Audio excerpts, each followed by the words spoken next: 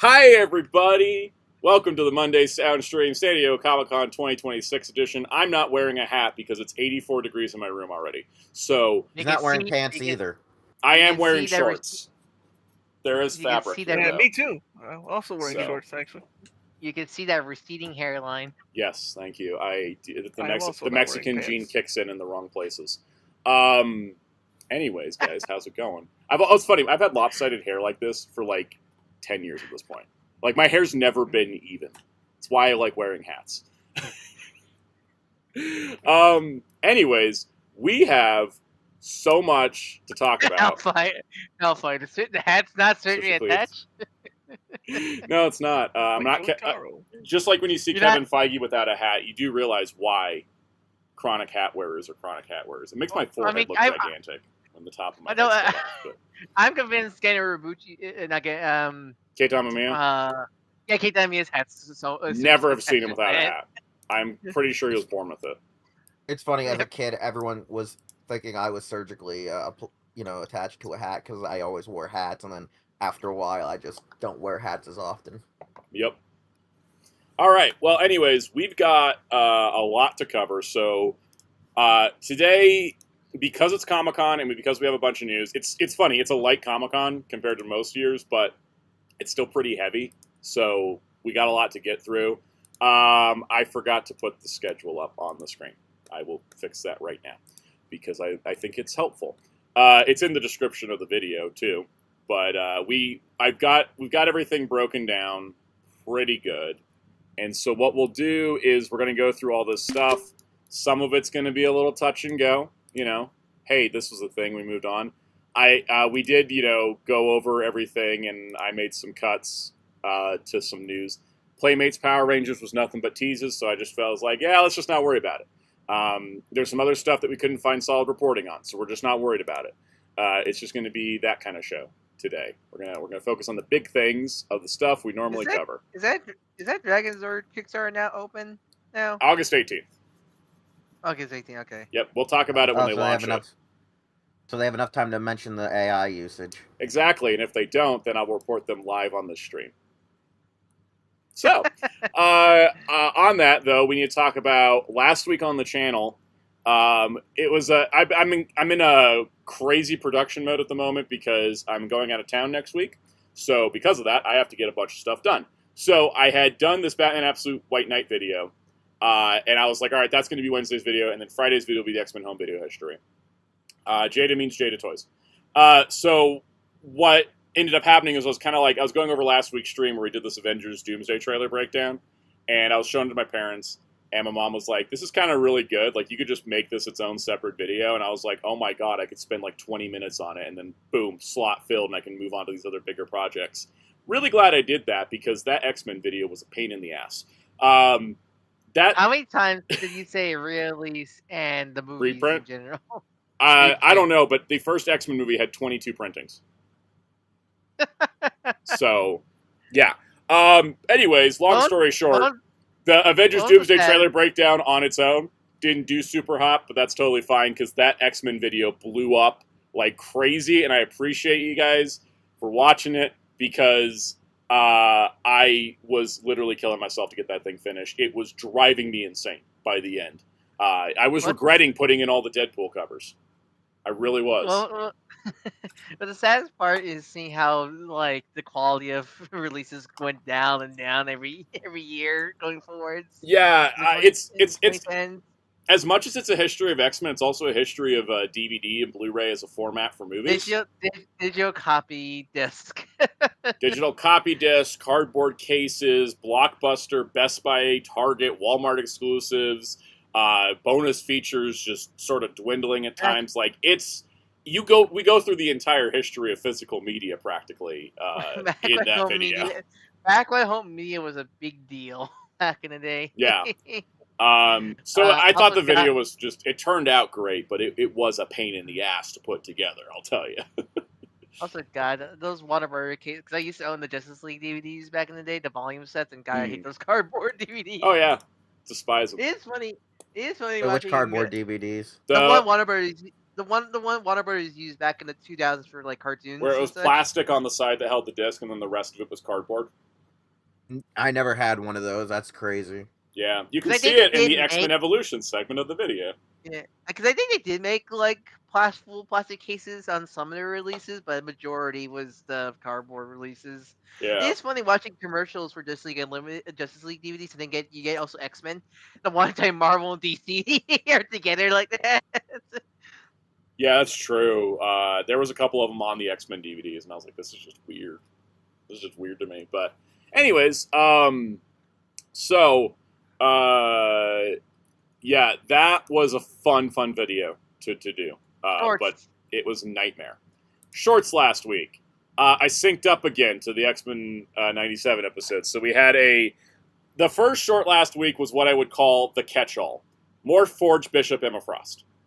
Just 4 prominent characters that don't have that many figures. So I'm more disappointed you don't own more Emma Frosts. I mean, I own all of them except for the ugly ass Hasbro ones off the Toy Biz molds. So, and then I did the X Factor and also Generation X one, mostly because I knew Polaris was going to be a big deal that week. So that's like the Polaris plus everybody that's associated with her short. And Chamber. And Chamber, specifically Chamber. And Quinta Quire Slender. Yes, always Quentin Quire slander.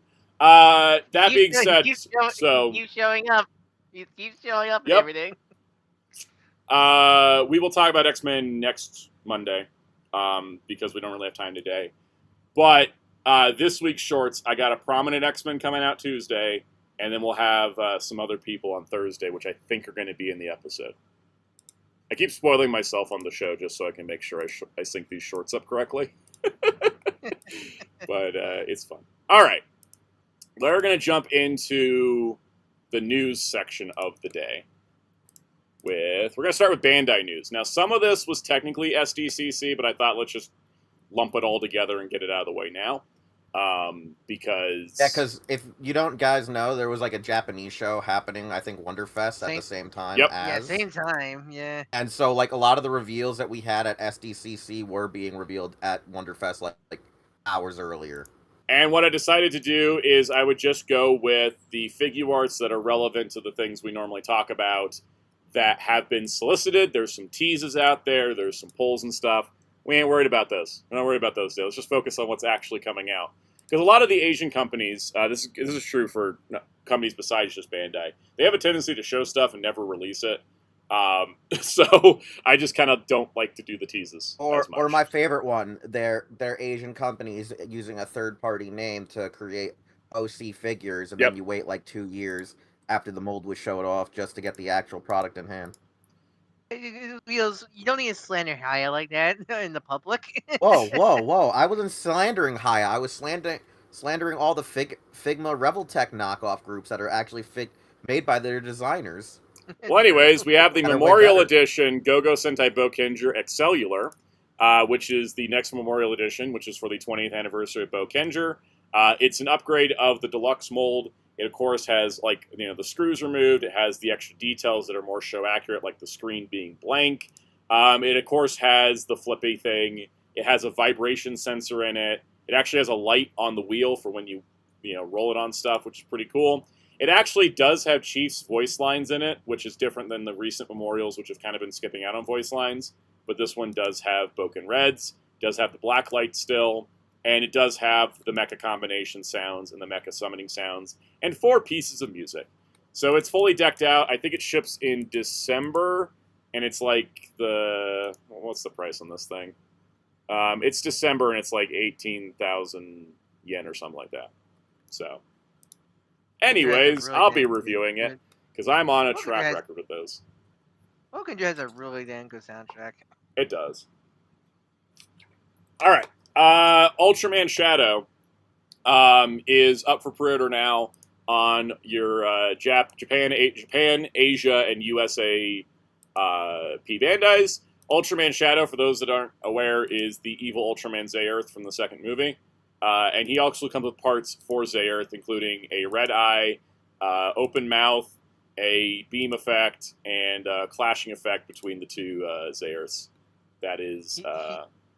He's the one that tells you not to brush. He's the one not to tell you to brush your teeth. Yeah, that's why he's black and yellow, because of all the plaque and tooth decay. Yeah, clean your yeah, clean your teeth, people. It's actually really important. Yeah. All right. Next up, we have SH Figure Arts Full Power Frieza Battle Scarred Edition, which is just Frieza hit the gym and ate all the protein. It's a re-release repaint of the Full Power Frieza, but now with battle scars and An extra comes with Goku head. DLC for Goku. An AP, Yeah, pretty much APC, additional purchase content for Goku. Yep, Yep. more Oh, DLC. And then He comes with the freaking head from Frieza. Why'd you make me cut you in half? You Yep. fool! I'm trying to move this window out of the way. Can we get the live stream? There we go. Also, interesting, Frieza is listed as available only in Premium Bandai US and no other regions.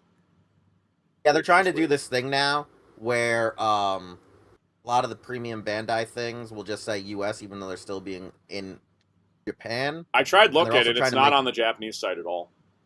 And they're also trying to make them like weird retail releases where Like even though you're still the pre-ordering Minato them. Namikaze Kurama Link mode, which is a Japan, Asia, and US retail release. Or no, it's a P-Bandai release in Japan. It's a retail release in the US, despite Kurama Link Naruto being a P-Bandai release in the US. Is Kurama the only Naruto P-Bandai item here in the West? Because That and Sage Mode. Okay, Sage Mode. It's weird that the Naruto ones are P-Bandai ones, because... Yeah. And this is also the first Minato with a normal Rasengan and not the one with the Naruto Top 99 logo in it. Mm-hmm. And of course he comes with DLC for Naruto. It's always weird. It's kind of weird that the Naruto's forms are P-Bandai only, because I know the Deku for the My Hero line, those are retail here. Yeah. Like they need the dark Deku one and the overlay one. Those are retail here. So it's weird that Naruto are P-Bandai. P-Bandai. It's weird. Mm-hmm. All right. So, fun thing we're doing today is that we have title cards for the stream today.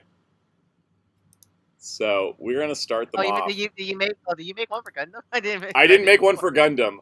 This is going to be for the entertainment section geez. while I pull up all these links. Where's my phone? This is Ryan's interpretation of my reaction to the MCU panel from Comic-Con. Isn't it? It's not inaccurate. It's from what I insanely saw. on point. It's insanely on point. We will of course be talking about that. We have a couple.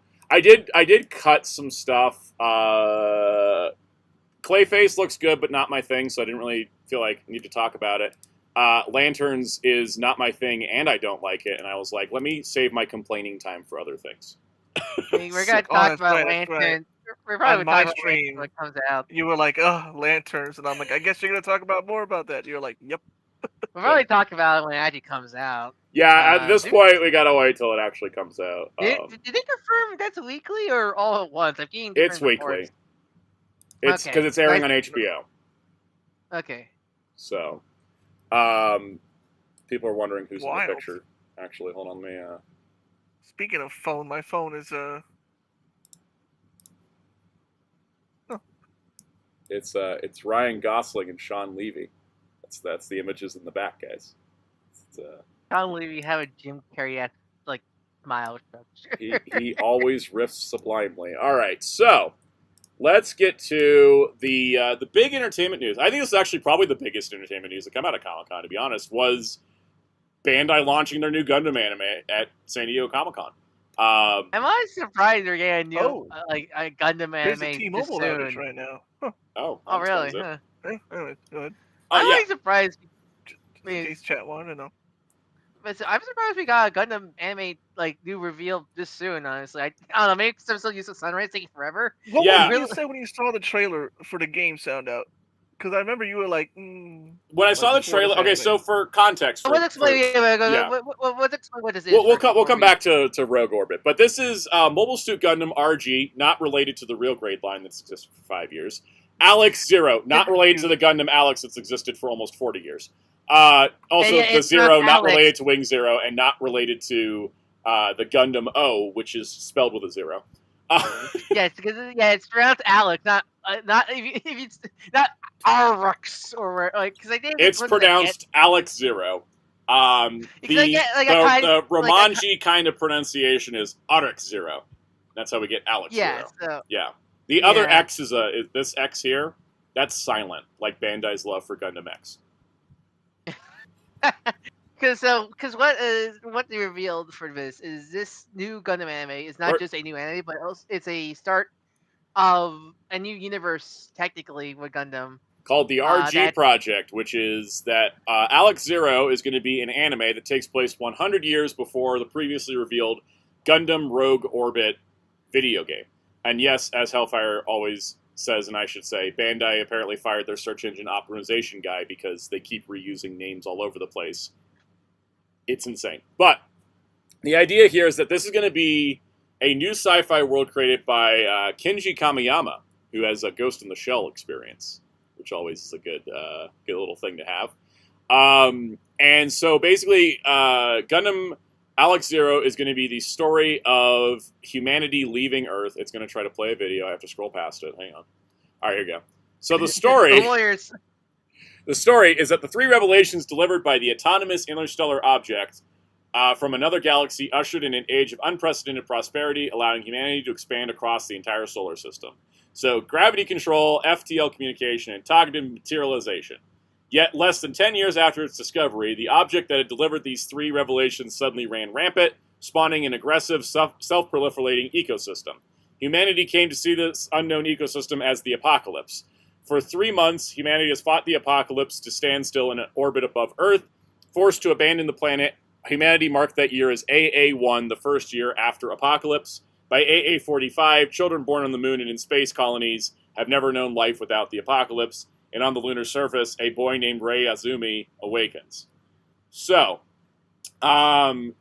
aliens are involved. Kind of? Kind of. Because like the way how they describe it is they got this material from probably space, but it went rampant and became like a sentient thing, or like some kind of at least like mindless monster creatures thing. Because the way they describe it, it feels like it happened because of the misuse of it. Yeah. At least that's what I got from. I would love it if it... Okay, guys, I'm going to say this. It's just NECA, the Gundam series. Explain that for anybody who doesn't know what NECA is, please. That's the same thing where it's an apocalyptic robot. We were working on cyborg technology, came in contact with an alien cybernetic life form, started working with it, and then it decided, fuck you, Ultron. Okay. I mean, that's a lot of sci-fi stories. Yeah, that's... sci-fi stories. But I do think that, we know that in Gundam Rogue Orbit, the video game, which is 100 years after this, they're fighting aliens, but... As we're learning from this, it seems to be like the alien creatures they're fighting are actually humanity's failure coming back to haunt them. It is like confirmed NECA. that it is confirmed that the enemies in the Rogue Orbit trailer is the apocalypse. Yeah, it's the apocalypse. It is the same things. Just probably got a more evolved version of it, probably down the line, probably. And see, now I'm now more on board with Rogue Orbit as a game. Now that there's this context brought into it with this anime series, I like this. I do like they're actually doing actual good synergy here because I feel like they always try to. They always do synergy with merchandise and manga, and then they don't offer that to 90% of the world. Yeah. So I think doing this cause I feel like Bandai been wanting to do this for so long now, but like I feel like doing this is better because I feel like. Anytime they try to do this where it's like they want to do an anime that ties into the game, it's always just a game adaptation of the game story, which always I don't like it because it's like, what's the point? I'm playing the game already. Same thing with like half the mangas being adaptations of the anime. It's like I already watched the show. Yeah. Give me something new. Yeah. Yeah. So doing this where it's connect. I like to hear where it's connected, but you don't. It feels like you don't need to watch this to play the game because it's a 100-year gap. Like you don't need to play the game to watch the show. They're like separate. But we already know we lost. Yeah. I think what's going to be interesting is I think that like they've already lost before the anime begins because the apocalypse happens and then they restart their calendar and it's 45 years after that. So it's got a lot of great Gundam elements to it while also trying to do something different, which I think is really good. And I think that's kind of the thing that's got me most interested. Now, that being said, we do need different character names. How many Reis exist in Yeah, I Gundam know, already. Ray. Main character's Ray, and then we have our main Please eliminate Ray, 3. not related to Ray Amuro Ray. Not related to Alright. Amuro Ray. Not related to not related to Ray Zapparel from Seed.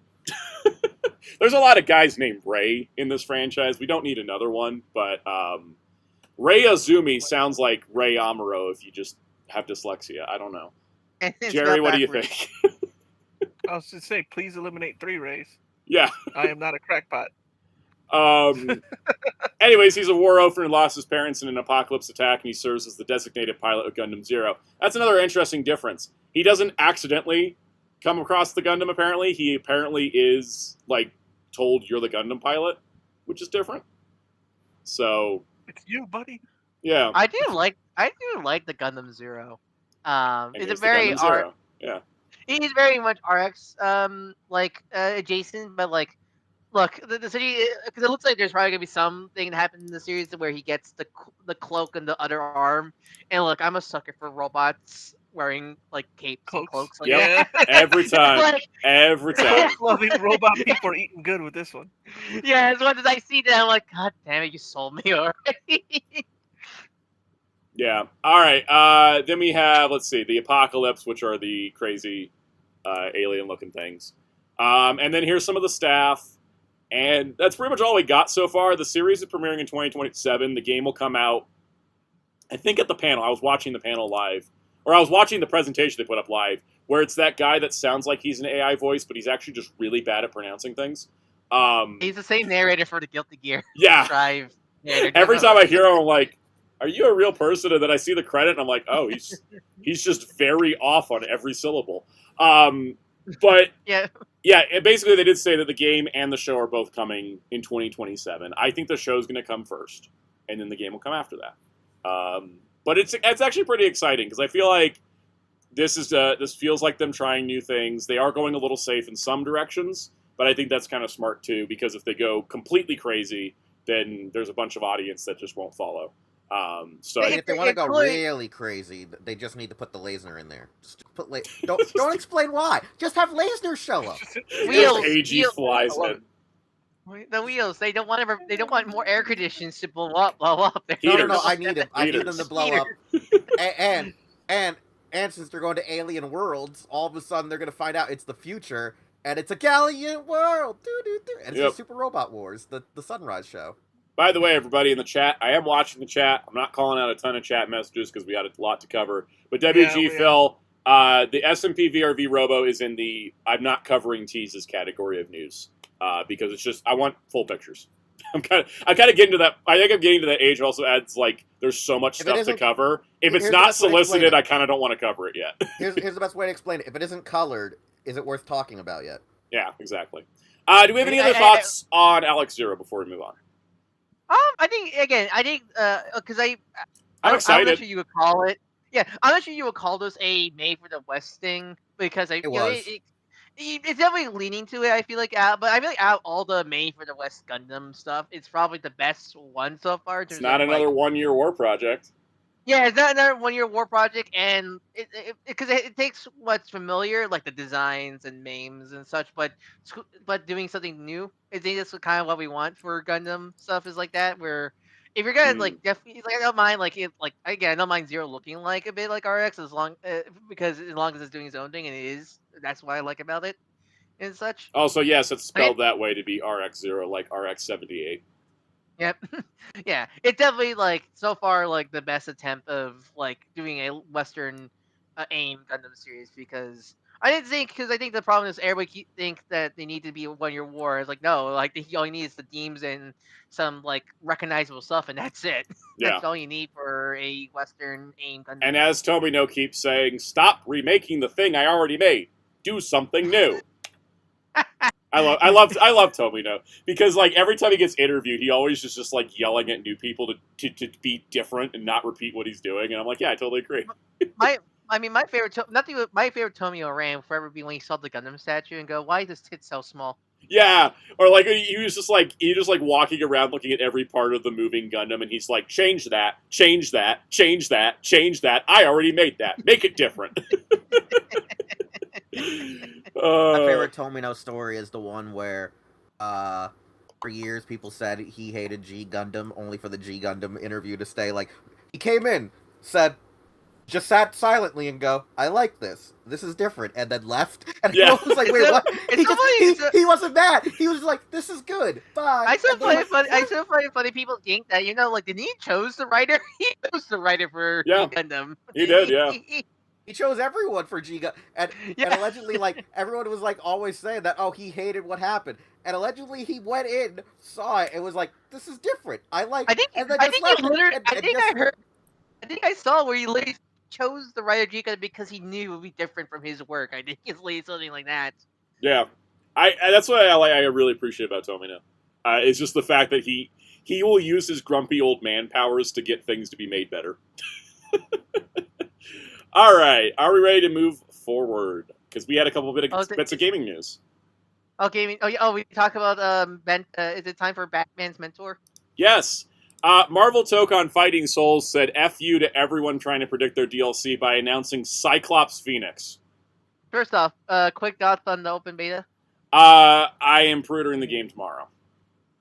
What was your team? I didn't pick a fourth one, but like Blade, Magic, and Robbie were like my main three. My team, I found my best team was, in order, Robbie, Green Goblin, Blade, Storm. I was dominating with them. Blade's so good. I love Blade is amazing. Goblin is the most fun fighting game character I've experienced in like 15 years. I love he has a glider meter. The glider meter is great. The gadget meter is great. He's diabolical. He's got cannon things like he can be hit by his own glider, which I think is hilarious. I love the Gwen Stacy. Yes, the Gwen Stacy special is what he tells Spider-Man when he wins. He's diabolical. He's evil. He's nasty. I cannot get enough of playing as him. He was the biggest surprise, but I was so happy with Green Goblin. But I went from the previous beta where I got bored and only played like one night and a little bit of the next day. I had to keep separating myself from the game because of how much I was playing it. They've really done a great job fixing it up. They still need to fix the lag, though. There's some massive lag issues, which I put in my survey. They got some lag problems, but boy, it's like a complete 180 from what it used to be. There is. For people who played the beta, there is a survey you can find on their Twitter accounts and on socials. There's a survey where you fill out what's needs of feedback and such. So if you played the beta and want your feedback heard, there's a survey. Yep. House, what do you think? Because we played it on stream on Friday. Once PSN came back, and then the game had to go for maintenance and come back. Jerry, I went back and played a little more. I'm okay with it, but I ain't buying it day one. Yeah, it's a very weird game, isn't it? I love the designs. But like I already know I'm not playing it online a lot like I do with or even with, like I would with Fatal Fury or Tekken. Like I want to play it. I just what I mean. Thankfully, for my experience, I like the first beta where I was just getting. I already know I'm super casual with this. When I played the closed beta, I was getting swamp ass constantly. Here, I won several matches, so I know it's like okay, this is. They added a lot more defense mechanics, and the switching is a lot quicker now, which I think really helps with a lot of it. But yeah, this one like it tickled my brain in all the fun ways, so I'm very happy with it. But I know what you mean, Jerry, about like, you play some games and you're like, I'll just play this casually. It's why I haven't bought Invincible Versus yet. I played the beta and I was like, this is fun, but I'm never going to play it consistently. I'll just play it occasionally, so I'll just get it on sale. So, also, a good thing Hellfire said for PC users, when you uninstall the game, it doesn't remove every file and leaves a bunch behind, so you want to delete stuff. But the PC version of this game was a disaster, by the way. I didn't run because my experience with the PC because that's how I played it. It ran from I have a pretty good gaming rig, so like maybe that's why. But like the only experience I had is when I started the game up, my fans like were super loud. Yeah, people were saying it was installing a bunch of junk files and a bunch of anti-piracy stuff that was lagging the whole experience. Yes. Made people's CPU go up to like 100%. Yeah, obviously PCs are going to be different per person. So mine was fine, but I hope they fix that by the final version of the game. But yeah, no, I just had a great time with it, and it's the kind of game that's like, I don't know if I'll play it online or what. I'll probably play it online a bunch, but it's the kind of game that I could go play it for an hour and just feel really happy playing it, and then I'm good. So, that being said, the DLC, I can't predict the roster. Phoenix Cyclops was not even in my bingo book, let alone my bingo card. Because, all right, Phoenix, sure. Cyclops, sure. Phoenix Cyclops, never in a million years. Never in a million years. By the way, True Hellfire said something very PSA. You're gonna want to read that because that's very true. Which one? PSA for PC users. I saw image. Yeah. I see. Yeah. When you also get to remove files and loot a bunch, I saw image of 7 different SDK You have files to manually remove all that, even though you uninstalled the game. You still have to manually remove. Hellfire, you have a link to like a guy. You linked that to me on Discord because I saw it on Reddit. People talking about that. They were like, there's still a bunch of these files here. Yeah. Hellfire, you have a guide for that? Link me it so I can, because I can't. I'm looking at my files right now. I can't find it, so they might be really hiding. They might be hiding them. Yeah. Meaning that there's spyware on your system for this game. I don't think it's spyware, but it's definitely probably bloatware. Bloatware. Anyways, we don't have any other details on Phoenix Cyclops yet, besides they just did a little teaser of him. For anyone that doesn't know, Cyclops had the Phoenix Force for like 5 minutes during Avengers vs. X-Men, had one of the coolest costumes ever, and he was part of this team called the Phoenix Five, where the Phoenix Force imbued 5 X-Men with the Phoenix Force. It was him, Magic, Namor, Colossus, and Emma Frost. Ironically, all but Colossus are in Marvel Rivals. There was even a line about AVX in one of their pre-fight intros. Yes. I forget who was saying it. I forget. Yeah, Avengers vs. X-Men happened in this universe. Yep. Yeah. So yeah, Namor's a mutant, by the way, guys. He was on the X-Men because Namor is a mutant. But yeah, so there was really cool. I just think it's a really cool reveal because now it's all right, the other 3 characters are going to be. We can't really predict it because they threw us off so much by this first one. I don't think it's gonna be a team for the DLC. I think it's gonna be randoms, whoever they pick and such. Yeah. I think the team stuff was mostly for the story mode, and that's about it. It is because you put any 4 characters. The game has a system that you put 4 characters together and it'll give you a team name. So I think the designated teams are just for the story mode, and the DLC they'll just add into the team rotations. So I think it's great. Also, there is going to be a Insomniac Wolverine skin for Wolverine coming as a free update September 1st to the game, which I think is cool. I actually kind of like it more in the style than I do in the Insomniac's I think game. It's interesting how this took the Insomniac design and put it through the Tokon art style, but the Tokon skin for Wolverine Insomniac is just the Tokon art style. It looks weird. I don't like it. I think it's the big head. I don't know, something about it just looks it's super it's the off. proportions, because in Tokon he's big comic booky, Bengisi, super thick, really stocky Wolverine. But in the Insomniac game, he's modeled after a real person, so he has normal human proportions. So when you have to stretch the skin out, so it looks too long, but then his head's gigantic. Because I think it should have been this costume design in the Insomniac art style, kind of like how they took the Insomniac design and put it in the Tokon art style. I'm not going to use either of them, though, because they gave me brown suit options for both, so. All right. Speaking of X-Men, there was an X-Men 97 panel, and there was a crazy news came out of it that Brad Winderbaum, producer of Marvel Television, says X-Men 97 Season 3 is fully complete on production and ready to go, and they showed a clip at the Comic-Con panel. That's nuts. Oh. We went from being 2 or 3 years between season 1 and 2, and season 2 is yep, we're going to air it next year. It's already done.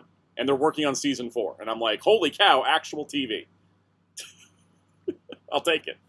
I don't think there's anything else at the panel besides the fact that they're like, yeah, we're done with season 3. Not even we're almost done, but they're like, yeah, it's finished and ready to go. I'm like, great. Good stuff. All right. Y'all ready for this? Yep. Oh, it's MCU time? It's MCU time. It's time crisis for Infinite Soundouts? I have to pull up a different... Hold on. Everyone look at my slideshow title card. They changed the article on me. Really? They switched all the Marvel news from Hall H to just a Ghost Rider article. Marvel. Why? You had an article. I loved it, and then you switched it on me. Okay. And now the images won't load. There we go. All right. Now I got it. So, Marvel had a big Hall H panel that people were camping out for since Thursday. Thursday, my God. Do you think they rewarded people for their patience? No. Well, let's see. Nope. If I remember right, there's only like 2 announcements, right? 3, technically. I don't count more Doomsday news. We knew. Yeah, there's 2 announcements, one of which was already confirmed, and then, well, actually, again, that one was a leak. Let's get to it. They had this photo of the Avengers Doomsday cast on stage, and I, once again, remember there's too many damn people in this movie. Like, they're just... We'll talk about this when we get to the Marvel Legends. There's too many people in this damn movie. This cast is too much. So, first of all, they said the Avengers Endgame Encore will feature brand new footage. It's basically getting DLC. They're adding DLC to a 2019 movie to justify their desperation movie called Avengers Doomsday. This is sadly not the only DLC for a movie, right? Released in this news cycle. Hey guys, let's re-release this movie with all of this uncut content. Sorry for all the people that bought those expensive collections, like because was it? I forget. Well, here's the thing: the big giant box set, those deleted scenes still stayed exclusive to that box set. This is going to be new footage that was filmed. They showed a clip of it at the panel, and it is new footage that has never been made before. Oh my god! It is. Oh my god! It is DLC. Oh my god! Star Wars. It's apparently something about. Actually, it's funny. It's apparently something about Steve returning the stones broke the timeline, and that's why the multiverse is in danger or something. Oh, okay. Are we gonna talk about the Doomsday trailer they had on there? Because we'll talk about it in a moment. Okay, but still, guys, like it's so ridiculous, man. Like, Marvel just seems. Oh, here's the thing. I want to use a quote. I was watching a theme park YouTuber talk about Avengers Doomsday's trailer, and they had the best description of the Doomsday trailer that I could never have come up with. It was Marvel being try-hard for money. That the whole trailer was just designed to try to get money out of people that don't care anymore.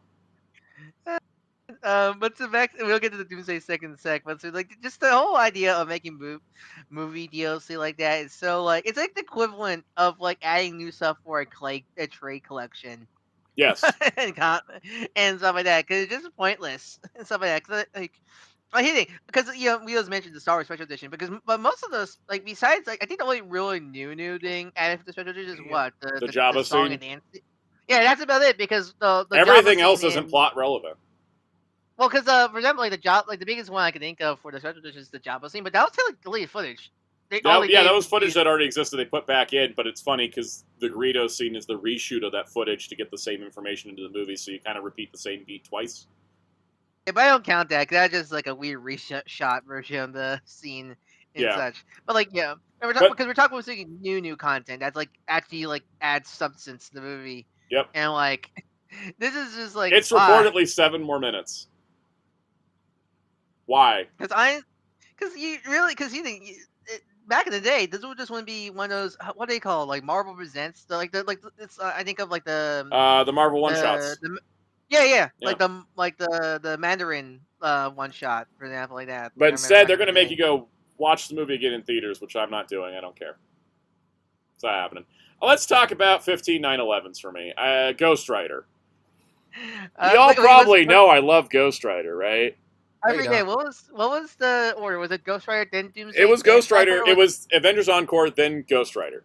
So okay, let me explain to you how this news cycle went. I say, explain this in real time. Like, what was your reaction to seeing? First of all, I hear we're doing a Ghost Rider movie.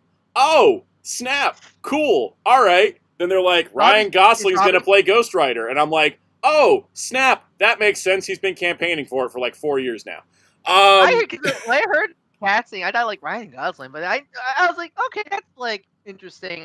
And especially now hearing he actually wanted to do the role, like, okay, then that's fine. Like then they were like, Sean Levy's directing, and I died. What was your reaction? Okay, someone explain this to me. So Sean Levy is a guy known in Hollywood for delivering movies on time, under budget, and zero creative pushback against studio notes. Also, he's mostly a comedy director. Mostly a comedy. He did some Stranger Things. Regardless of that, the thing is, you will never get a creatively interesting movie out of Sean Levy. He is known, and it is his reputation, it's what keeps him employed, that if you need a movie made and done and not cost you too much money, you get Sean Levy, right? Every movie in his repertoire is like this. Night at the Museum, the first one, people love. The second two, not as much, right? What is it? Free Guy? Deadpool, Free Guy. Wolverine. The Star Wars Starfighter is the only Star Wars movie to make it off the ground that's not a spinoff of a TV show, right? Because he is exactly at the perfect level of under budget, on time, doesn't push back against the studio, makes a movie. They're usually successful. People usually like them, but people also forget about them later because they really don't have that much impact. I think like the reason I feel like they only got him for this because of Deadpool Wolverine, but I feel like. But here's the reason why is because him and Ryan Gosling were talking about Ghost Rider on the set of Star Wars Starfighter. That's the reason this happened. So Ryan Gosling wanted to make a Ghost Rider movie. He's wanted to play Ghost Rider for years. They also have not confirmed which Ghost Rider he's playing. I have a theory I'll get to in a moment. He said he just wanted to play a Ghost Rider. No, he said just Ghost Rider. He's never specified. Exactly. He's kept it close to the Ghost chest. Rider. But he made a movie with Sean Levy called Star Wars Starfighter, which comes out next year, which we have no idea how that movie is going to do. And then in 2028, they're going to come back and do Ghost Rider. And they're using the same writer. So the thing is, for me, a Ghost Rider movie is a hard sell to a general audience. And we're in superhero fatigue for things that aren't Spider-Man, Batman, or something that looks spectacular, right? So if you want the general audience to show up for a Ghost Rider movie, you need a highly creative director. You need a Ryan Coogler or a James Gunn to sell it. Not a Sean Levy. You're going to get... Ghost Rider is the type of character that you need the sauce. You need that, sauce. Oomph Did I enjoy Deadpool and Wolverine? Yeah, mostly because of what Hugh Jackman was doing.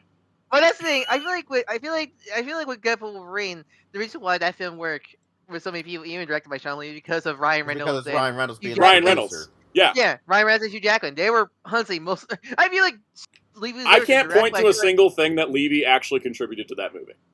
Yeah, because I feel like with Deadpool and Wolverine, it was mostly Ryan and Hugh working on that one. They were writing scripts together. Sean Levy was just like, all right, guys. Like, that's the thing, is Sean Levy is the guy that does not push back. And so he's really easy to work with. So the thing is, if Star Wars Starfighter comes out next year and tanks, because Star Wars is a bit of a cursed brand, let's be honest. If it tanks, Disney's got that same exact writer, director, and star lined up to do another movie the following year, which will already have filmed by that point, and they're kind of cooked. This is not a smart choice by Disney. You wait till something works, then you try to repeat it. Don't try to repeat it before you know that the audience likes it or not. I will also add that, I think that Ghost Rider could do very well with a very creative director, because if you think about it, Guardians of the Galaxy only became popular because of James Gunn putting his creative style on those movies, right? If it was a Sean Levy type director doing Guardians, it wouldn't work. How do we know this? Because how many people have tried to replicate Guardians of the Galaxy and have not been able to pull it off? Hi, Supergirl. Yeah, exactly. Even under James Gunn's watch.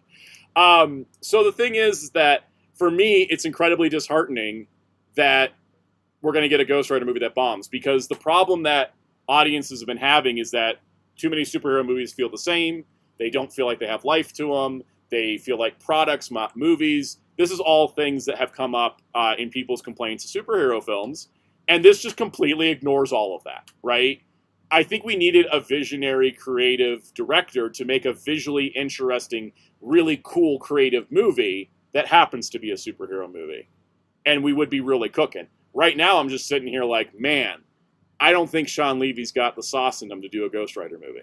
He's shown me none of that in any of his films. And I've seen a bunch of them. I don't think he has the sauce for it. And it's just so sad to me because it kind of just bums me out. It because even you don't, even if you're not familiar with the whole like that, like why he would like to get Sean Levy, it just because not everybody knows that because Yeah. they're not movie deep like By you the are. way, But you the just studio made the most devastating Sean Levy joke because they were having like this argument with the director of their Kool-Aid Man movie, because that was the whole plot of the season, was they're trying to make a Kool-Aid Man movie. And there's like one of the producers in the show was like, yelling at the director. He's like, "You better shape up. You're going to do this presentation, or Kool-Aid Man 2 is going to be directed by Sean Levy." Like, that is how much Sean Levy is known in the industry, as just being a guy you hire to get things done, right? yeah, but like yeah, that's it. But still, as I was saying, it's like I think you need to know like that meta stuff. If you just look at his filmography, it's mostly comedies. Like, why do you get this guy for even if like even because even with Deadpool Wolverine, that's still like mostly a comedy. It is Still, at the end of primarily the a day. comedy, which is why Gambit's Yeah. okay in that. Yeah. Yeah. So like when you hear the guy who directed Free Guy and Night in the Museum, you just think that guy for Ghost Rider. Even if you don't know what Yeah. Red Ghost, you just look at Ghost Rider the character design and go, comedy director, right? Andreas This guy, points out a playing thing with- I want to point out. Sam Raimi says he'd be love to do another Marvel movie if they give him a call. yeah. You think he's been saying, I would like to do another one. Yeah. It's funny you bring that up about Sam Raimi because Jerry was telling me a story about how Sam Raimi was sent to frickin' be the studio's monitoring guy, and he like left the set. It was like, I'm not monitoring this guy at all. Oh yeah, for Hard Target. Oh yeah. John Woo. They told you gotta watch, you gotta be our guy and keep John Woo in check. And then he went there and then he's like, yeah, I'm not gonna do that. It's John Woo. I'm not. Yeah. Like he was just like He's Sam like, I Raimi know was just John Woo knows what he's doing. Like, come on. Sam Raimi was just there going, "All right, John, keep going. All right, Yeah. is he doing what you're doing? Is he doing what you're telling? Yeah, totally. Don't worry about it, baby. I got this. Don't Now, worry." that being said, looking on the positive side, just like how Ryan Reynolds and Hugh Jackman made Deadpool and Wolverine fun, Ryan Gosling could be a massive Ghost Rider fan, and he kind of just takes the reins, and Sean Levy's just like, "Okay, buddy, whatever you say." My theory is Levy's there to be just the director man, and Ryan Gosling's like, "Do this." I mean, that's for what me." he was in That's- Deadpool Wolverine. That's what he was in Deadpool. I would love that again, because the thing is, Ryan Gosling. We gotta. Here's the question, right? Blade Runner brings up a slap point. I also, the previous two Ghost Rider movies were also too much of comedies because they had Nicolas Cage, and when you have Nicolas Cage, you just get goofy with it, right? What I will say is that I've been trying to figure out which Ghost Rider is Ryan Gosling playing, because it's either Johnny Blaze or Danny Ketch. Because if he's playing Robbie Reyes, I'm burning Marvel Studios to the ground. Oh, I Doesn't so help that hope they he's are- Reyes now. I just mean, for- it I doesn't mean that as a doesn't help. joke legally. I mean, it doesn't help that there's I mean it already a so much Robbie now. Reyes. It doesn't help that there's a Robbie Reyes in the The MCU, which yeah, they exactly. forget, or they want to forget for some reason. But it would still be so funny just to see Soundout freak out. You guys would see me on the news. I'm just telling you. All right. Like, but anyways, I I've heard that think one. he's playing Danny Ketch, and the reason why is because Ryan Gosling has talked about how he's wanted to play Ghost Rider for a long time. He's been a fan of the character since he was a kid. What Ghost Rider was around when Ryan Gosling, born in 1980, was a kid? I don't know. Danny Ketch. I don't know. What was around Soundout? Because he was growing up when pretty much we were. I don't know. Danny Ketch Ghost Rider debuted when Ryan Exactly. Gosling was 10. So I have a feeling he's playing Danny Ketch. Kevin Feige wouldn't confirm. He said Ryan Gosling had to tell us, and I'm like, that's cool. By the way, I keep saying Ryan Gosling is a full thing, so Ryan knows I'm not referring to him. Oh, well, we could make it so much easier. We could say young Is it- Hercules. Is there Right. is there an aging Ghost Rider? I think Jason Aaron threw one of those in as a background character. It's funny, we have two Mexican Ghost Riders. But anyways. Point being is that I think he's playing Danny Ketch, because if Ryan Gosling has wanted to play this role for a long time, it would be Danny Ketch. It just I also lines just feel up like Danny. time-wise. I also just feel like Danny's more of the character Ryan Gosling will play over Johnny Blaze. Yeah, totally. Hey, guys. Yeah. Imagine if Speedy Gonzalez was Ghost Rider. Shit be fire. That needs to Beautiful. be the Looney Tunes. That needs to be the Looney Tunes Marvel crossover. Yeah. Blade Runner said, watches me so they could say like Cosmic Ghost Rider. No, they'd have to be John Bernthal. Because Cosmic Ghost Rider is Frank Castle. But John Bernthal in like John Bernthal in like in Brand New Day. Yes. Oh my god, I can't wait for that movie. So anyways, we know the only reason he's in that movie is just because Tom Holland was like, "You got to put my friend in." Mm-hmm. I mean, for the You got to best. put my dad. It really is making the movie exciting for me. They literally only put him in just because Tom Holland was like, "Put my dad in. Put my movie dad in." I thought John's more of an unk than Dad. Yeah, it depends. Whatever. He's an old man that hung out with him. All right, let's move forward. Speaking of John Bernthal and Spider-Man Brand New Day, John Bernthal was at the panel to promote the movie, but not anybody else from the movie. I guess they were busy doing press tours. And they showed a clip. They showed a clip, which was Punisher and Spider-Man fighting the Hulk. Which, I mean, this movie comes out a week later, so I'm it's not, they didn't have to show much, but it was kind of funny that the only presence at this presentation was John Bernthal showed up and played a clip. Then we got the Avengers Doomsday news, which, Oh god, good lord, I swear, I cannot help it. Every time I learn a new piece of information about this movie, I'm less excited about it. Robert Downey Jr. said words that I don't care about. They announced another returning cast member, guys. They announced another female character is returning to the MCU in this movie, bringing our woman count up to 7.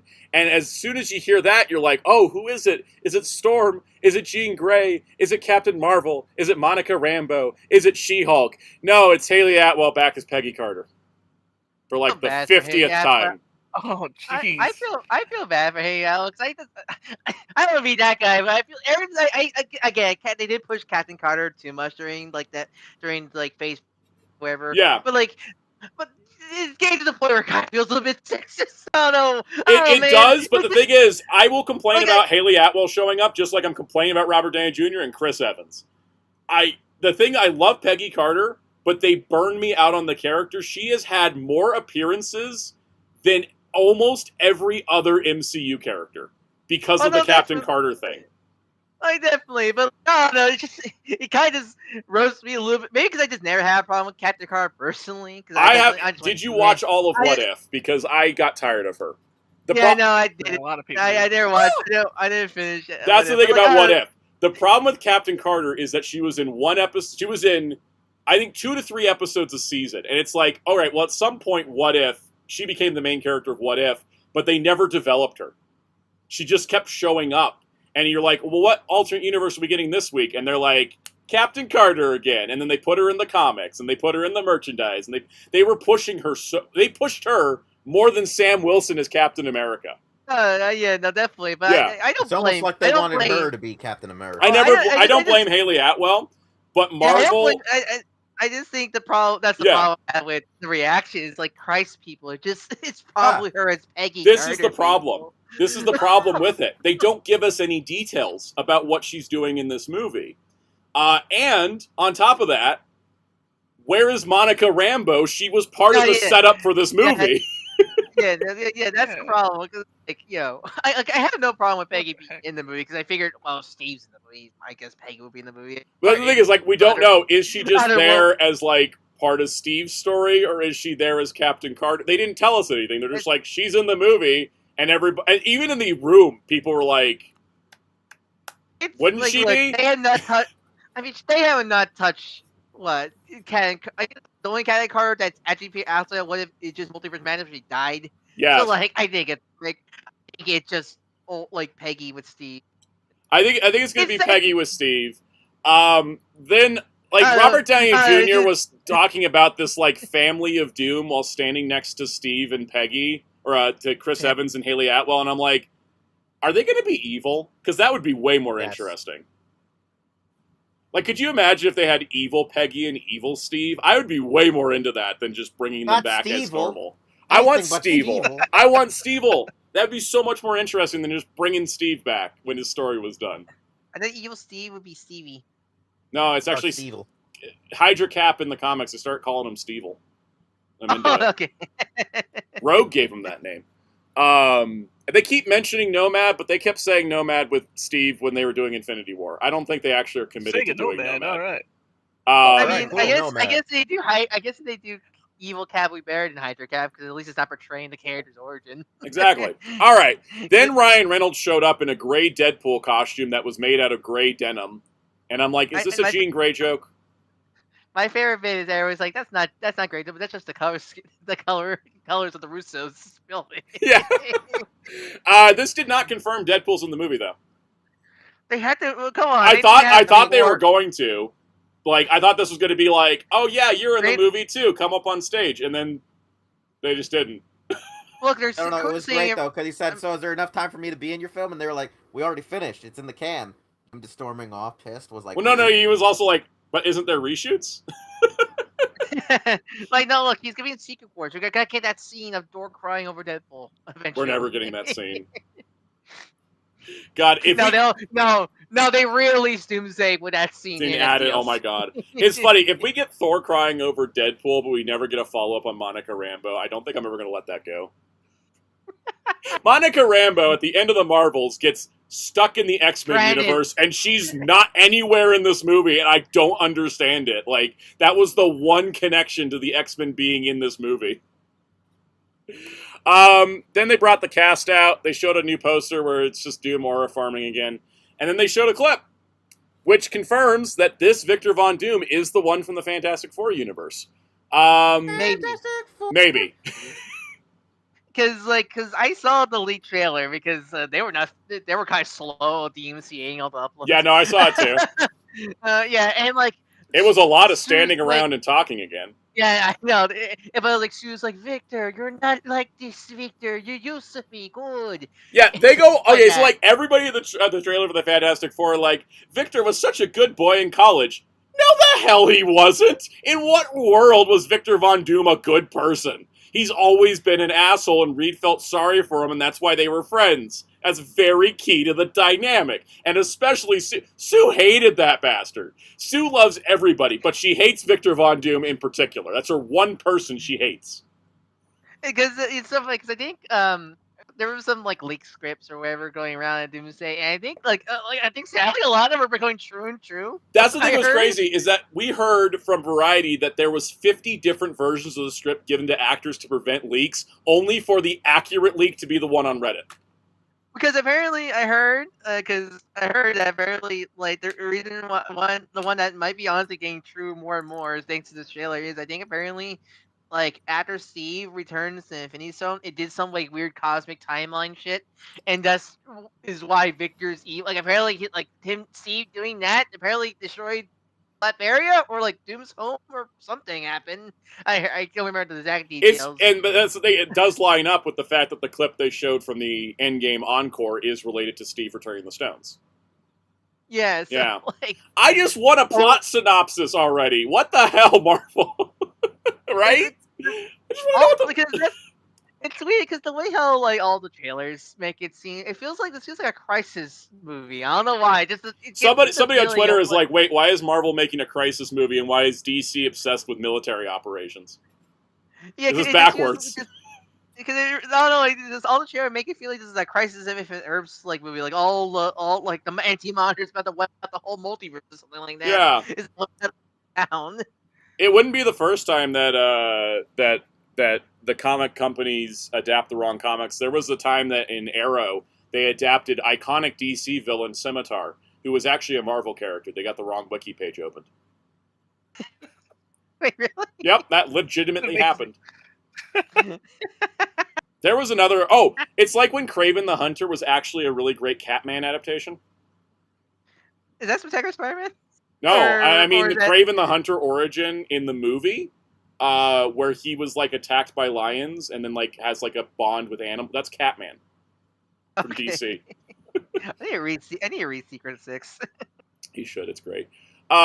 Anyways, the best news to come out. Actually, no, I'm going to rephrase this. The only good news to come out of this panel is we got confirmation of Black Panther 3 with Ryan Coogler directing. Letitia Wright and Winston Duke were on stage, and they were joined by David Johnson, who will be playing the son of T'Challa as the new Black Panther in the movie. And unlike the other films, we believe in Ryan Coogler. And Ryan Coogler said this will be the first Marvel film shot on 70mm film. Because he's that Ryan Coogler. Because Ryan Coogler is that cool. He is. So we're getting. You have the new toys. So for context, we got Avengers: Doomsday, the Crisis Event of too many characters, Ghost Rider, directed by Sean Levy, and then actual movie. I love this. That should be the title from now on. Ghost Rider directed by Sean Levy. You know how we have Zack Snyder's Justice League? It's Ghost Rider directed by Sean Levy. I did see a tweet. There was a tweet that had more copium than I've ever seen in my life, and they're like, what if Ghost Rider will be like Fantastic Four, when Fantastic Four was supposed to be directed by John Watts, but then he couldn't do it, and so they got Matt Shackman instead, and we got an upgrade. What if that happens to Ghost Rider? I'm like, we're not that lucky. Insert Superman clip. Anyways, I think this is great, and I kind of like that the Black Panther movies are following, like, the Black Panther being a legacy character, right? And, like, every, like, there's a continuation of, like, the mantle of Black Panther being passed. Like, each movie has a different Black Panther. I think it's actually pretty cool. I'm just really glad Ryan Coogler stays. God, it's one of those, like, I thought, like, Coogler was gone, like, after Sinners, but I'm kind of glad. I'm really glad. He's back, and he's bringing Denzel Washington in for his last film role. Denzel's going to retire, but he's going to do Black Panther 3 first. Oh, that's great. So this is going to be great. And also, we have a date for this one. It's not on this article, but it's December 15th, 2028. So this is happening, and I'm very, very excited about Black Panther 3. It's the only thing I'm actually excited about. What's going to happen is Denzel's going to be like an alternate universe T'Challa, just to be like, hey, son, I love you. That could be fun. Well, here's the thing. Marvel's going to let Coogler touch Coogler, because he has an Oscar under his name. Yep. So overall, this panel, like, it was funny when the panel ended after that. I was like, that's it? No X-Men? Because they've been teasing the X-Men for 10 years. For 10 years, Feige has been saying, we're going to get the X-Men in here. We're going to get the X-Men in here. We're going to get the X-Men in here. And according to Feige, Marvel's dated, like, 3 or 4 movies. No, they've dated 3 movies for 2028. They've announced 2, which is Ghost Rider and Black Panther. But Feige was saying, we're going to only do 2 movies a year after Secret Wars. So I guess X-Men is 2029. I don't know. God, you're not just reminding me that they had bought Fox 10 years ago now. Oh God. They're casting X-Men right now. I didn't expect an X-Men reveal, but I think also the fact they didn't mention X-Men at all, right? They could have been like, because like I remember back, what was it, 2021 or 2022? They're like, and coming soon, the Fantastic Four, and it was just a logo. Like, they really just didn't want to promise anything. It's what this felt like. Also, no mention of Nova, even though we got news that got a writer finally. It is sad that I feel like the downfall of like Disney came from them buying Fox for Fantastic Four, and I think it was that X-Men. Plus Disney Plus. I think Disney Plus is the source of all their problems. No, definitely, but like it's just kind of weird coincidence. Like everything's been falling out ever since they bought X-Men back. Anyways, this panel sucked. The only good news I saw was Black Panther 3. The Ghost Rider, I mean, by a miracle, but I just don't have any hope because of what they did. Because they got Sean Levy, I'm like expecting this to just be a mid-range movie. That's where we're at. And also, I think that we needed a big Doomsday announcement that wasn't just Peggy, because she's come back so often that she doesn't feel like a special announcement. I think it would have been cool if we got somebody who we hadn't seen in a while, right? But that being said, they also it's funny. Even Marvel's article left it off because it was such a footnote. They confirmed Vision Quest is coming out October 14th. Yeah, I didn't realize they announced it. Although they fully announced it, it's some pop figures. Yeah, like nobody cared that they announced the date on Vision Quest, and Feige just mentions it. He's like, "We're not talking about TV today, but Vision Quest comes out October 14th," and then they moved on. And so, like, every news article just ignored it because. Okay, you saw the interviews of Feige talking about, like, well, you see, Doom's build is like Thanos' build up, and everybody's like, no, it isn't. Yeah, literally, like, no. All right, let's touch on some comic news from smaller publishers before we get into the big Marvel DC fight. It's more like a You're trying to say Fight. Feige and The fight beat at the that- same time. yeah. No, it's not fight. I was thinking beat down, right? It's more like a curb stomping.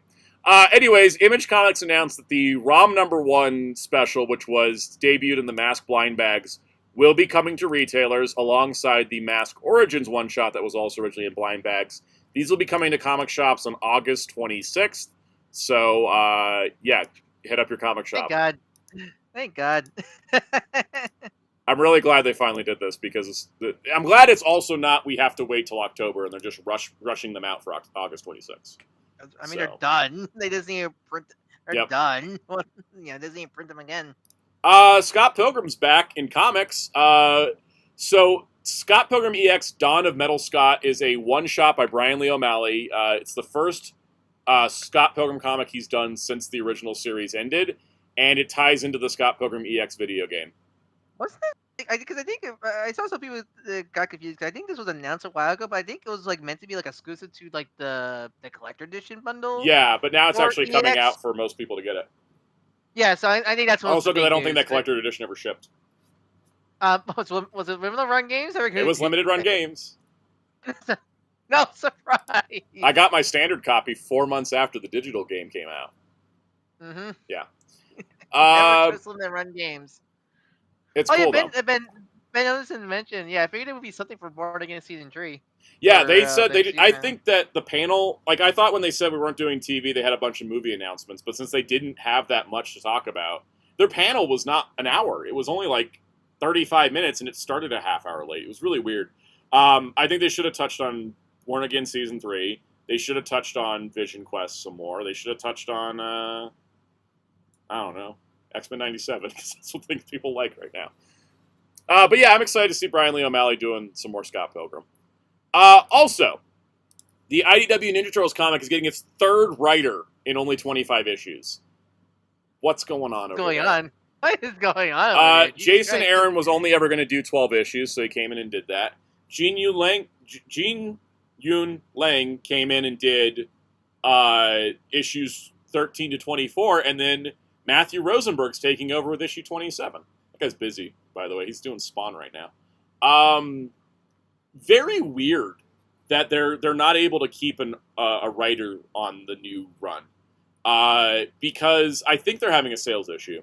But the original, the first IDW Ninja Turtles run was Kevin Eastman and Tom Waltz for 100 issues. And then the relaunch since has been 12 issues of Aaron, 12 issues of Yang, 12 issues of... or I don't know how long Rosenberg's going to be. Well, because it was 100 issues for Tom Waltz and Kevin Eastman. And then 50 issues of Sophie Campbell, yeah. Sophie Campbell, so yeah, those are... Yeah, 50. I mean, God, I didn't realize Sophie lasted 50. 50 issues, yeah. And so to go from that to 12 issues of Aaron, 12 issues of Yang, here comes Rosenberg. Like it's a little disconnected compared to what IDW Ninja Turtles has been. Because I dropped the book, but like so I'm really curious. Is this like I hope it's like at least an arc. Like it's not like at least I hope they finished the initial arcs. I know Jason Aaron did because he was 12 issues from the jump, but I think Gene Lun Yang has also done it. But I don't know. The book has not been as strong as since the original run ended. I do feel like the problem is average. I won't be surprised. It's just trying to get it out there. So when during the initial IEW run, people talk about it. Oh, $10 super chat from Logic Blaster. Hey, Soundout12, love your coverage of this stuff. You're the best. Thank you, Logic Blaster. Appreciate it. But yeah, I just think because when the initial IEW run was out, the Turtle fandom was talking about it, like all the new characters and all that stuff. I remember when NECA became a thing, but like I hear no one. I don't know anybody reading it. I know nobody that's reading it. Yeah. I would say that like I found the relaunch boring and reductive when it started because it felt like a reboot that wasn't a reboot, and I hate those. Do you think that's the problem? I think it's the problem. A full reboot. It should have been a full reboot, or it should have continued the continuity because it. And this is the same issue that James Gunn's got with DC. Not to keep bringing him up, but it's the same issue. You can't half-ass a reboot. Well, you either go all the way or you don't. Again, remember, it all comes back to New 52. Yeah, which all comes back to New 52. Yeah. that's the kind of issue, I think, is that if you don't do a full reboot, then a bunch of new people aren't really going to be fully engaged because they feel like they missed stuff. And if you try to change things significantly, then the old readership's going to drop because it doesn't line up with what they've been reading for 13 years. So it's a very tricky balance to do. But you either got to just continue or reboot. You can't do halfway. It doesn't work. I feel like they really should have done a remix. Because I feel the whole relaunch happened because they probably want to sync up with Mutant Mayhem. Because I think that's when the reboot came out, or when the relaunch came out, right? Was after Mutant Mayhem, I remember right? Yeah, it was around the same time. Yeah. So clearly they want to, they clearly want to have a nice jumping on points after the Mutant Mayhem, but I just feel like not doing a full on reboot is not great, and because I think that's the problem because it's not like Ryan North from Fantastic Four, because literally it was just like continuing. Yeah, that was just issue 33 of the comic. Yeah, I mean that's still the issue. They really, as much as I don't like going back to number ones, at least I can understand for when your series lasted like 100 plus issues. So like I can understand that, but the problem is it didn't feel like it was, again, it's half-assed. It felt like a reboot, but it wasn't. And also the side comics like Night Watcher and Mutant Nation didn't feel like any resetting was going on. They felt like continuations. So there was a complete disconnect between the side books and the main book. They weren't on the same page. The main book was not lined up, but the side books were. So, yeah, I hope that Ninja Turtles can succeed in comics. I think it's a good space for it to be in, but we'll see what happens. It's very weird. Started, right? Hey, what's next? All right, what's next is our next image in our slideshow. Oh boy. Marvel versus DC. Marvel's going through some editorial changes at the moment. DC did a couple editorial changes a couple years ago. So this image that Ryan made really sums up the state of both companies. So first up, Blade Raider, actually good point. Bet if they did a full reboot, it'll be bought like Transformers IW2 time. But I think unfortunately they're in the same exact position that if Ninja Turtles is having to switch writers a third time in 25 issues, that means they're trying to do something different to fix sales. Well, that's the thing also, because IW2, I'm not sure it did better at all. I might be just from what I remember, is mostly the same. I kind of felt like less people were reading. If IDW2 was if we're using IDW2 as a marker for this current era of Ninja Turtles, the current era of Ninja Turtles has one book that's at 25 issues, and every single spin-off gets canceled after 6 to 7 issues. So it's not holding like the old one did. So they're basically, by not doing a reboot, they're in the same exact position. Also, maybe they should have taken some time off and not done it right immediately. I think that's the problem, because there's like almost like 1 month off. I feel like the final story of the final Sophie Campbell story came out packaged with the first Jason Aaron story. Okay, so wow, yeah, Turtles need it. That is just the problem with Turtles media, huh? It's cursed. Turtles media needs breaks. It doesn't matter what it is. It doesn't matter what good is. Every time they do an immediate follow-up to Turtles, it doesn't work out, regardless of quality. It's just every single time they try to do it immediately after the previous thing, it doesn't work out. It's always happened like that. Next Mutation, Rise, the IDW relaunch. Like every time they try to do one immediately after the previous one, doesn't work. People need the image run. The image run, yeah. They need a break. So we like to name all the bullet points on. I do want to mention Ace's comment. Ace says if DC could just get their video games figured out, they'd be dominating over Marvel in every department. But not in movies. There is no world where DC is dominating in movies right now. Both the DCU and the MCU are in dire situations. Yeah, here's the thing. As much as I've seen people talk about the video game, look, these characters are comic characters first. I kind of want the comics division to be good first before I want. I don't need DC games to work as long as DC Comics is working, and oh my god, they're working. We got to get rolling on this. So, bullet points. Marvel cancel books if issue 1 doesn't get enough pre-orders. Versus DC 32 ongoings, soon to be more. Marvel, $60 epics. I counted. That's impressive that you counted all those. I appreciate that. If we're going to slander, we're going to slander accurately. Marvel, $60 epics. DC, $40 600 page finest.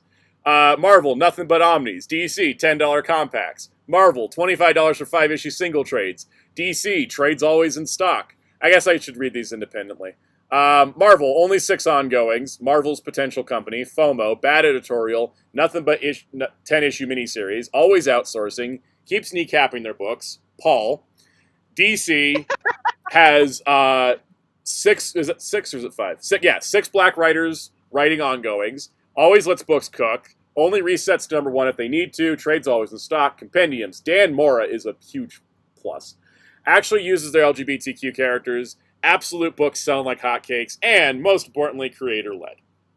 Because I noticed that. Because I noticed, like, I was like thinking about, like, does Marvel even use half their LGBT characters? And I don't think they do. Wiccan got a 5-issue miniseries, and that was considered a big deal. Yeah. Where, like, DC's LGBT characters are, like, actual, like, like, leads in their own books. Right. And such. Okay, so, with all that said, we're going to talk about Marvel's announcements at Comic-Con before talking about DC's announcements at Comic-Con. Here we go. Alright, so Marvel Comics had announced that they were ending the Marvel Masterworks last year. And that made a lot of people sad. That line's been running 39 years. Those were the fancy hardcovers. They got too expensive for younger collectors because, got to the point that a volume that only had like 12 issues, regardless of paper quality and restoration work, cost as much as an omnibus. So it stopped being worth it, so Marvel just discontinued them.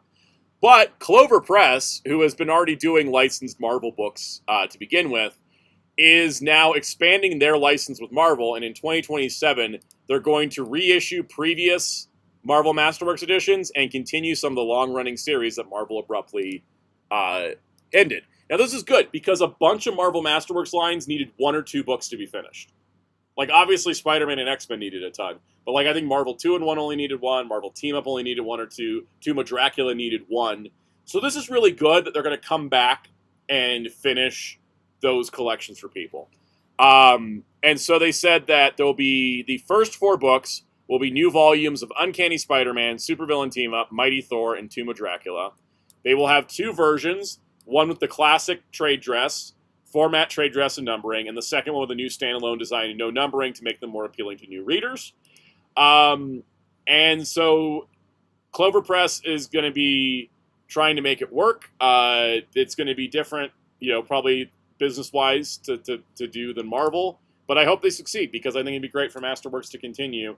It may be a lower scale thing at a smaller company that's not worried about corporate bean counting like Marvel is. I mean, still the fact that they had to outsource is still baffling. Yeah, it is. Marvel outsources.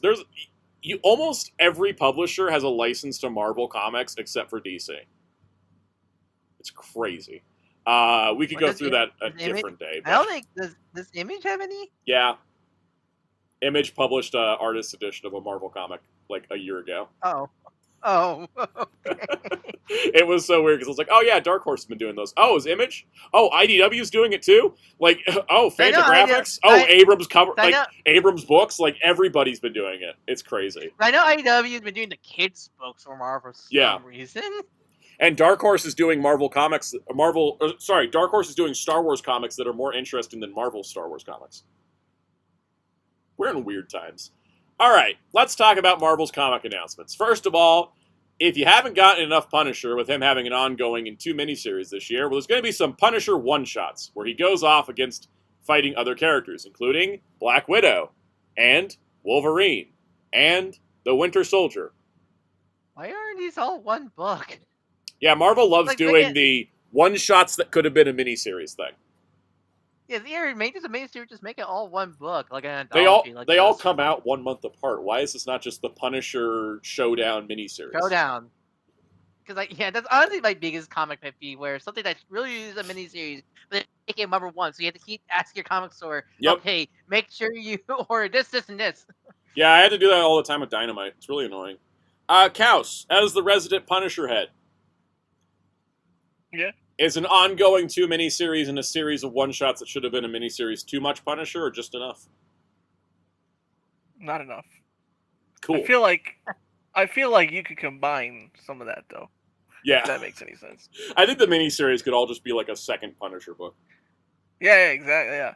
But Marvel loves their number ones. I think that's been the downfall of their company, is their obsession with number ones.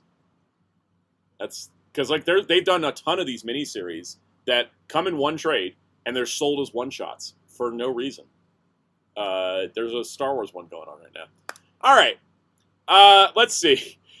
Just what everybody wanted: a Marvel and Williams racing team crossover comic called Iron Man Racing Towards Doom. Written by Ethan Sachs and Greg Land artwork. Greg, oh no! With a cover by Phil. Poses. With a cover by Phil Noto. It's like a Trojan horse. You get a cover with Phil Noto, and inside you get Greg Land. You're gonna wonder where that pose came from and where that pose came from. And then I'm gonna be able to point out which scene, exactly. what timestamp, and be like, yep, it's this one. All 18 plus. I also love that Phil Noto doesn't even have. Subscribe to Soundout's Patreon if you want us to actually point out which things it's from. Yeah, I was gonna say I love how Phil Noto put no effort into the cars. Those are just PNGs that he just painted over. Like Mad respect. I would have done this because I hate drawing cars. Oh, exactly. Because I got confused because like when I thought like, oh, is this some kind of weird? Is this like the next event, the Joshua Williams Iron Man run? Because I've been enjoying that run because it's Joshua Williams. Nope, it's a collaboration with a racing team. Yeah. Then I look closely and like race that. I was like, what the hell am I reading? It's funny. They've been doing more of these. I know it's probably good for comics. I got the Justice League USA World Cup team comic because I happened to be at a Dick's Sporting Goods buying shoes and I saw it and I was like, oh, I'll get that. And then checked my receipt later and realized it was $15 and I was like, what? $15? That's the price of a trade. I know. It's a weird little thing because it's not on DC Infinite, and I was like, well, let me read this, and it literally is just the Justice League happened to be there when the World Cup USA soccer game is. Hey, it could be worse. It could be those awfully Subway DC. Exactly. Which I have a couple of those, funny enough. These things kind of annoy me, but also like fascinate me at the same time.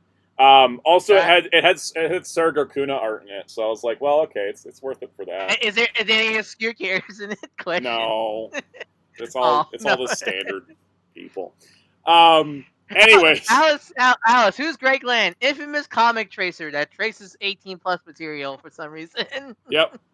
He used to do really great artwork, but he kind of just got into he's a quick and easy artist because he traces porn. The fact that he's still working in the industry boggles my mind, man. The reason he works in the industry is the same reason Sean Levy works in the industry. Quick, fast, on time.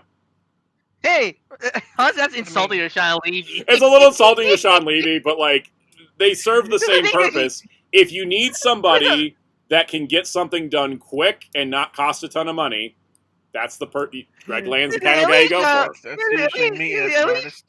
Sean Levy at least makes alright movies. Greg Land I hate as an artist myself. Yeah. Anyways, let's move forward. Also, this is I checked it, 27th Doctor Doom comic in a row. It's gonna be. They have burned me out on my favorite Marvel villain. I gotta tell you, I'm really tired of him. It's sad. Also, I don't know when you actually can get this. I don't know if this is coming to comic shops or what, but I kind of want it. Anyways, speaking of the Punisher, it's more Punisher. So first of all, more Avengers Armageddon. I haven't seen a single positive review on this series. Anybody reading it in the chat and enjoying it, let us know. Captain America tie-in.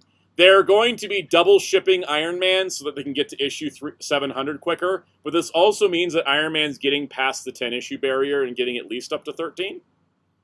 So that's cool. I think because the way these worded, it feels like they might each issue be back and forth between Rhodey and Tony. Because I was debating I'm sure I can do Iron Man. You can't do twice a month with one artist.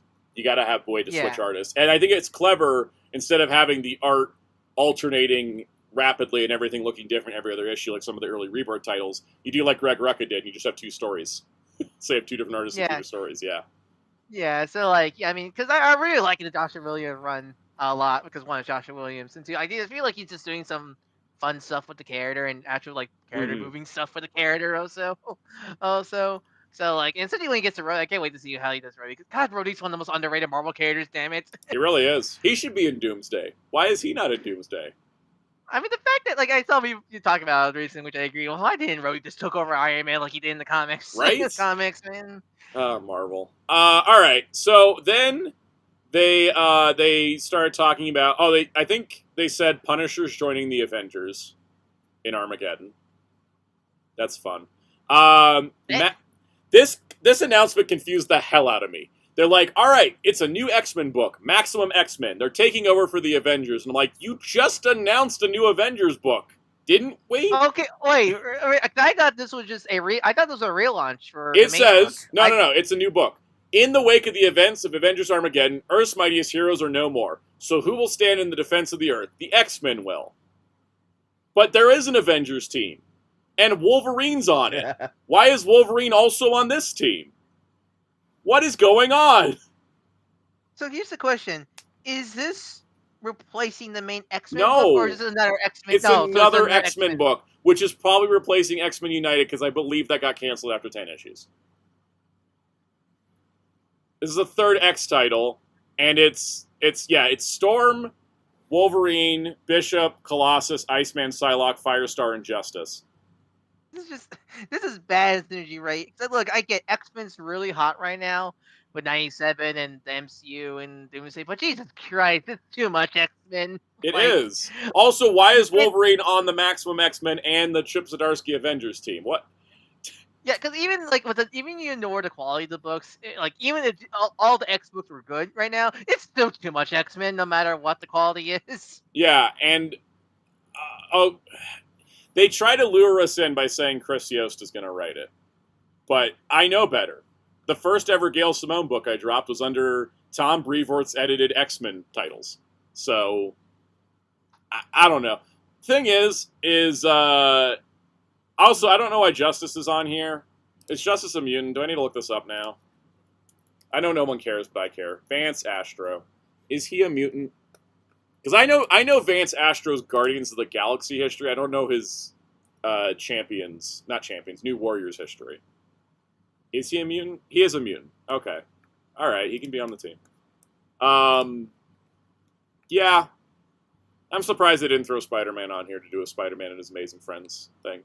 Come on, guys! Coming soon, the Phoenix Saga. No, Sam. They're gonna do a crossover between Avengers Armageddon, and this, and that'll be the Amazing Friends. It found out. Yeah. Well, tell the chat about me this morning when I saw the Phoenix Saga thing in the 90s X-Men cartoon. Oh, when you just were like, "What is this energy beast?" and I was like, "They just made it up for the show." And then 5 seconds later, I go, "What the hell? That was the worst coming soon." I was like, "That was horrible." And Soundout was like, "Yep." I was like, "Oh, that was cringe." Speaking of coming soon, the new Avengers book, The Avengers: The Red Line, coming in 2027, is got the tagline "First you avenge, then you punish," because Punisher is going to be in it. Yeah. I'm not gonna lie, I thought Ryan also saw the message I saw that was killing me. No, yeah, I also thought that. I was like, I don't remember sending this to Ryan too, but all right. No, it's just the tagline. It sounds so nice. First you avenge, then you punish. It's so nice. It's so much. We are justice, and together we can be justice. Do you guys know that most of the Marvel editors have been at the company since the 90s? Can you tell? All right, then they also had this tagline that is, "The future is iron, Armageddon assembles." What kind of gobbledygook is that? I don't know.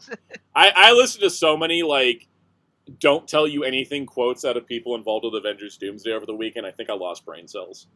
I mean, all I see is, oh no, they're gonna like synergy Rob Downey Jr.'s return in the MCU with this, because like, oh no. I don't know. Moving on. Hey, we got good news. Something new that Marvel hasn't ever done.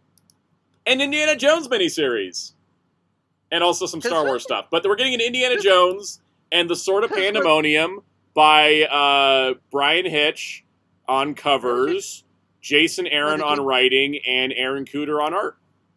Because was it all the previous indie comics Dark Horse stuff, right? It was Dark. Marvel did stuff way back old days, and that's what's getting reprinted in those hardcovers later this year. Synergy. Is that like the Is that the Star Comics era, or were they actually like no? They were actually Marvel. They spun out of the movies. Yeah. But this is our first ever modern Marvel Indiana Jones comic. Feels like a delay. You think they will synergize? I have heard there was some licensing hiccups with Paramount. Yeah, okay. And that's why we never got any reprints, and that's why we're only just getting this now. But this is coming in December. So we get our reprints of the older stuff that Marvel did in September, and then we get this in December. It's a 5-issue miniseries, and it's hype. I'm excited. It's another miniseries. It's fun. When it's Star Wars and indie, I'm fine with it because it's kind of in the kind of lexicon of Lucasfilm comics. Pretty much bonus stories, pretty much. Yeah, you want to have a 5-issue miniseries so you can slot it between a couple movies. You don't really want to have a long ongoing because then it's hard to kind of place it. Unless you do what Dark Horse did, where they're just like, screw it, ongoing. Each arc just takes place in a different point in time. Because the thing is, I do like the Crimson Dawn trilogy of the Star Wars comics, but it also makes you start to go, how much happened between Empire and Return of the Jedi? Yeah, because I did hear that about the Star Wars Marvel comics. So, like, even though they were good, like it was like they're good, but you're also like 5 omnibuses worth of stuff happened between episode 5 and 6. Like it starts to get ridiculous after a certain point. So I don't mind the miniseries format for stuff like this. And they did say this takes place after Raiders of the Lost Ark, which makes sense. We're still getting a Book of Boba Fett comic adaptation because I don't know. That's weird. And then we got another cover for Fall of Kylo Ren, which is the only Star Wars Marvel comic at the moment. What is the state? So was it Marvel? Dark Horse is doing Star Wars comics. Marvel's doing because I thought the whole idea was Dark Horse was doing Star Wars comics. I thought Dark Horse was originally doing the kids comics, but then their kids comics just started skewing a little older, and they just started making normal Star Wars comics now. Okay. Like Dark Horse started, and they're like, "All right, we'll do High Republic Adventures," and then at some point they're like, "Hyperspace Stories." That sounds like a kid's book, right? And they're like, look at that person die on panel. And I was like, oh, wait, these are actually legit comics. They're not kids' comics. I mean, are they good? Are they good kids' comics? That's the thing. No, the thing is, I don't know why Hyperspace Stories sounds like stuff happens. No, actually, it does. Like more, I will say, beat for beat, every Hyperspace Stories comic is better than every Marvel Star Wars comic in the last 5 years. Yeah, that's the thing. That's because they're made for kids. I mean, they're gonna be boo-boo, or something like that. And like, they're not kiddie comics. They're kid comics. They're not kiddie comics. And Dark Horse knows. Dark Horse knows that the older fans are into them because we're getting the library edition hardcovers of them. Yeah, because that's the thing. There's a difference between kiddie comics, like one for obviously like 5 to like 5-year-olds versus like Sonic. Like IDW Sonic's a kid's comic, but that's still like a good comic, stuff like that. The Qui-Gon Jinn one has a whole conversation about if Jedi should murder or not. Like, it's crazy. It's good. It's stuff like Marvel will put out a prequel era miniseries that'll tell you nothing, but Dark Horse will put out a prequel era like one shot, and they're like, yeah, Qui-Gon really struggled with the idea of not wanting to kill people, but realizing it was part of the job. What does that tell you? Does that tell you about the Marvel editors more than Disney, honestly? It does. It tells you a lot more about the Marvel editors. But yeah, no, the Dark Horse Star Wars comics kick ass, and I'm always excited for the new stuff they're doing. They've had 2 Bad Batch miniseries. They know what they're doing over there. All right. At the Spider-Man panel, we got the announcement that Charles Soule is going to be writing Venom #1, launching in October.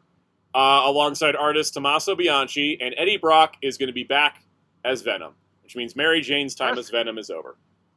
I think that was the first time since Donny Cates' run, like quite a while ago. I'm pretty sure it's been edging towards 10 years since Eddie's been Venom. Hey guys, I think he's shorter for some reason. Yeah, I gotta send you something that I got suggested on Kickstarter, where they said we only used AI for concepts. but then like the entire thing is all AI. I gotta send this to you later. Playmates. Playmates. I was thinking that, but yeah, exactly. Well, there's certain kinds of playmates. Oh God. But like I hear like because I seen people who say the Venom MJ run isn't bad at all. It's just the frustration of MJ being Venom. Yeah, 'Cause because the Al Venom Ewing knows run- what he's doing writing. It's just the editorial choice to make MJ. Yeah, Venom. because I see because I follow several big Venom fans. They say the MJ Venom run is not bad. It's just it's just the problem is it's just more of the Marvel editorial making MJ Venom. But like as a book itself, it's actually pretty well written and such like that. So like surprisingly, Venom's pretty. I think Venom's. From what I see, remorse. I mean, Yeah. I'm adore my Agent Venom forever. But like Venom has a pretty consistent run. Like I don't in the like modern see it, day. like, In the modern day. yeah, the modern day, Yeah. it's like surprisingly really well like consistent quality wise. So like. I like this main spider. Like I don't know how Venom gets away from the main Spider-Man editorial, but like it's surprisingly, I actually have pretty good faith in this one. Yep. And such. And then to go with this, Mary Jane, Face It Tiger, and Queen in Black are 2 one-shots of Mary Jane in events, and then that's going to lead us into Friendly Neighborhood Mary Jane, a 5-issue miniseries with another frickin' J. Scott Campbell cover.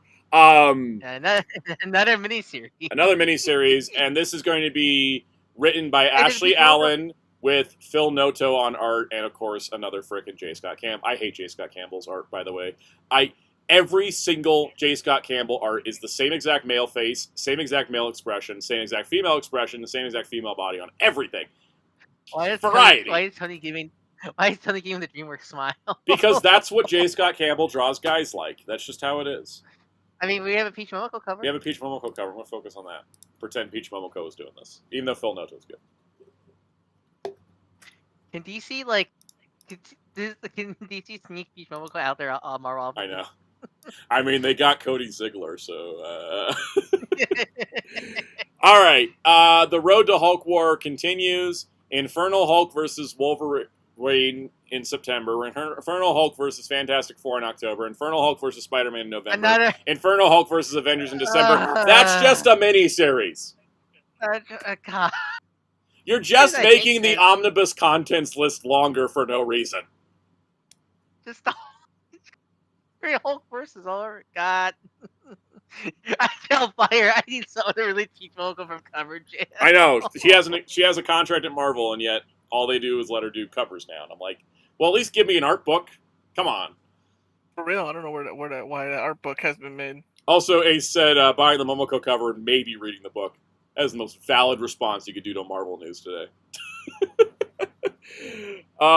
Stuff like this is why people think comics are confusing. Exactly. This should just be called Hulk versus the Infernal Hulk versus issues 1 to 4 is all this should be. Because they need to just call it Hulk versus Infernal Hulk versus, and then have the big like text blurb be it's Spider-Man and blah blah blah. Because if it's anything like the other one-shot miniseries, you'll have to read all the issues to get the whole story. They're not standalone. I have my same problem with how the DCKO versus books are handled, because they're all also number ones. Yep. Except for the ones that are tie-in, are just part of the main books, like Superman and Flash. Yeah. And stuff like that. It was so confusing with that stuff there. I hate when they do that. Punisher and Deadpool are doing a crossover, which actually makes total sense. It's how we should rename this. How much blood pressure is Frank gonna get? I do like that Bullseye's like one of the villains they're going after. That's really fun. So, all right. We're getting a Punisher versus the Marvel Universe omnibus, so I thought they were done with Punisher nice. Marvel comics, but they're actually doing a... Sorry, not Punisher. They were doing a Predator. God, two keywords to start. Golly, you had me. There's a Predator versus the Marvel Universe omnibus, which said to me they were done doing Predator versus Marvel, but now we have Predator versus Punisher. Which makes total sense. I just thought it was weird that they made an omnibus and then immediately followed it up with another thing that could have gone into a very slim omnibus. It's kind of weird how much they're pushing Frank. Like, again, he's in the new movie, and yeah, it's special, but like, no other character get this much attention during the because look, Hulk ain't getting this. Like, I get it, Doom. Like, I get it, like, as much as all the Doom stuff is annoying, I get it. You want that synergy. You want. They did a similar thing to Thanos back in Infinity War times. Yeah.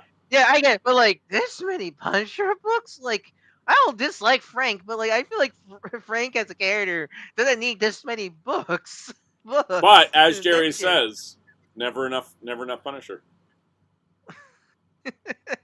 I think it is kind of wild though. Like if you look at like the monthly output of a Punisher comic collector, I think if you want to read everything, you're spending like $20 a month on Frank. I love Blamer's comic. That's a lot of pee-pee. Yep. All right. I do think though that out of everything, Predator versus Punisher makes so much sense. Mm-hmm. Like that's just a good pairing. We need Kraven versus Punisher. Oh yeah. Oh, we need that. Yeah. The hunter versus the hunters Exactly. versus the hunter. All right. Wait, we already did the March to Hulk War. All right, Marvel Midnight, which is Marvel's new alternate universe thing that maybe tries to compete with Absolute. All they did was reveal variant covers. These variant covers include. They said something like it's not replacing the alternate universe or something like it's like something weird like that. There's a lot of stuff going on. We'll speculate at a different point in time. Anyway, that's funny. Small Dream says I think they're trying to bounce off Daredevil Born Again Season 2 and the Punisher special. Well, Punisher wasn't in Season 2. It was only in Season 1. So they're a little late on bouncing off that. But anyways, Midnight Spider-Man continues to look creepy and weird. I mean, isn't the Punisher special just the OVA for Born Again Season 2? That's giving it too much credit. OVAs had better budget than that. No, true. But still, it's practically the bonus episode. It's the fan film bonus episode. Anyways. The fan films. Midnight Spider-Man's looking creepy and weird. We got another Peach Momoko cover featuring Felicia again. I like it. They're also doing more of these like partial covers where they're going to be like you fold out the black part and then you can see the cover underneath. I think it's kind of neat. Midnight Fantastic Four. I mean, that's not much to go on. It just looks like Fantastic Four. So Iceman being made out of blood goes hard, and I can't deny that. That is cool. Don't as some people say, just the Kool-Aid Man. Also. He is just the Kool-Aid Man. No, is this the Kool-Aid Man movie they keep talking about in the studio? Yes. Studio. Kool-Aid Man 3: Kool-Aid's Revenge. Kool-Aid's Revenge. Cool. This image of Nightcrawler in priest robes with a sword standing in front of stained glass in the shape of an X, you could slap that onto any X-Men comic. That's because he's already a priest, isn't he? Yeah. This is the thing about Midnight X-Men is it's just not doing anything that I haven't already seen in mainline X-Men. I decided out of all these, I will read the first issue of Fantastic Four because Benjamin Percy, to his own admission, says, I would never be allowed to write Fantastic Four otherwise, and that excites me. I'm curious to see how messed up he gets with it. All right, and then Marvel Comics is launching a manga line with Kadokawa in Japan, which explains why their deal with Shueisha is no longer happening, because they went to the competitor. So we have Spider-Man of Shibuya, where Spider-Man is a teenager. It's funny, they're like, titles include Spider-Man as a high schooler. Like, we don't get that all the time. Or he was a fork down in kitchen. Yeah, Spider-Man Shibuya. There's also going to be... oh, wait, hold on. This is both Spider-Man and Shibuya. This is high school uniform. Yeah. That's his Spider-Man costume. There's going to be Daredevil of Shinjuku, which actually... I know it's Daredevil. And wait. Is Daredevil his own book, or is he part of the Spider-Man He's book? In his own book. Figure out. Okay, because I couldn't figure out if he was his separate or own. I mean, maybe he's not. Actually, it says, and will also feature Daredevil Shinjuku. Okay, that's actually his title. He's in it. Okay. I think you do like that, because I'm not too big on the Spider-Man suit, because I think it's too much blue, but I actually like that look for Daredevil a lot. I like the Odie mask. I also find it funny how very Asia-coded Daredevil's been getting lately because of Rivals in this. The Din Devil. Yep. And the Punisher will be a Yakuza-style character carrying a katana. Jerry, wake up. Punisher's got a katana, and he's Yakuza. And Yakuza. Oh, okay. Like a dragon. Like a dragon. The second book will be Spider-Gwen, where she looks... Why do they hate Penny Parker? Yeah, I don't know. It's funny. Everybody's talking like, man, everybody loves Penny from Rivals and Tokon and the movies. She's had 5 comics. Like, for a character that clearly has a fandom, use her. She's Yeah. literally the Japanese Spider. She's literally the Japanese Spider-Man girl. Why not use her? I do find it funny that Gwen civilian looks great, and then Gwen costume just looks like It's just normal. Gwen. Like Yeah. yeah. That's Ryusei Yamada's doing the Spider-Gwen one. Who's doing Spider-Man? Does not say in this article. I don't know. Yeah, it doesn't actually say who's doing Spider-Man Shibuya. And that was Marvel. I'm going to put the image back up. I just wanted to, like... that was... I can't tell you a single one of those books I'm actually going to buy. The only one that I might get is the racing one, just because I love stupid ideas like that. But not... I don't mean that positively. I mean I have a problem. You're gonna actually own a Greg Deland drawn book sent out? It wouldn't be the first time. He did half of Ultimate Fantastic Four. Half. Yeah, true. Half. I have to load the DC links. It's going to take me a minute, guys. But still, like, Jesus Christ, Mark, what's happening? I hope they start fighting back after their editorial shakeup, because they are resting on their name too much, and it's clearly making an impact into sales. It's getting pathetic at this point. Like, Jesus, you said you were going to go over with DC. God, man, fight back! Like, Yeah. Holy crap! It's getting sad at this point. And I think the sad part too is that everything that they're doing, we can point to a synergy reason why it's happening, and Which not again, not a story reason or a creator reason. what Right? to remind people, the synergy stuff, that's not actually mandated by Disney, apparently. No, it's not. It's Marvel Editorial decides to do synergy. Yeah. It's their own fault. We are almost 2 hours into the stream. We're at DC. You ready for this? Ready for this? Yeah, I mean, it's gonna be a big chunk. All right, here we go. So, we're starting with the DC collected editions that are in the October catalog. Oh boy. So, first of all, Wonder Woman Dead Earth Absolute Edition. Daniel Warren Johnson in an Absolute Edition. I've never read it, but I might blind buy it just because that sounds freaking awesome. It's Daniel Warren Johnson in an Absolute Edition. We're also getting Superman by Alan Moore Absolute Edition, which is his 3 Superman stories. The Whatever Happened to Man of Tomorrow from Superman 423 and Action Comics 583. The Jungle Line from DC Comics Presents 85. And for the Manual Is Everything from Superman Annual number 11. But it does also contain the Never Before Collected Stories Protected Species from the Superheroes Annual 1984. And I Was Superman's Double from Superman Official Annual 1985. So that's actually cool. I don't know if I'm going to rebuy this because I have the deluxe hardcover, and this is a 200-page Absolute Edition for $100. Don't love it that much. I have the deluxe. I'm good. Dead Earth, though. Anyways, next up, Absolute Batman: The Black Mirror 2027 edition. Not that Absolute Batman. Not that Absolute Batman, yeah. It's the Batman: The Black Mirror Absolute Edition. That's still written by Scott Snyder. Still written by Scott Snyder. This was Detective Comics 871 to 881, plus bonus material. DC vs. Vampires World War V Volume 2, written by Matthew Rosenberg, Shane McCarthy, Cecil Castellucci, and drawn by a Nazi, Fabio Veras, and Marley Zarcone. Next page. Batman Beyond the White Knight, the Deluxe Edition. Hey, it's back. Hey, look, it's back. Did this get canceled? Or it did. Yeah, it got canceled and it got pushed. I also forgot to mention, I don't know if I mentioned this when we were doing the PSAs, if you're a channel member at the Commander tier or higher, you can watch my Batman Absolute White Knight video after the stream.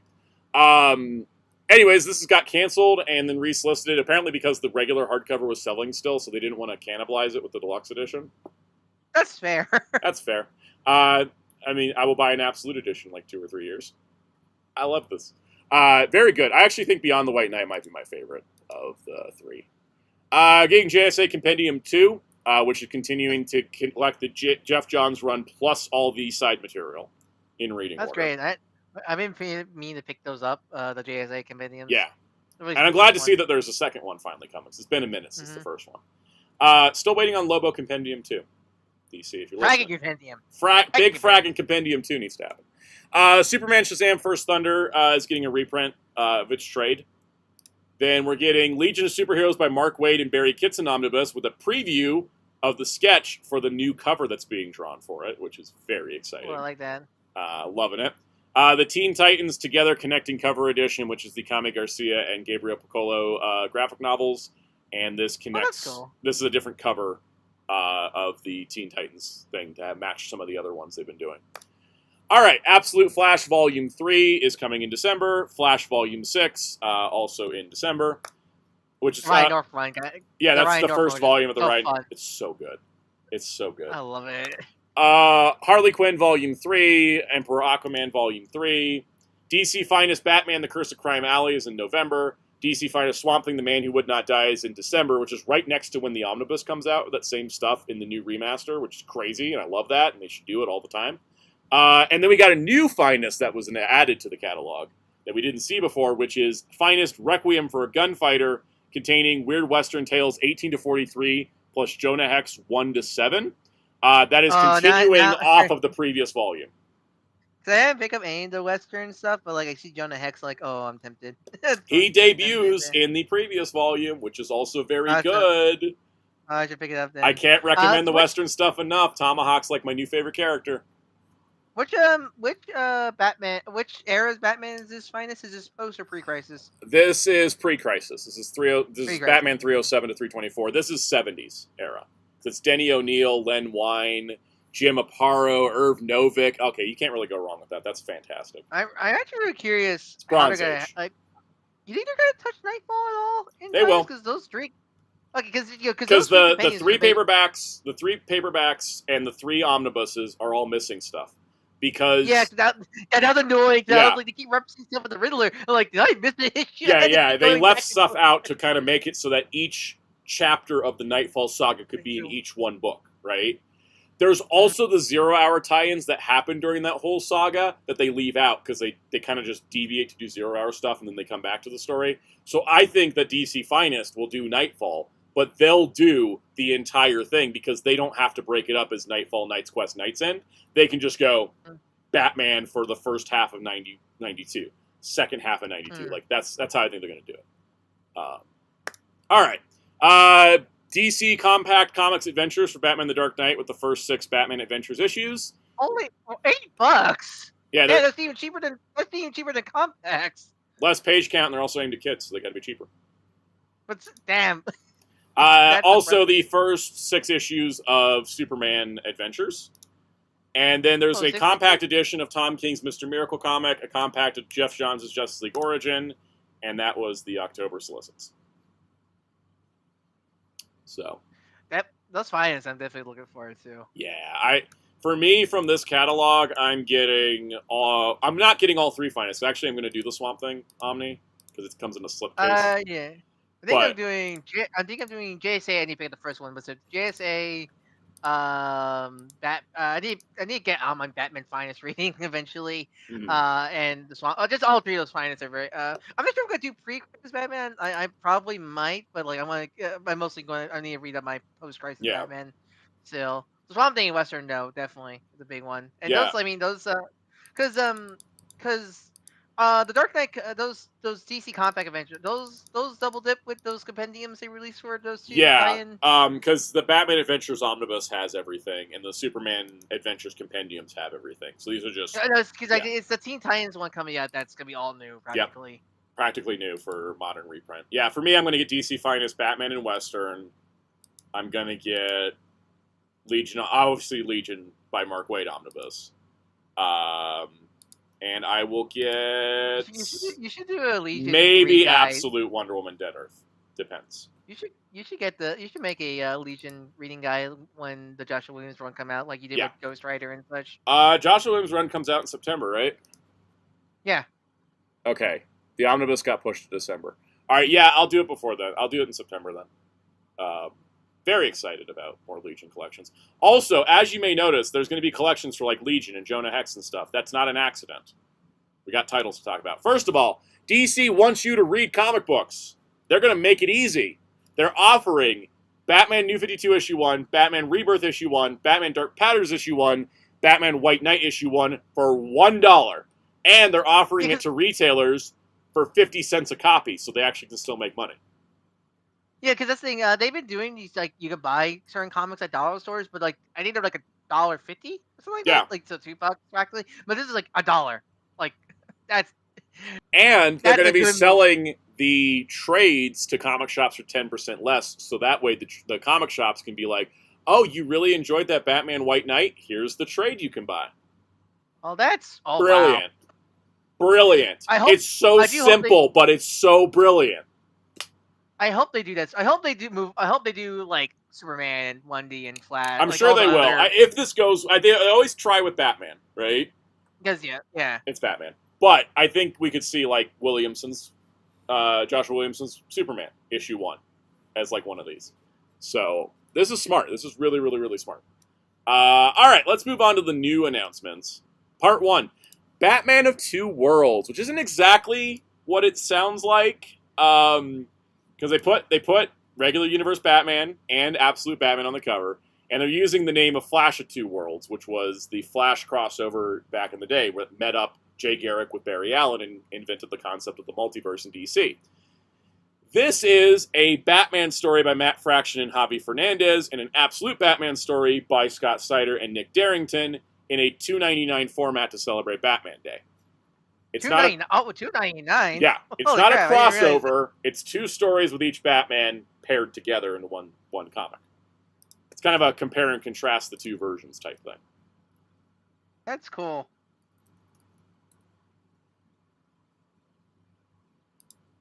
Yeah. So, anyways, I mean, it's great. I think it's awesome, and I think it's going to get a lot of attention as well. Yeah. Cool. Moving on. Yeah, should it be Batman? Should be Batman. So then we got the Batman Bat Seeds crossover is about to start, but a spinoff from that will be Christopher Cantwell and Mike Henderson on Gangs of Gotham, which is going to be focusing on the Gangs of Gotham that spin out of the Bad Seeds event, which I think is really, really cool. I don't really have much to add on that. Then we start getting into the big news. Michael Walsh is doing a horror take on Jonah Hex in Jonah Hex and the Shadow of Death. This will be a 6-issue miniseries by Michael Walsh, known for Exquisite Corpses, or for me, Universal Monsters Frankenstein. And this is going to be, he's going to write and draw the series, and it's a horror spin on Jonah Hex as a character, which we've never really seen done before. And his art style and his writing style, I think, are phenomenal fits. And this is just fantastic. This is how you sell a Jonah Hex I can't book. wait for it. I can't wait for it. I'm not sure. I mean, I'm not sure this will be ongoing if this sells well, because I feel, so you would, it feels like this might be a story he just wanted to tell with Jonah Hex, but like, who knows? Maybe it does sell well. DC and him might consider doing more. Yeah. Jonah Hex. And I'm really excited because we haven't had a Jonah Hex solo book since All-Star Western ended in 2013. Yeah, that long ago. Yeah. Western comics don't sell very well, which is unfortunate because I love Western comics. They don't sell very well. That's why the only Western comic that's ongoing right now is Deadly Tales of the Gunslinger, which is a Gunslinger Spawn spinoff, which is a spinoff of Spawn, which is the only way it gets to exist. But Jonah Hex doing a horror take, I think, is awesome. And I think doing a horror take is a good way to sell a Western comic. So because of that, I'm very excited. I mean, they get to sell it on the idea of, do you like Sinners? Right? You can also sell it on Michael Walsh's name. That's a pretty well-known name in the industry. Now, the thing that DC's doing that you may notice is they're not doing a, hey, we need a Jonah Hex comic. Hey, Michael Walsh, can you do a Jonah Hex comic? Michael Walsh went to DC and said, I have a horror pitch for Jonah Hex. You want to do it? DC said, yeah, let's do it. That's how DC's new approach is. Creators come to them with ideas for, this is obviously for the B-list, C-list characters, etc., because obviously the A-list characters, there's a whole grand plan going on. But this is smart. This is really smart. Mm-hmm. Speaking of, another one of those pitches, James Herron is going to write and draw the Demon for DC's Next Level line. And so this is going to be a crazy-ass looking Etrigan the Demon comic. I love Etrigan. Is this going to be a miniseries or ongoing? This one is going to be ongoing. Ongoing. Full ongoing. I love Etrigan the Demon. It's one of Jack Kirby's greatest creations. And unlike some other Jack Kirby creations, people actually figured out how to do more with the character. Because he even said in the panel that he wants to really respect Jack Kirby. He wants to really essence that Kirbiness with the character. It's like, ooh. And this highly stylized artwork is like the perfect way to do it. Mm-hmm. I love it. Yeah, so let's see.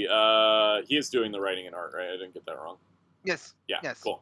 All right. Next up, this was the stop Marvel's already dead lineup of announcements, but also the DC beating the allegations announcement. Let's go with it's not Discrimination Comics.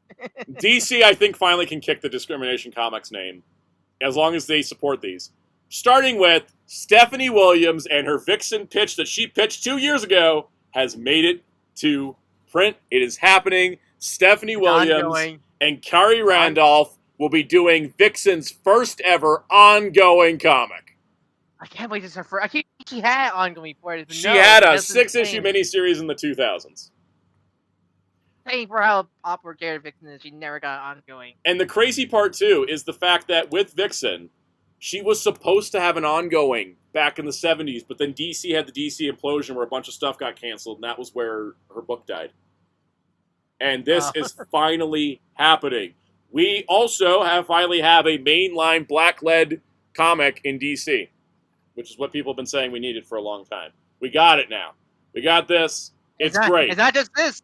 It's not just this. They snagged Cody Ziegler off Marvel, and he's writing Static. We got Diego Arlatugi on art. This is not art from the Static comic, but this is Diego's art from the history of the DC universe. The color incident. Yep. So this is probably what the art style is going to look like. And Cody Ziegler with Static. Oh man, that's dream come great. True. Dream come true. His Miles run was fantastic. He did a really good Deadpool run. So him working on Static, it's like, oh yes.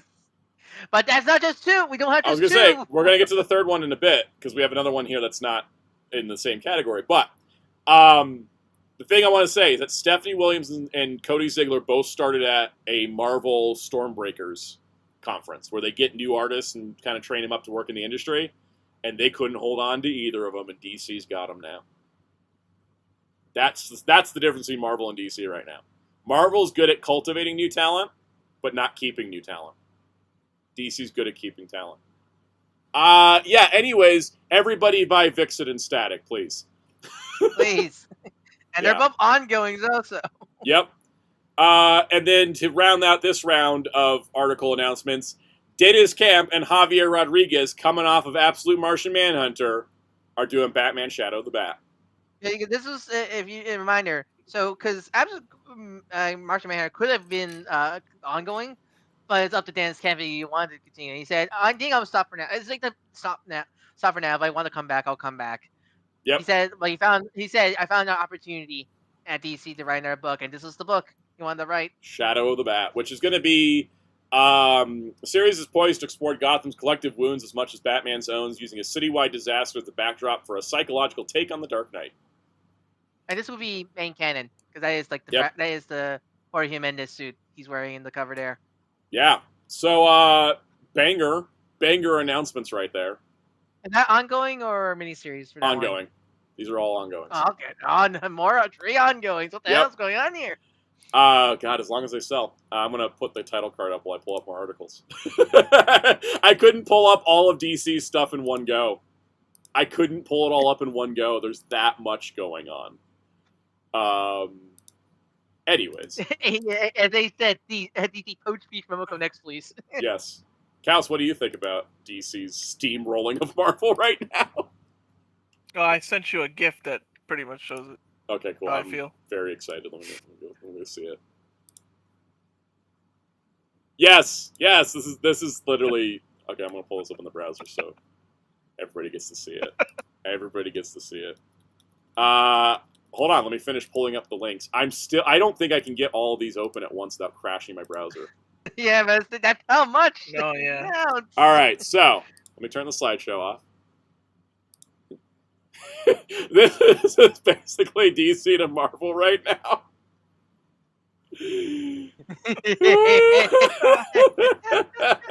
Marvel's already dead. All right. So, following up the Visions of the Future from the DCKO event, Justice League Unlimited 24 and 25 will be co-written by Nicole Maines and feature Dreamer as she investigates these future visions alongside the Justice League. Just happy for I more can't wait Dreamer. to see that. Sounds exciting. Yeah, to see Dreamer. Yeah, I'm excited to see that. All right. Dan Mora.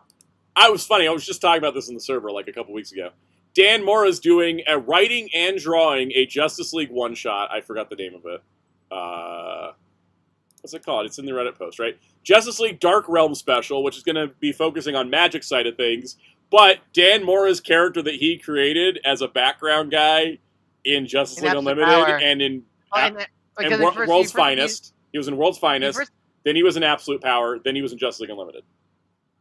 Okay, because I wasn't sure when he debuted. Anyways, Dan Mora created this character named Cadejos, who is like based on Latin American origins of werewolves, and then he's also got chains and fire. Like he's basically made to be my favorite character ever, but he's had like zero character development. A wolfman ghostwriter. Yes, and so I'm so excited because we were talking about this character in the server a couple weeks ago, and I was like, man, I would love it if Dan Mora could just like get to do like a mini. We made a joke of like a 12-issue Absolute Edition sized miniseries, but a one-shot written and drawn by Dan Mora that's basically focused on giving Cadejos like proper backstory and character. Sign me the hell up! I'll be buying this day one.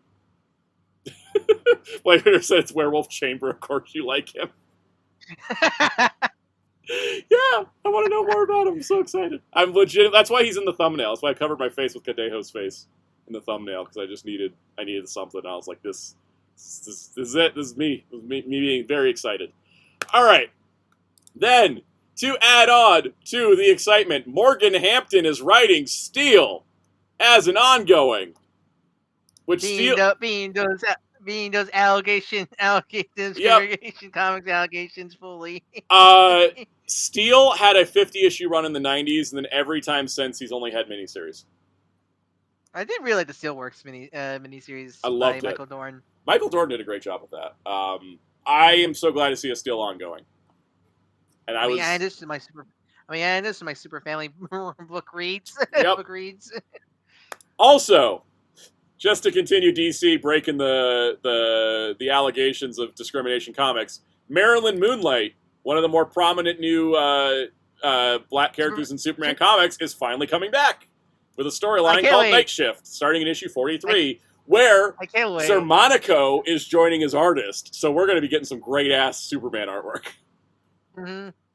I can't wait, because Marilyn Moonlight is one of the coolest characters from the Williams' run, and I can't wait to see them explode. Because I love her story of, like, she's like the spirit of old Metropolis that's due to time shenanigans is trapped in the presence. So I can't wait to see where her character goes here. Because she's sort of like, her curse was pretty much lifted by the end of the Lex arc. So I can't wait to see where her character goes. Because she's one of the coolest new characters. She's not even like I won't even call her, she's pretty much, I won't be sure she'll be like another hero. She's not. She's actually more and more of another hero in Metropolis. I can't wait to see what they do with her. Very excited. Arc. I don't love that the arc is like Lois is telling Clark, get back to reporting. That's your job. Yeah. Also, Scott Snyder and Sanford Green, another black creative at DC, are launching Darkseid versus the World. Now, Sanford Green is one of my favorite artists. The Doom one-shot by Sanford Green is one of the coolest comics I've ever read. And I'm very, very excited. I was pointing to my big old Treasury edition of it. Darkseid, New Gods, Sanford Green, sign me up. I'm so excited. I don't think we have it in the news, but Rams V is writing. It looks like he's going to continue his New Gods comic. He posted a picture on Twitter and the social media where it was like New Gods Ram V issue 13 or whatnot.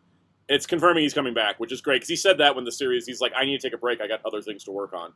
And he's coming back. Which again shows how creative driven DC is. They just let him, like they didn't cancel the series. It's just like it's near a break, which is like nice. It's like they care about the creators like that. Yep. And then this is also going to be setting up everything to come for the DC Universe and Absolute Universe in 2027 as part of DC All-In One-Shots. So this is Darkseid versus the World setting us up for the next thing. We are not done.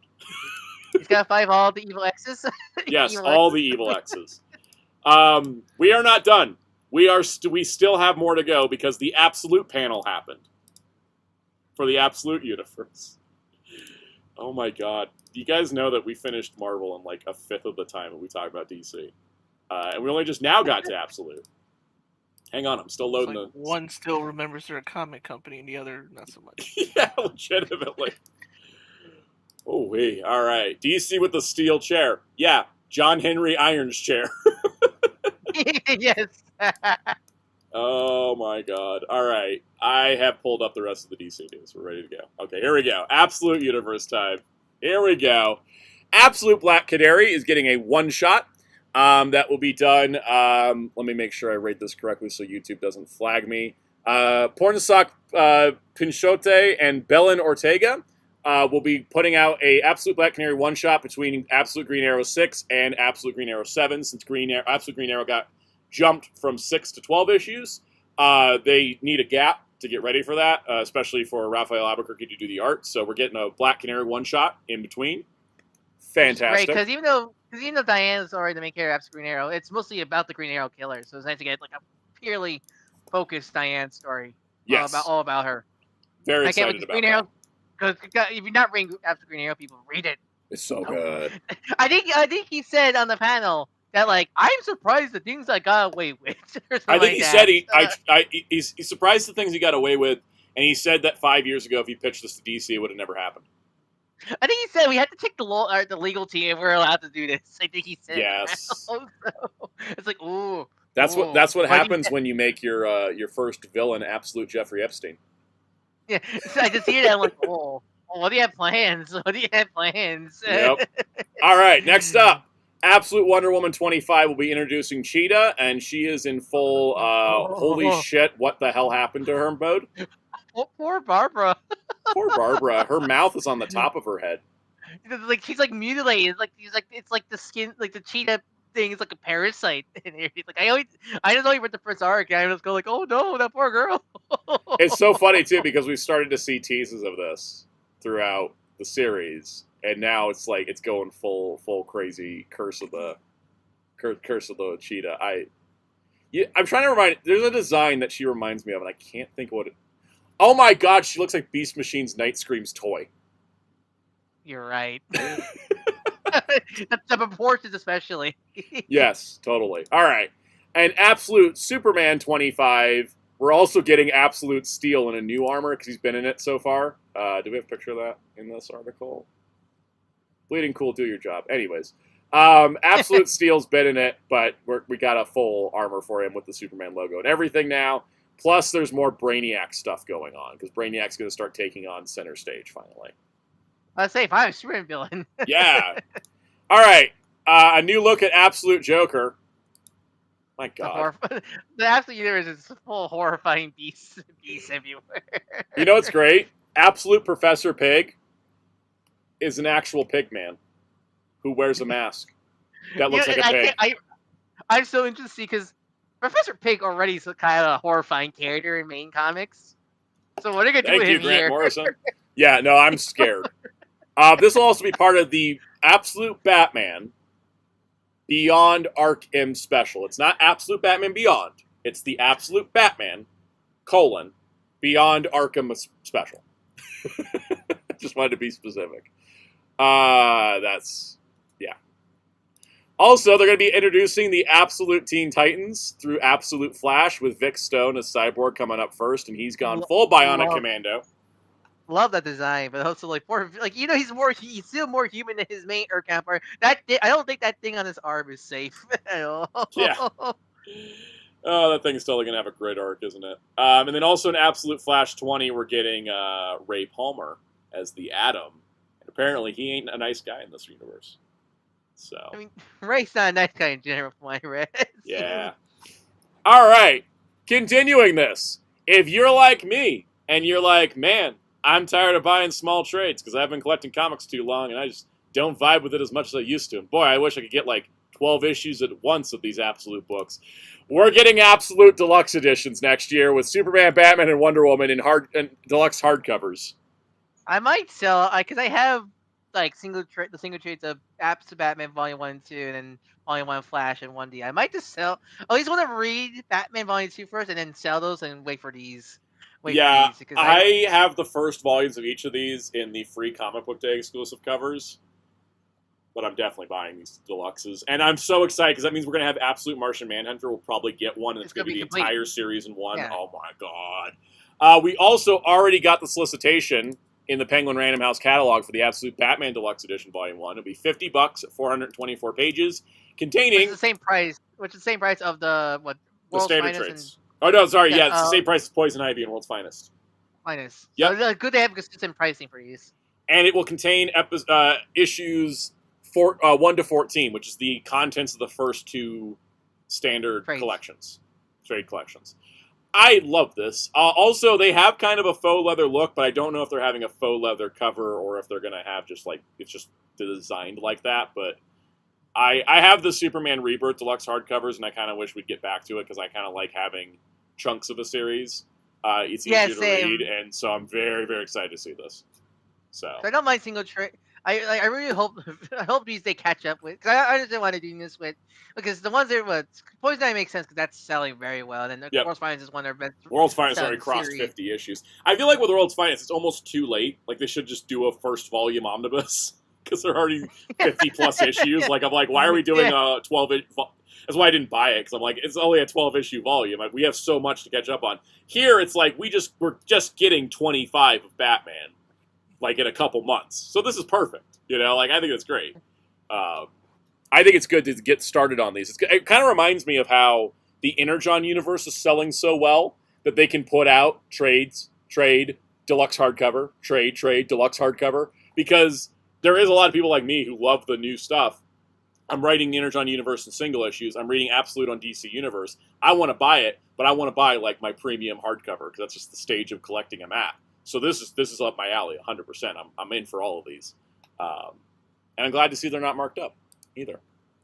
Now, I want to do one more thing with DC before we finish the Marvel Humiliation Hour. I want to pull up the recap.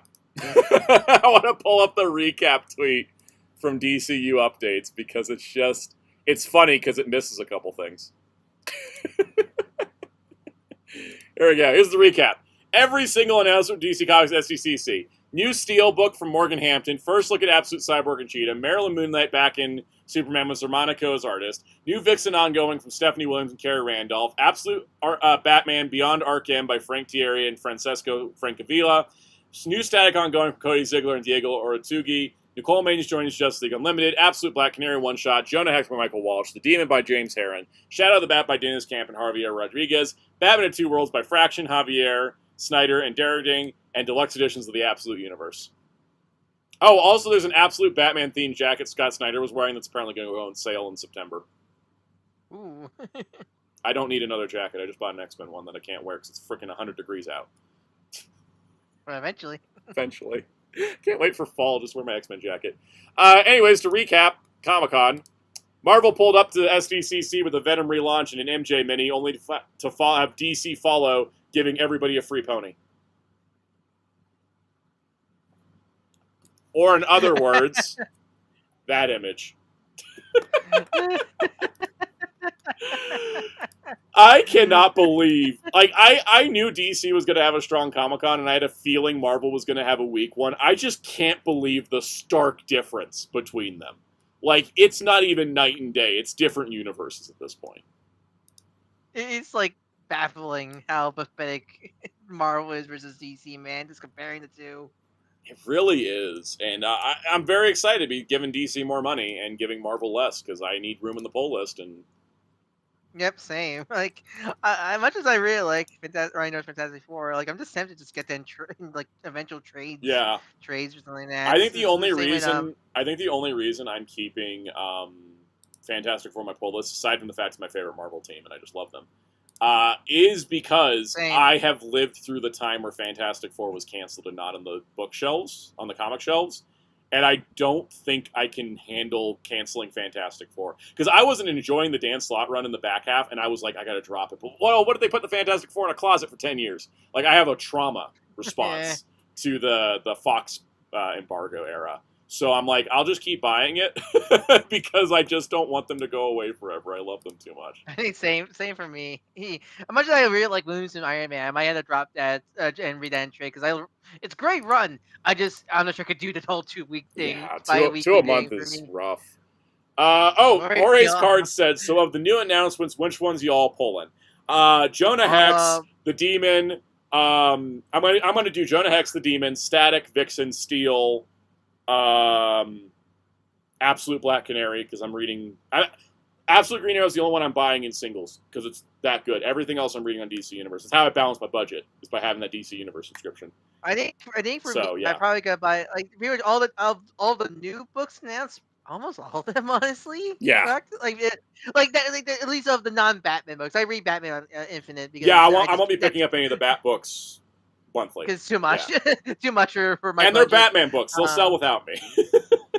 Yeah, but like all the non-Bat books, probably gotta buy them all. Because the only Bat books I buy monthly are Batgirl and Batwoman, because they're not as strong sellers as Batman. If it's Batman, I don't have to worry about it. I'll buy Batwoman, I'll buy Batgirl. If they put another Robin book out, I'll buy Robin. But you know. I'm already deep in Superman. Because I'm already deep in Superman fan. I just can't do Bat. I can't do Bats. I already pick one. I already pick one of the two. Gotta say, Jorge's card says Gangs of Gotham. Mr. Jiggy said for me it's Static, and then all the Absolute and Batman books might be basic, but it works for me. I mean, that's I just want these books to sell. It works for everybody. When you have titles like Absolute Batman selling so many copies, it means DC can go, yeah, Etrigan comic. Right? If DC's struggling to sell Batman, they're not going to greenlight stuff like Etrigan, Static, or Steel, right? So I want everybody to buy the popular books, even if I don't buy them, because I get the other less popular books. I'm very happy about that. I want to take a quick intermission, because I think a bathroom break would be good before the toy news. Because that's all the non-toy news. Yeah, that's all the comic news, all the entertainment news. They're telling one more entertainment news. I made the cover as part of it's part of the toys. Yeah. Ms. Juggy says, are you picking up Absolute Batman #1 and 12th reprint? No, I'm buying the Absolute Batman Deluxe Edition hardcover. Because it's what I like. We will be back, though. We are coming back. I'm going to give us, like, maybe 5-minute break. I need to use the bathroom, refill the water. We got the toy stuff coming up. It's going to get intense. You should put up the DC Marvel image as the intermission. I will do that. Keep it. Yeah, just keep it up and just put the animation music on. I'll just switch the image so it can be full screen. People can read it better. I'm also going to hit the ad button because this is still my job.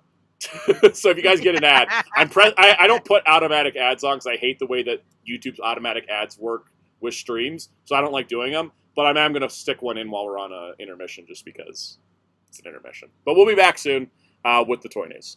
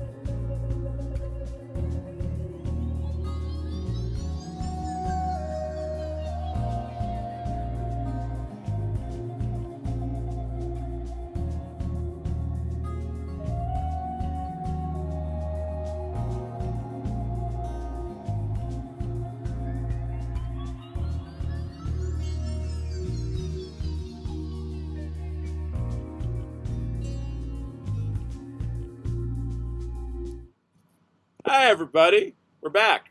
You might notice the cord, because my headset's dying and I forgot to charge it earlier. Whoops. Sounds on life support now. Yep. Anyways, what we're going to do for the toy segments, if you guys can see here, is we're going in this order. We're going to do Nacelle and NECA, do McFarlane, Hasbro, and then G.I. Joe, Star Wars, Transformers, Marvel Legends, Mattel, Jada. So that way we can end on top. Blade Raider was killing time, Digi-evolving Digimon and Time Stranger. I need to get back to that game, because that new update that came out made the whole thing run better on my PlayStation, so now I'm like, oh, I'm enjoying it better. So. Anyways, so, God. Oh my God. Alice put up a crazy stat. We already ended Marvel by putting the nail putting the nail. 20 monthly ongoing / mini-series were canceled at Marvel, only 5 at DC. Ain't that the difference between the companies right now? Wait, what's the 5 that got canceled? I think they just ended. I think a bunch ended, but they did cancel Birds of Prey and Green Arrow because of sales. Yeah, because those are the ones. Those ones. Yeah. I'm trying to remember. I can't think. Because the other ones I can think are just miniseries. I don't count those as canceled. Yeah. Anyways, there is no Playmates news. They had a panel. Because I was looking at it and so the big news is we know that for the Power Rangers it's now called the Illuminate Collective, which I think is smart because it's synergy with that comic, right? So that's good synergy. But it was all the appearances confirmed because we all covered the Gold Ranger stuff last week, but they just confirmed they're doing more than the outside NPR, which is great news. They're doing Wild Force. The one they confirmed right away is Dial Thunder, Wild Force, and what was the third one? Zeo. Zeo, yeah. We were under doing Zeo, but yeah, those two. But besides that was the only thing with Power Rangers because the rest is just all the Season 2 stuff coming out right now. And Turtles, they said they had something with Turtles, but it was just more re-releases. It was just re-releases that we've already gotten. Yeah, and we don't, and I have no idea what Dungeon Carl is. So Dungeon Carl's not in our wheelhouse. Yeah. Yeah, and they said the only thing, the big news are the MonsterVerse is the Supernova toys. They said they're gonna showcase Supernova toys at a New York Comic Con, or something like that. I forget. They just didn't showcase. They're stuck waiting for the movie to have a trailer. Even though some are already leaked. Yeah. Also, thank you, Peacemaker. Peacemaker gave advice on how to do quick transform to resize the images for OBS. Appreciate that. All right, let's get to our toy news. So we're going to start. We don't have any fancy slideshows for this first one because it's just good. Also because I'm not a Star Trek guy. You are. I couldn't think of anything. This was just good shit. Also, one thing I would say, Hasbro, for Pete's sakes, you're gonna do press releases. Please put everything you showcase at your post videos in the press release, because God knows what's annoying thing is hunting down some images because they just don't put everything in their press release for the news outlets. I was still looking for prices on a couple Star Wars things, and that shouldn't be a thing. All right, so first up, Nacelle's Star Trek line. They didn't have any reveals per se, but they had some updates. Like, here's the frickin' bridge. So we're gonna find a place for this sound. I don't know. My mom and I are working on it. Are you? I joke, but I think you will have to punch a hole in your wall to paint this thing in your house. We're thinking about it because alternatively, we just buy 5 of the sections, like the 5 main character sections. But it looks like the size of a coffee table almost, at least to me. Thank you, Zeltrax, for catching that I did not change the title card. Appreciate it. All right, so yeah, it's 3.5 feet wide. Yeah, that's the size of a small coffee. I think isn't that the size of a review station? It feels like it at least. My review station's smaller. Oh wow! Yeah. Good luck reviewing it. I don't know how. I mean, the nice part is it's being sold in 12 chunks, so I can review it chunk by chunk. Sound carpet reviews like the Lion Fortress video. Probably. They're also Factory Entertainment showed a TOS bridge for 1/18 scale figures, but they don't have a license to make figures. But they have a working video view screen like the Star Tours vehicle, so I'm like, that's kind of cool. Yeah. And then Lego had their Laymass bridge that I was so underwhelmed by I didn't even put it in the notes. All right. I was thinking putting the Lego Doomsday sets in. Like, we have a lot of Doomsday to cover already. I didn't want to complain about the lack of women, so. What do you mean? What do you mean? We have Mystique and Yelena. Yep. Where's Black Panther? Where's Invisible Woman when the other 3 Fantastic Four are in the sets? Down out. She's in all the sets. All right, Maddie Collector. Yeah. Anyways, I was confused. So look up. It was Birds of Prey, Red Hood. Wait, Red Hood got serious? I that's didn't right. realize that. Red Hood had one issue come out and it got canceled because. That's serious. Yeah. Yeah, that series is hard to look up for because all I get is chuds complaining. Yeah. Red Hood, yeah, Green Arrow, Joker, Heart. Wait, that was ongoing. I didn't know that Joker Harley Malicious Intent was an ongoing. But maybe I don't follow Harley and Joker stuff, so. Anyways, Blade Runner sues with Johnny in the Marvel Legends, but in the Lego figures, they put Human Torch in one, Master Fantastic in one, and Thing in one, but no Invisible Woman. Hate that. Anyways, moving on. Nacelle did confirm that they have a tradition of at least one crazy-ass accessory per wave. And say at least one, because Wave 1 had the Genesis device, Wave 2 has the holodeck arch and Kirk's horse, Wave 3 has the bio bed, and Wave 4's Picard comes with a wall of little ships. I kind of one crazy accessory per wave. I love this company. I love this insanity. I'm hoping, because I think Brian Volk-Weiss is on the guest list for Star Trek Vegas, so I'm kind of hoping I get to talk to him next week. Hey, Volk-Weiss, sponsor me. I know. He's seen my review, so. Oh, God. All right. Then adding to this, they said that Wave 2 should be shipping in Q4, hopefully. Wave 3 should be shipping in Q3 2027, hopefully. And then they showed the James T. Kirk render. Wait, damn, Q3 2027, that's late. Yeah, they haven't got it for pre-order yet. It's kind of tricky doing 10, and in this case, 11 figures at once. Plus the giant decks. Yeah. But anyways, got to see Kirk, who comes with like everything you want Kirk to come with, like the phaser rifle and the Gorn stuff and the Kirk Fu double hand clasp, bash them over the head move. I love it. Where's the weapon? Oh, that's going to be a different version because that has to come with he has to come with the sash on his waist. That's totally going to be a 2-pack with Spock. We know how this works. That's my main reference point with Star Trek is just the fight. I love the fight music. Wave 4, which had been previously revealed, they were just like, oh yeah, by the way, this is Wave 4. They had originally announced that it was going to be Chekhov from Voyage Home. But they have said that thanks to people's inputs at Star Trek Ideas at NacelleCompany.com, they are switching Chekhov to be the Wrath of Khan one for the SETI Alpha 5 edition, which means he'll go with some other figures we have. But I think they're smart. That's nice. Yeah. That's nice they listen. Also, the Star Trek Cruise Kirk as a Romulan figure, which was a Cruise exclusive, is now up for pre-order on the Nacelle website. It's the packaging exclusive was the box. Yeah, yep. The box was anointing exclusive, right? The box was the only thing exclusive. Of just that boat. Yep. So yeah, that was a Nacelle. I mean, great showing.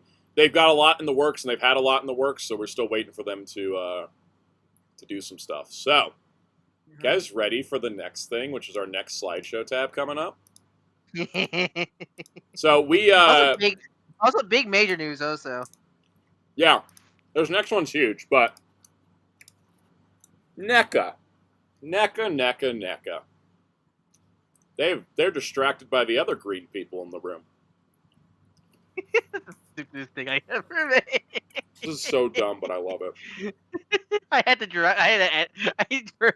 edit the Raphael on the image to be accurate. He had to be pissed off, right? Yes. All right, so NECA has announced that they are losing the Ninja Turtles license at the end of the year, and Tempestra will be the last figure. I'm always glad that the last thing they're going to release is like the one character been missing for 87 display for so long. So I'm really glad they're giving us this as their final hurrah for the line. It is nice, but I will, as always, and as I have been bitching for years, you couldn't get a single Red Skies figure out. Not a single one. Like, I felt like they wasted time on a bunch of figures that they didn't need to make instead of doing Red Skies. And now that they're out, I'm like, well, guess that's done. Also, yeah, there's some stuff left on the table. The jumpsuit April, using the movie actor's likeness. The giant Krang they never could get out. But unfortunately, these are the last of the 2012 figures. Is Casey, Splinter, and Metalhead. I don't want to be that kind of guy, but it's one of those once they start doing something that wasn't from the 80s and 90s, they lose the license. I've heard that the same thing's happening at Super 7, but I can't confirm it. I know. It's like how. Word on the street is that Super 7's also losing their license. That's look. If NECA's losing it, I think Mattel taking the master license means all the old deals are dead, and we're gonna just see every company go, yeah, we don't do Turtles anymore. Yeah, but so it's one of those. This is some. It's one of those really odd, unfortunate convenience that once they stop like, guys, we're finally doing 2012 and 2003, canceled. I'm probably going to skip buying Metalhead now, because I need Casey and Splinter for my usual display. Yeah, I think I just pre-ordered Casey and Splinter. I might go back and get Tiger Claw at the very least, because I got him. He was amazing. He's super cool. But Sierra Nielli, who was a creator on the show, who was working on the packaging art. He was the showrunner. He was the showrunner, and he was also doing the packaging art. He posted pictures of some canceled figures, like April. That's really, really very unfortunate they couldn't get April before, because you couldn't complete. In fact, we can't complete the main crew in the NECA lives. Very unfortunate. Every company needs to do the 4 Turtles, Shredder, Splinter, April, Casey. Just do those first, and then we move on to everything else. Also, I know why this happened. They tried to make 2012 Muckman. It always kills every 2012 line. No, that's not Muckman. That's the Creeper.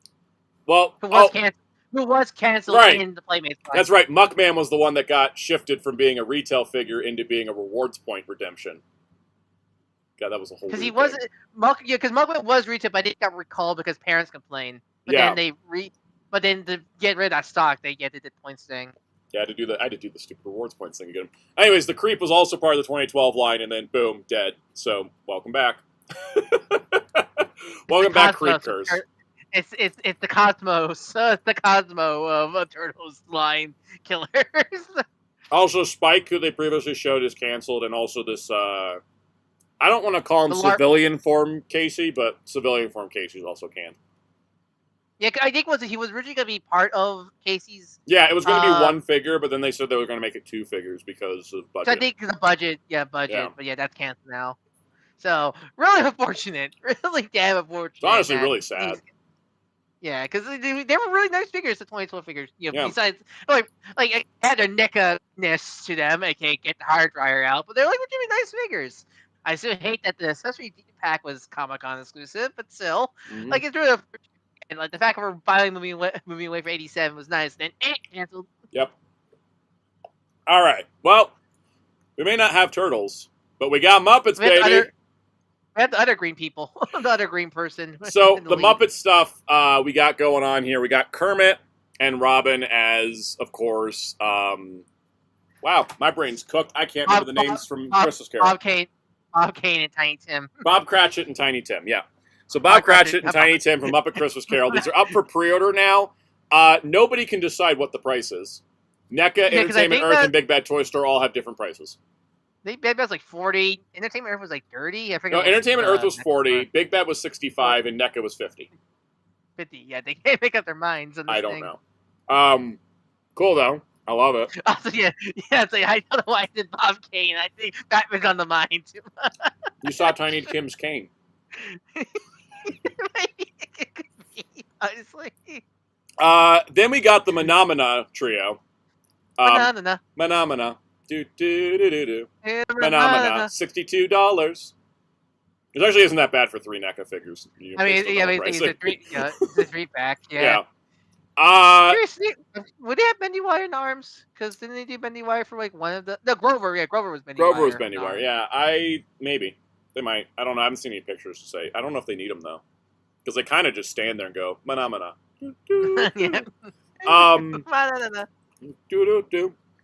Oscar the Grouch is the next Sesame Street figure, and he does come with multiple arms, so you can have his arms outside the trash can. I think it's great.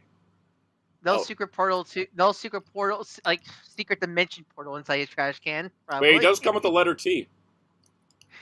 God, that was the weirdest thing growing up with that weird Elmo's movie as a kid is the fact that Oscar has this utter dimension secret. Like it's like he has World underneath inside his garbage can in that movie. Legitimately. That was it for NECA for the stuff we care about. They had some other horror stuff that I can't decipher any of it. No monster stuff. No Universal monster stuff. I think they're kind of done. I don't want them to be done, but I think they're kind of done.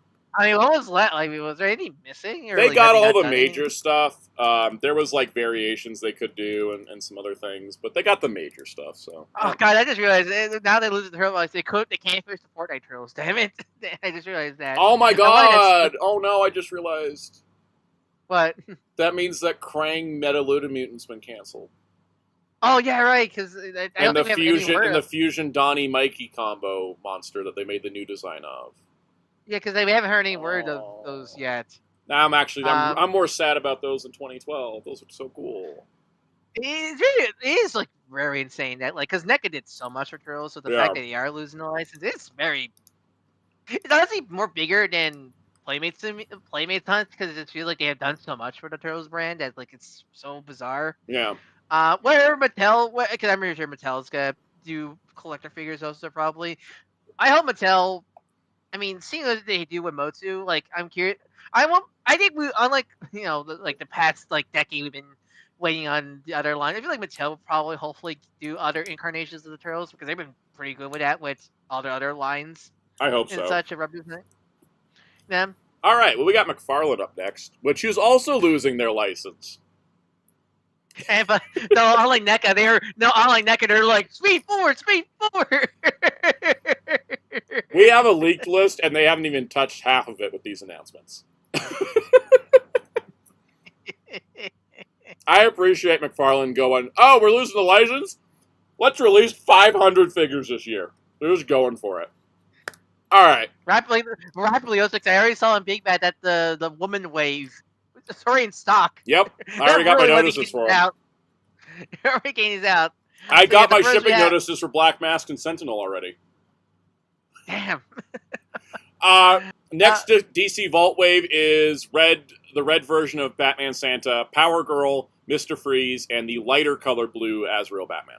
Specifically the BTAS inspired Freeze, Rebirth Freeze in that color. I pre-ordered Power Girl because I have the Donna DC one, but I never found the regular one, so there's a great re-release. Because I couldn't find either, and she sold out so quick I couldn't order it.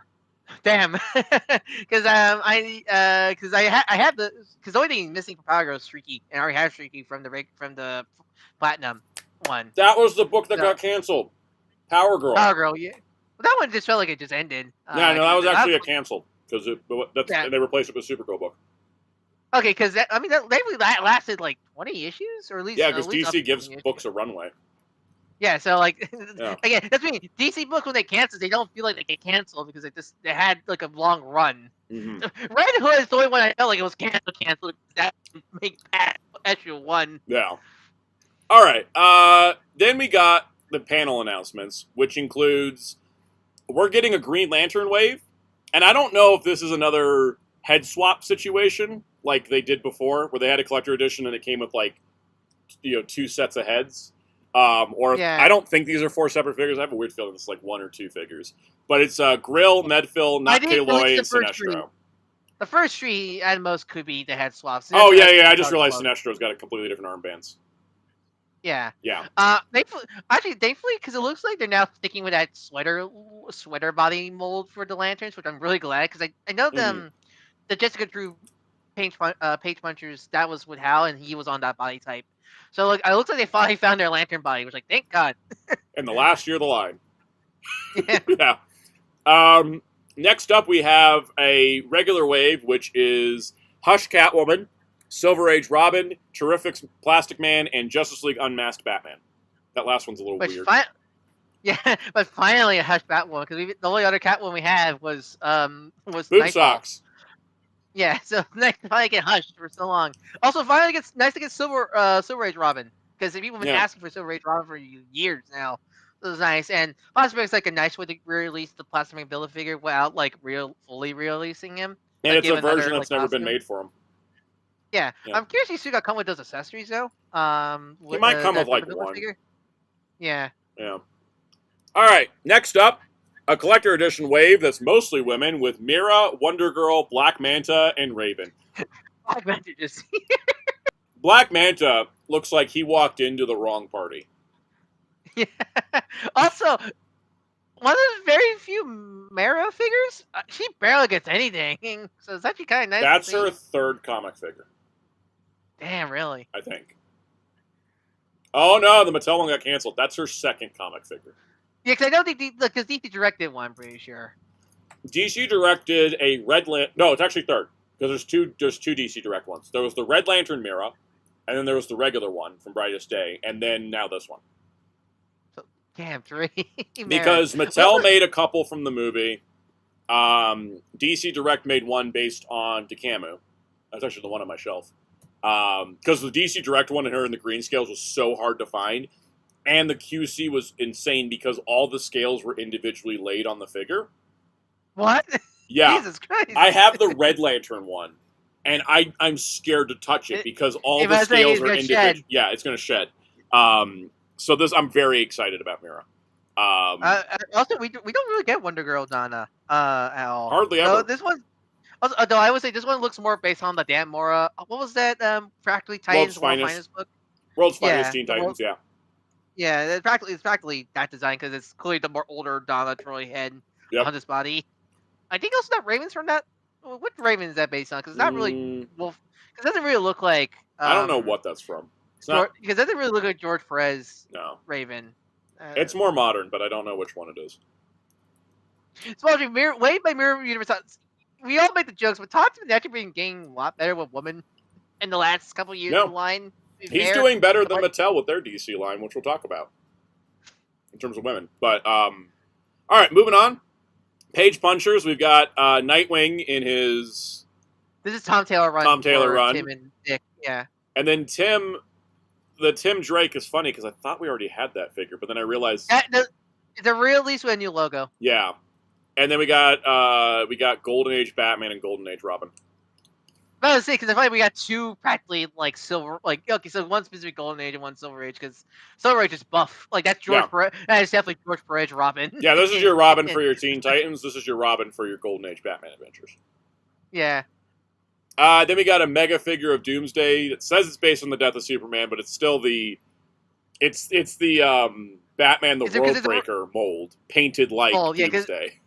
Yeah, because this was a slightly re-release repaint of the one that came the 2-pack, which it's nice to see because apparently that one is really rare because I was able to get it, but like apparently that was hard to get apparently for a lot of people. So it's nice to get nicer than the re-release. It's kind of unfortunate because like the only other Superman villain they haven't touched is a proper Mattel because I don't count that Jeff Johns Secret Origin one because I hate that one. And Paris, I'm surprised Parasite's not touched. You think it'd be easy to do. I feel like his only figure was that Mattel one from like 2006. Yeah, it's weird. Yeah. He's such an easy character to do. All right, we also got an Atrocitus and Red Lantern 2-pack, which is going to contain. Technically a 3-pack. Technically a 3-pack. It does contain Dex Stars. It's got Dex Stars. It's got a re-release of the Atrocitus Build-A-Figure. Plus a regular Red Lantern body that comes with 2 heads. Actually, real nice. Just this Red Lantern plaque. I like that. Yeah, I dig it. And do we have any listings for any? Because I know we have Yellow Core Sinestro. We have we had the Trosses, Black Lanterns with the not Trosses. We have Larfleeze. Do we have anything like with Star Sapphire? Like we don't have anything Indigo? For the Blue Lanterns, the Star Sapphires, or the Indigo. That's unfortunate because those are literally the only 2 left of the color spectrum to do. For Deluxe Theatrical, we have Robert Pattinson Batman, who looks a little weird. Kind of want to see more pictures of that. Yeah, because when he came out, he was based on concept art. And he had the awful side eye. Then they did update him when they did the 6 movie Batman pack with he had cloth cape and straight eyes, and I think they fixed the collar because I think the collar was the biggest thing inaccurate at the original release. So I'm curious what they're. I probably get like more accessories and such because I think it's still the same base figure. At the very least, because the 6-pack didn't have a wire cape, right? No, it was just cloth. It wasn't wired. So there's probably be wire cape and probably extra accessories. That'd be nice because I have one sit in my Batmobile. I want one outside my Batmobile. Oh, they could include the unmasked Pazen head, which is because they did that yeah. with the Drifter. Because they did that Drifter figure, and they did an unmasked Batman as well. Yeah, so I guess he didn't include this in this deluxe edition. We got Battle Damage Catwoman, who looks amazing. I really want that. It's just and a head swap Constantine, and shoulder. And Constantine with Gordon's head. I mean, yeah. for Commissioner Gordon from. I don't know if I'm gonna get that one because, but then again, I have Morgan Freeman, so he needs a buddy, right? Yeah. I have a lot of the Dark Knight trilogy figures actually. I'm not thinking about it. There's also a comic style Harley Quinn, but she's exclusive to GameStop. Finally. Also, I mean, it's nice to get it out there. Also, what is up with her waist? I just noticed it's tiny. Because I think it literally is taking that like DCAU Harley from the first year of the line and putting a comic head on it. I think that's it. Which is weird. It took this long for them to do that, but so it's nice for finally getting one before the line dies. And then the bombshell, Absolute Batman Elite Edition, only at Walmart. I wonder. It's one of those cases where I wonder: is it Walmart only just because they just couldn't get any because of how late it is? I think it's because of how late it is, and they're just going to throw anything at anything to get anything out. Right. It could also be budget. It also could be like Walmart's paying for all the because that's all new 100% new sculpting on this figure. Plus, he does come with all the weapon options, which is nice. So I'm hoping to try to snag it. Walmart's really bitchy about pre-orders, some figures like this. Also, because this might sell like instantaneously because how popular Absolute Batman is.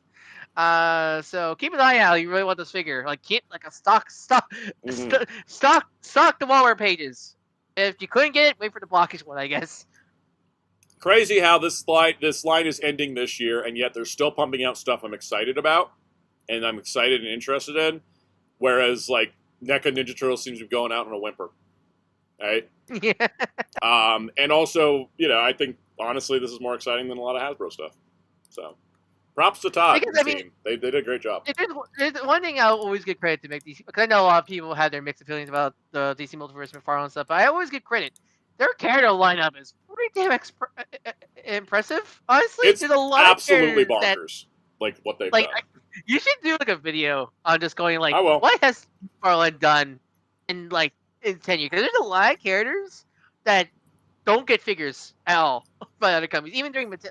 I've already run the numbers. They did more DC collector figures in 6 years than Mattel did in 15. Dang. Yeah. But yeah, I'm definitely going to be doing I'll do a video about McFarlane and I'll do a video about NECA. I should write those down before I forget. NECA. Yeah, let me write those down while we contemplate what the next section could be. Because next is Hasbro, and we have the other Hasbro stuff first, because the big of the main lines they've done, the side lines. Let's see. Do NECA, TMNT, ending Whimper, McFarlane did more than anyone. That's true. Everyone, personal feelings on their figure style aside, you can't deny that they have done an insane amount of stuff compared to everybody else. Mm-hmm. All right.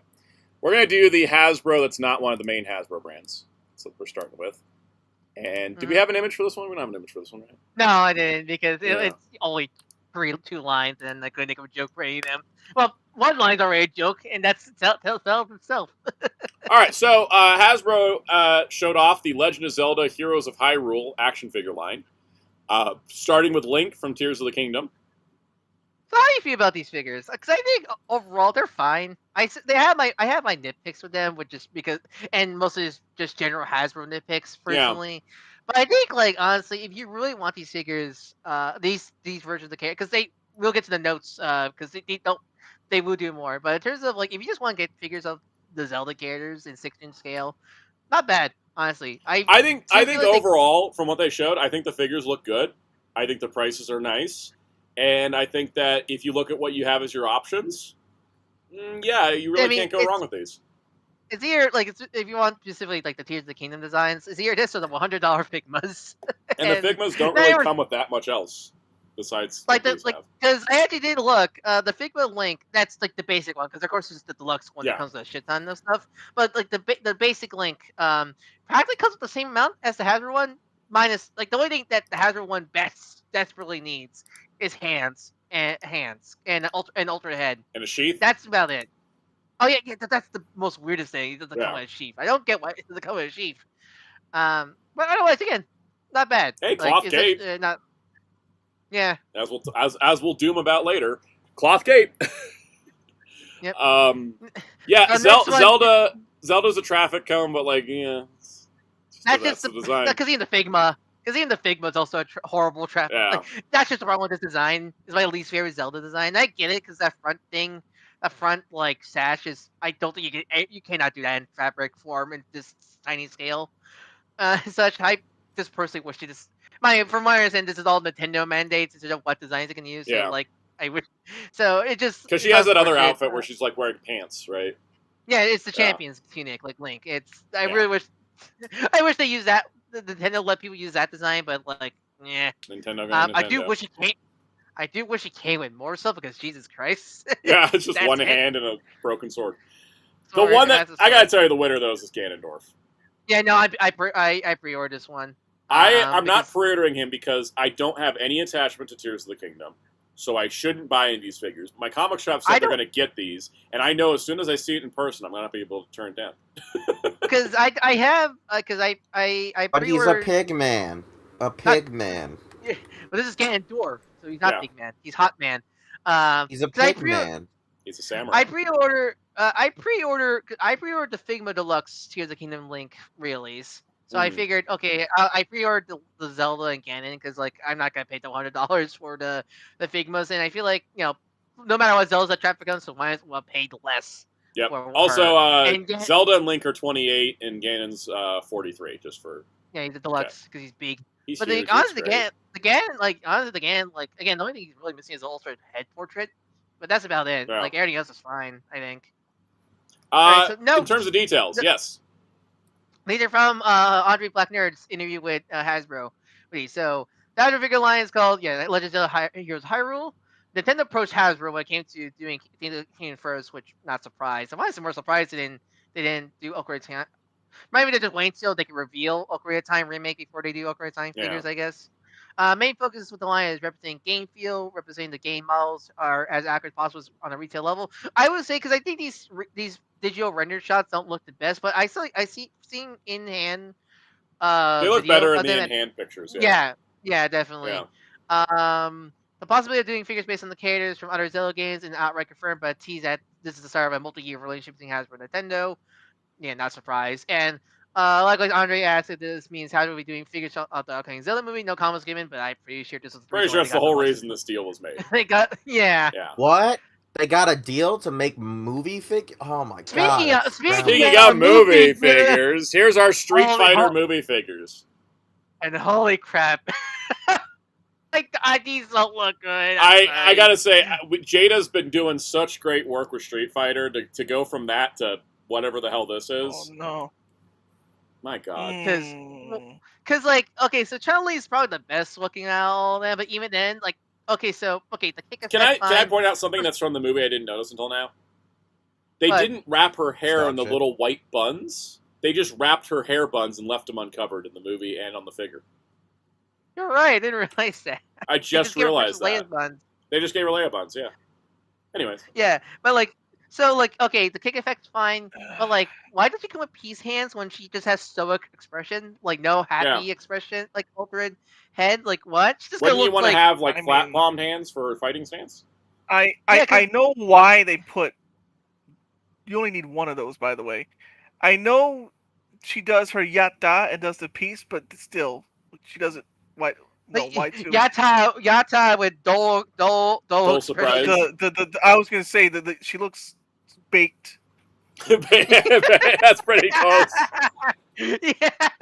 Then it's your favorite Nepo baby. Oh god. Frickin' alternate hair with the glasses is like just the fundamental misunderstanding of Ken as a character. Oh no! Front What and are back. those gloves? Also, I don't have photos of them here when I made this, but the way how they cut the knee joints is horrible. They look ugly as Oh, hell. are they just like straight cuts? Yeah, it's pretty awful looking. Even though Jada was able to make the pants like look good when you bend the knees. Also, 'Cause that there looks aren't- nothing like Noah Centineo. Like, I don't like the guy, but like, No, just that doesn't even look like him. That no, looks just more like a some dude. generic white man than Noah Centineo normally I was gonna say, it looks like some white guy, just some random white Also, guy. again, that's like the facial expression. That's not even like battle ready, like serious. That's just blank, blank I'm expression. gonna say something, guys. This movie didn't deserve a goddamn toy line. Not even No, Mortal Kombat yes. has a toy Definitely line. not. Yeah, no, it doesn't need one. I don't know why they did this. We got two Stupid. We got two bomb ass Street Fighter lines right now, Jada and Storm Arena, and then Hasbro's like, yeah, let's join in. They don't shoot the Oh stuff my with G.I. goodness. Joe class. Okay, now Yeah. Ryu's literally baked. His eyes are red. Also, And he's looking at the Yep. ceiling again. Why He's is this looking- keeps happening on Hasbro figures? They keep looking up. What? Why? also, why does he? So, because look at Ryu and Ken. They have the same effect piece, They do. same Yep. amount of Different hands. color. Where Yep. Ken gets the extra wig, and Ryu just gets nothing. And then here is Akuma, who's a deluxe price. So apparently, even so again, Okay. so apparently those 3 extra red pieces for the Hatsuki no Hado and the extra portrait is what, $10 more? Like makes him $10 more than the $12 other more. $12 $12 more. Golly. You know more than why? the other You know 3. why he Just because costs he's more. the tribal You know, chief. exactly. You got to represent the tribal chief. Da, da, da, da. Oh. He's the tribal chief. You got Like what's Acknowledge going it. on? that's a tribal chief Also, tax. guys, you know the other reason why is they gotta, source his likeness, which is already at Mattel. Yep. Oh, they do. Yeah. Maybe that's why you should actually cast, like, actors in your movie and not just celebrity personalities. Just saying. What? Capcom failing to do what they did repeating and failing? My God. Question, are these exclusive to Walmart, or are they just pre-order first at Walmart? I don't Pre-order know first at 'cause- Walmart, I've been hearing. yeah, I but did don't know if pre-order that's first. true. Yeah, I did pre-order first because nothing said they're exclusive to Walmart. They I'm just just gonna said put the they- Chun-Li back up because I can't look at the others. The others are so Now put bad. Roman Reigns back up. Acknowledge him. Acknowledge him. I have acknowledged him. I think his figure does a disservice to him. Go back to Chun-Li. Acknowledge my tribal chief sound out.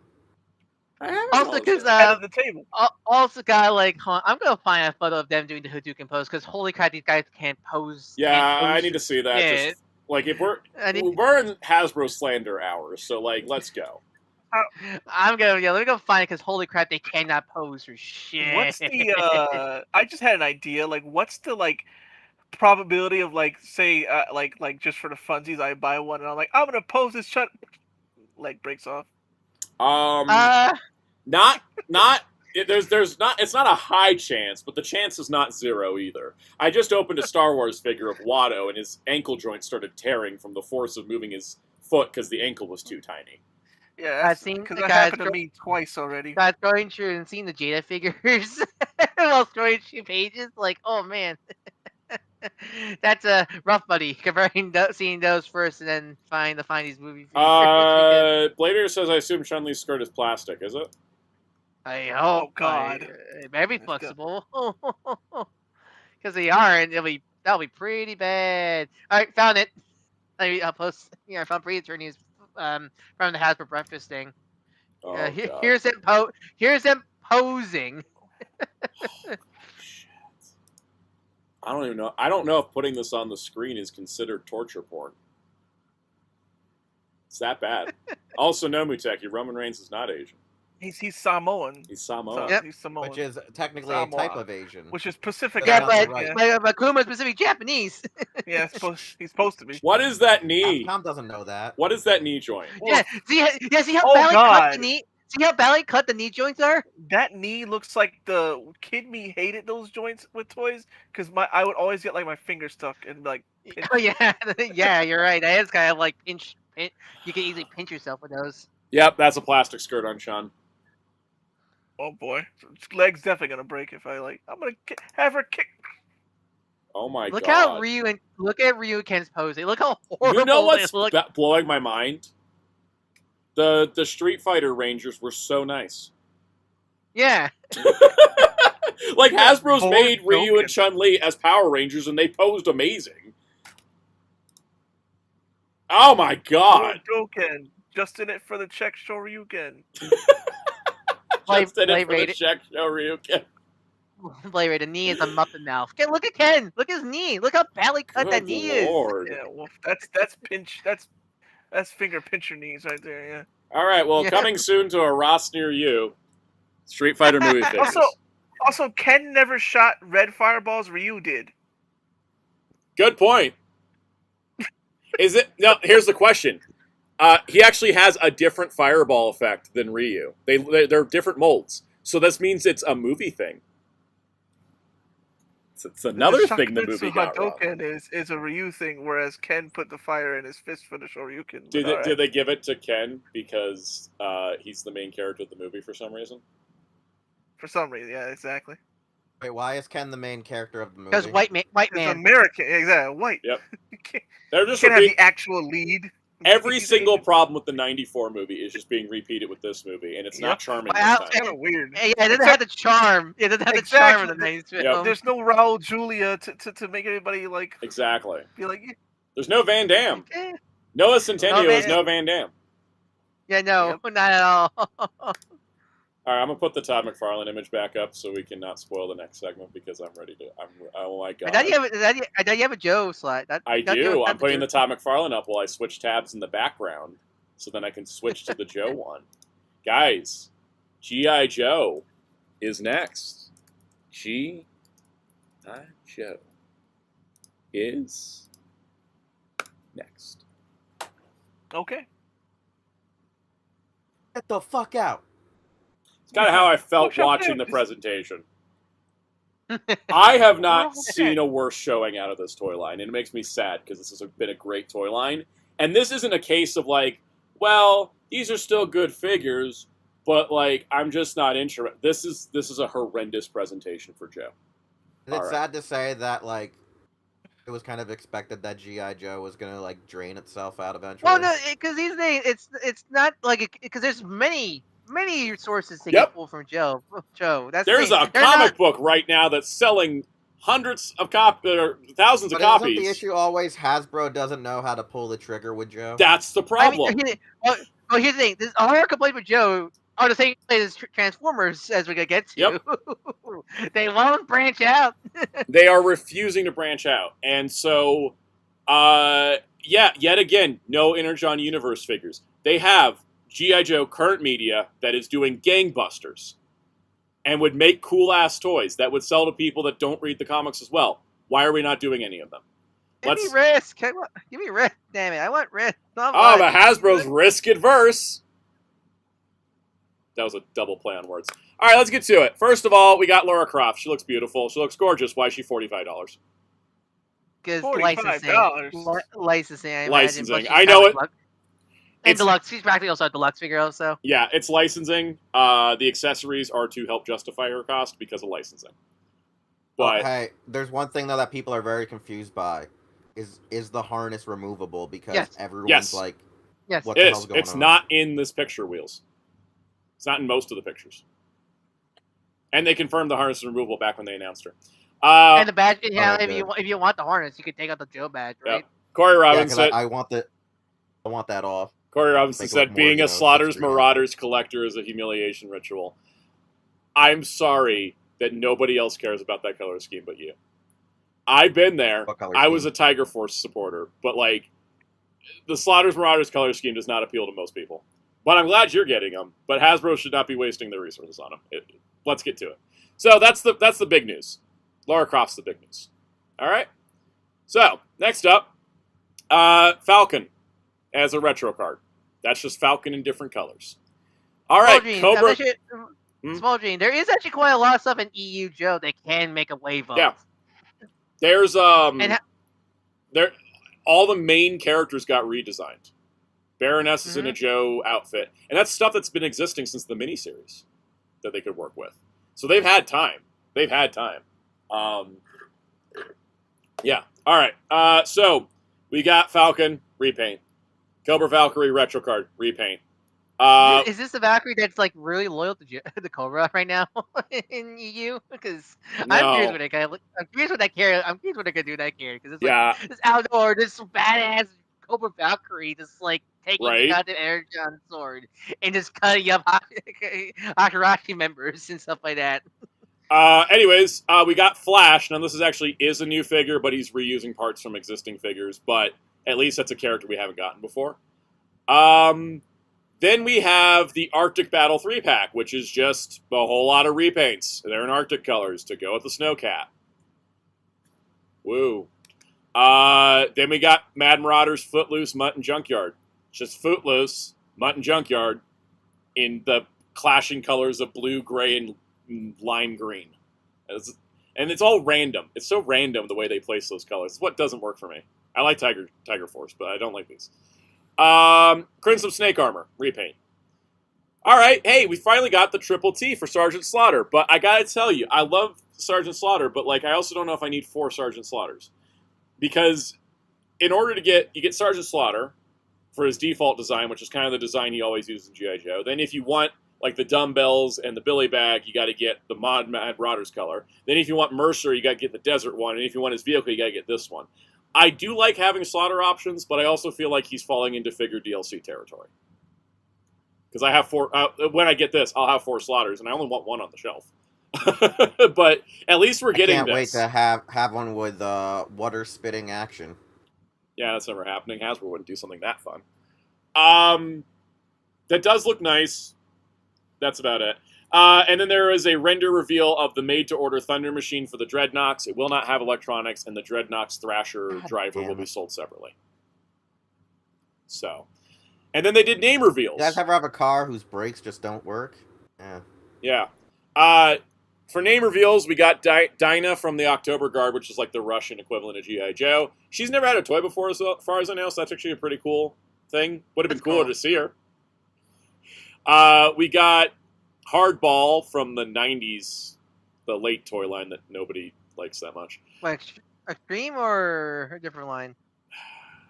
Extreme era, but not quite Extreme. But not in Extreme. Okay. Correct. 2000 Shipwreck's probably the most exciting thing for me this whole review. Gotta say, I actually really like this. I love this design of Shipwreck a lot. And then we got a brand new Dreadnought named Flatline. That should be pretty cool because at least we do get some cool ass new designs in this line. He's probably gonna be in Energon Universe soon. Yeah. I feel like. Heat Viper and a Ninja Force Snake Eyes and Jinx. And then next year's retros are going to be entirely 40th anniversary G.I. Joe the movie. The Duke Apology Tour? The Duke Apology. I mean, he didn't even die. So to apologize for. I know what they have to apologize for. My only problem with this 40th anniversary G.I. Joe the movie retro line, we already have everybody. They made all the movie characters. They just finished them. What's there to do a retro line of? We got them all. Except Globulus, but... Sunbow slavish designs. Probably, and that's what I'm afraid of.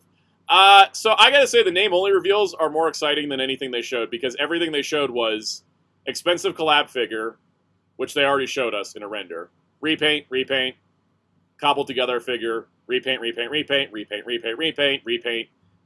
new vehicle with a repaint, and then another new vehicle that we'll get details on later. It's just weak. It's just a weak presentation. And it just is a bummer because there's a lot of untapped Joe media they could be doing. And they're just not. They're just repainting a bunch of stuff. I'm still waiting for my 2000s there representing. We got Shipwreck at least. Yeah, one of my spy troops in Cobra vs. Venom and Sigma 6, damn it. Yeah. So, just, once again, just kind of a worthless presentation. Just really bummed. Corey Robinson, I hope the retros re-release the Cobra Law characters. Probably won't, because those were all deluxe figures. It'd be nice, especially because they're in the Energon universe as well, but nah, probably not, because, I don't know, Hasbro's being weird with G.I. Joe. They have a ton of untapped potential, and they're using none of it.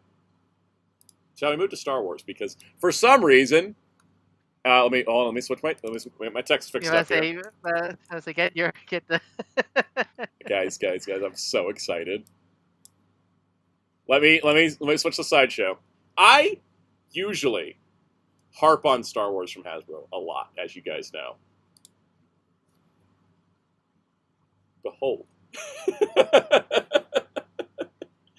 I have never made this many Star Wars pre-orders in my life. All right? Wait, usually, yeah. And I'm only talking about Black Series. I'm not even including Vintage Collection. I will only talk Black Series. But this was like, I don't know what happened. I don't know what bug crawled up the Black Series team's asses to get this going again, but they are cooking for once, finally. Let's talk about it. They're making a Black Series thermal detonator replica. Guys, I have a bomb to match my Green Goblin pumpkin bomb. Isn't that phenomenal? Isn't that phenomenal? It's like it's also like $43, which is like not bad for a Hasbro roleplay item these days. That's about the same price as the bomb, right? I'm pretty sure. Yeah. Now, I'm gonna start by complaining. I'm gonna rag on them a little bit. Don't let them get too comfortable, right? So, actually, need to zoom out because this image is huge. Let's see. All right, there we go. Google Docs taking a moment. There. So, Embo! Did they talk about the joke to get Black to be good? Yep. Oh my god. All right, so Embo just released in Black Series. I got him a week ago. He has a plastic skirt that makes him not only a traffic cone, but he can't stand. He also doesn't come with his wolf buddy. But then they announced that we're getting a Embo and Kabu 2-pack where Embo now has a cloth skirt so he can pose properly, and he comes with his wolf buddy. Yeah, it's $60. Yeah, it's a fan channel release, and I have to pre-order July 30th. Yeah, I already initiated the Amazon return for the plastic skirt version of Embo because I was lazy and didn't open them because I was like, plastic skirt. His ass is going back to Amazon. I'm buying this one. Next time, just announce both and just tell us we have options off the top. That's my thought. Just, yeah. You think that's common sense, but I guess they've used to do it. Not common. Like the Visions Ronin pack, they announced like, oh, the black and white one with the cloth goods will be exclusive to this convention in Amazon, and then they're like, and then the retail one will be in color and it'll be plastic. Like they did it at the same time. I don't mind that. Like just tell me I can spend more to get a cloth skirt. Basically, is what I'm saying. Just tell me up front so I don't buy a figure I don't need. Anyways, exciting. All right, then it kept getting better. We're getting an actual vehicle for Black Series. It's the Revenant ATRT with the driver from the Mandalorian Grogu. Couldn't find a price because they said there was one place that said it was going to be $67.99, which doesn't feel right because that's the price of the Vintage Collection one. So probably not that, but this is the one thing I'm skipping because I don't really need it. Oh, and I'm also skipping this because it's just a repack of Jesse and Ahsoka from Clone Wars Season 7 in a 2-pack for Pulse and Disney Store. They didn't fix Ahsoka's height. She's still Rebels. She's using the Rebels legs, so she's too tall. And Jesse's got the wrong paint details. So, oh yeah, that's right, Small Dream. They did handle Starkiller like that. They're like, yeah, if you want the cloth goods and the extra accessories, get this one. But if you don't, here's the retail one. With Embo, they did the opposite. I think they should have revealed the 2-pack first. All right, then we start getting into the good shit. So every time they go to do tie-ins to current media, they fill it with Glupshidos that don't even have names. We're talking nameless Glupshidos. Those are the worst kind. I don't care about Mandalorian Field Commander number 3, right? We talked about how many Mandalorians they made and how many blue Mandalorians in particular. Well, guess what? Here's a Mandalorian Super Commando, now given the name Krebis, and an unmasked head we did not see in Maul Shadowlord. He looked like this the entire show. But he had a couple lines of dialogue, and for the figure, he gets a cool-ass unmasked head and, like, full details and a name. I don't know. That's exactly what Star Wars toys should be doing. Fill out your background characters, but give them little details, like calling them Kebris. All right, continuing. Hey, Maul Shadowlord ended, and instead of waiting 2 or 3 years for more figures, we're getting more. Here's Icarus. They made Icarus. I'm assuming Scorn's going to happen. Maul running around with 2 twin Zabraks that act like the twins from Breaking Bad was fantastic, and I'm happy we're getting one. And then the other one, we're going to get. It's great. I'm pretty sure, because there'd be no reason to make one and not the other. All right, how about Merrick to go with the 12th brother from the previous wave? Cool. He's got his cape. Cape's removable, so that way he can double as the Ahsoka version if you want. Win-win. Actually great. Hellfire says, do you think they made this for the toys or a scene where he took his helmet off? Most likely they had a cut scene, and then the toy was already sculpted. because they just usually don't have that much sauce in the toy line. Mother Talzin, who is a character that's never had a proper action figure. And guess what? She's got cloth robes around her legs so she can actually pose. And she comes with accessories. Like an actual Dathomir Wish should. She has a magic sword and a magic ball. I love it. I love it, I love it, I love it. Then they're like, oh, hey, we forgot to make Gar Saxon from Season 7 of Clone Wars. So let's put him in this wave. So this wave is all thematically Darth Maul themed. Either it's from his show, or it's people that know him and follow him. Now we've gotten another character filled out. Oh, that's why you like it. Yeah, I will not lie that part of the Oh My God Black Series is back might be from just the amounts of Maul in it. But, yeah, this is great. That whole wave is bangers, because every single one of them is an actual character. Not some random generic troop or some random repaint. Like, every one of these is a new character, and a lot of them are using brand new parts. Or like Talzin, a lot of clever reuse. She's got double jointed knees because they reused them off a figure. I can't remember which one it is, but hey, joint articulation update. Then, just as they weren't done yet, we got Rada the Hutt in both scales. And in both scales, they have insane articulation. Not only is he his own man and not a retool of Jabba, he's got an articulating mouth, he's got articulating eyeballs, the entire slug body has a frame inside of it and a hard rubber coating on top of it, so you can bend him in like 17 different ways. Is that a phrase from the movie? I'm assuming. Yes, in the movie, he has a line. It's like his first line. He's like, "I'm not Jabba the Hutt. I'm my own man." My own man. Yep. That's where the meme comes from. Yep. It's a meme based off actual dialogue instead of being a meme based off of Morbin time. Anyways, also has alternate hands and all the weapons from the gladiatorial arena. And you know what? $80? Sure. Sign me up. That looks like a Hey, and also, this figure doesn't know how to drive. It's true. Does not know how to drive.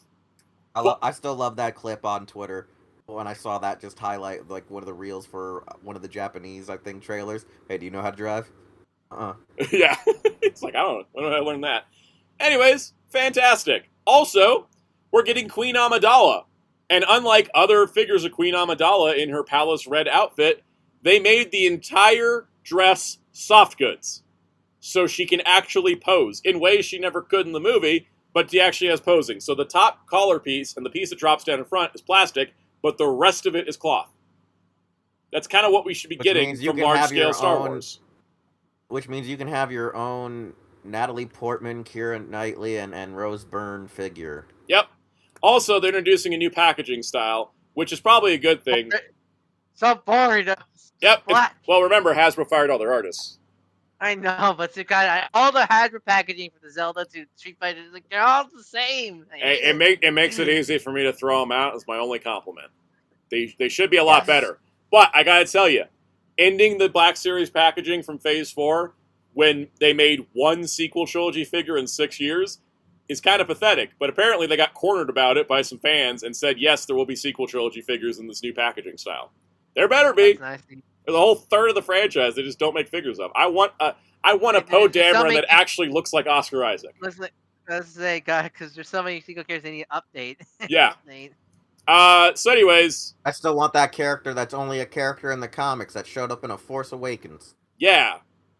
Anyways, I thought this was just great variety. And the clone trooper that works for him. Great articulation, great details, great accessory loadouts. Things feel like they match the price value for once. I thought this was just a great showing from Star Wars. When they usually show, like, here's 8 different ways we repainted Boba Fett this month. Like, they actually showed up and delivered. I'm very happy. And there is one bad thing that they did do. That deluxe clone trooper that they made is way overpriced for a deluxe with all that armor. I don't know what they're smoking. Oh, yeah, I forgot to include that one because it wasn't in the press release. Yeah, I saw that like right before you went live, and I was like, he's the fall convention exclusive.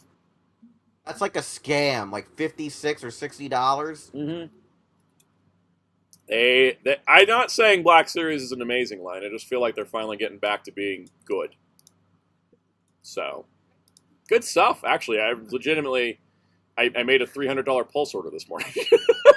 It's not healthy, but meanwhile, yeah, I know. I wanted to make sure we whiplash this hard.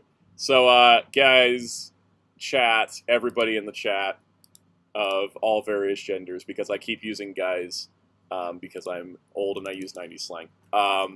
Transformers time. All right. If everyone knows, I use the term dude like gender equally. I don't specify it. I'm a very much a Bill and Ted brain a lot. Dude is not a gendered term in my head. What's the What's the food burger? Good burger. You're a Headline. dude. She's I'm a dude. We're all a dude. Yeah. Yeah. Dude, we're all dudes. Yeah, good burger. Good burger. Can I take your order? Well, Hasbro's serving up pain. Without love. So you're wondering where all these meme edits came from. It all because of Transform. What else Did would you guys do it see but the one that I Transform? posted, I think, earlier in the server? Yeah. Okay. Endless G1 Transformers? Yeah, close enough. Oh, I know, God. They're not even. No, look, I put Animation Air Optimus on the image. Yes, I The love it. animation, the typo fits. All right, I'm gonna tell you guys I did something bad. I pre-ordered the Gravedigger. I think he's a little overpriced at $58. Oh, he's Yeah, his press release said he was $50. The actual price on Amazon is $58. Hasbro, get your shit together. I did want to get him, but I'm waiting for a sale because I do like this thing. And I kind of hate that it takes it to the Monster Jam and Hot Wheels collabs to give actual proper Transformers again, like actual new guys. I'm going to tell you something. Last night, I was like, I want to open some toys. I opened up all of the Hot Wheels Transformers. And I started building a lore in my head that they're like a squad of Autobots, like a Sentai. And, like, of course, the two twin mills are brothers, and I named them Hyo Mill and In Mill. I also reversed the transformation on the torso, so they look a little bit different. And then, like, they're, like, the two twins, and then, like, Bone Shaker is, like, a former Decepticon who defected to the Autobots. And then the GT Scorcher and the El Segundo are, like, your kind of standard Autobot guys, and, like, the twins are kind of wild. And I was like, man, they need a villain. Oh, what better of a villain than a monster truck that crushes cars? So I really need the Gravedigger for my Hot Wheel OC, my Hot Wheel Sentai OC. But see, this is what we're missing. That's what to find out again. We'll get to when we get to Motu, but that's what that Mattel wants. Their collector line. But no, Hasbro everything must be based off something. But this is what we want. Original Club Shinos. So we can make our own stories. Also, he is supposed to be like 9 inches tall, so maybe he's actually worth this price.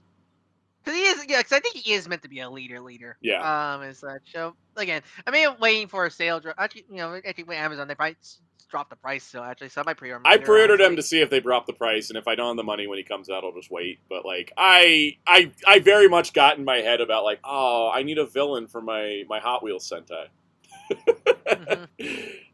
Yeah. I got more creative spark out of Hot Wheels and Monster Jam collabs than the rest of the things we're going to talk about. All right, moving on.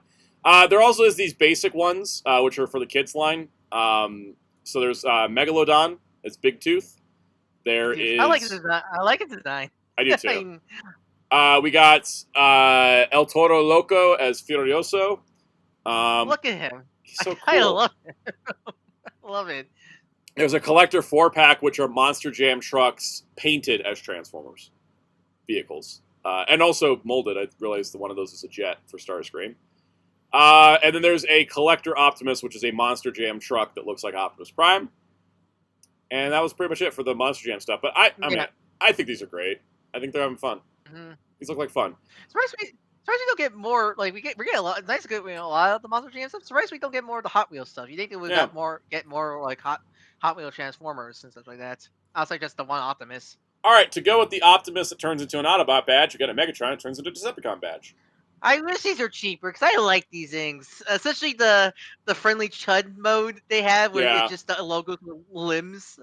I wish these are cheaper because I like these things. It's just they cost too much. I want the Megatron just for his arm gun thing. Yeah, his guard that is crazy. The fact that his double barrel is so unique, finally. Mm-hmm. All right, then we got into our only B-Stores rep, which is the maximal pack to go with the Predacon pack. Hasbro said this was $199.99. They put it up for pre-order at $219.99. Oh, come on, man. Yep. Remember, they gave us the price before the tariff, like Hiya Toys. Problem is that we've been months into this, and Hasbro should be updating their prices on their press releases, not... No, they can't do that, Soundout. Oh, right, they fired the There's people more- that would have done that. Yeah, I'm about to say. All right. Energon Cybertron. AI is your friend. Let's build a data center. Hey, Hasbro ChatGPT right is the reason why we have Nexus Maximus as an official name again. Anyways. Energon Cybertread, exclusive to Walmart. Energon Optimus Prime, exclusive to Walmart. Dark Energon Cybertronic, exclusive to Walmart. Dark Energon Megatron, exclusive to Walmart. I don't know. I guess those minor Megatron bits are just gang molded to that mold now, since like those Yeah. those are only for the. It was very minor funny in the Megatrons. Hasbro video. They were like, "Oh, we should have done this on 86 Megatron." Like they were realizing in real time, like that they used the older mold. It was very strange, but I think it's cool. But don't forget, we- Evan acknowledged the fact that he gets clowned on social media for reusing that Megatron mold. He even said, people tell me I'm up to like 32 times of using this or whatever."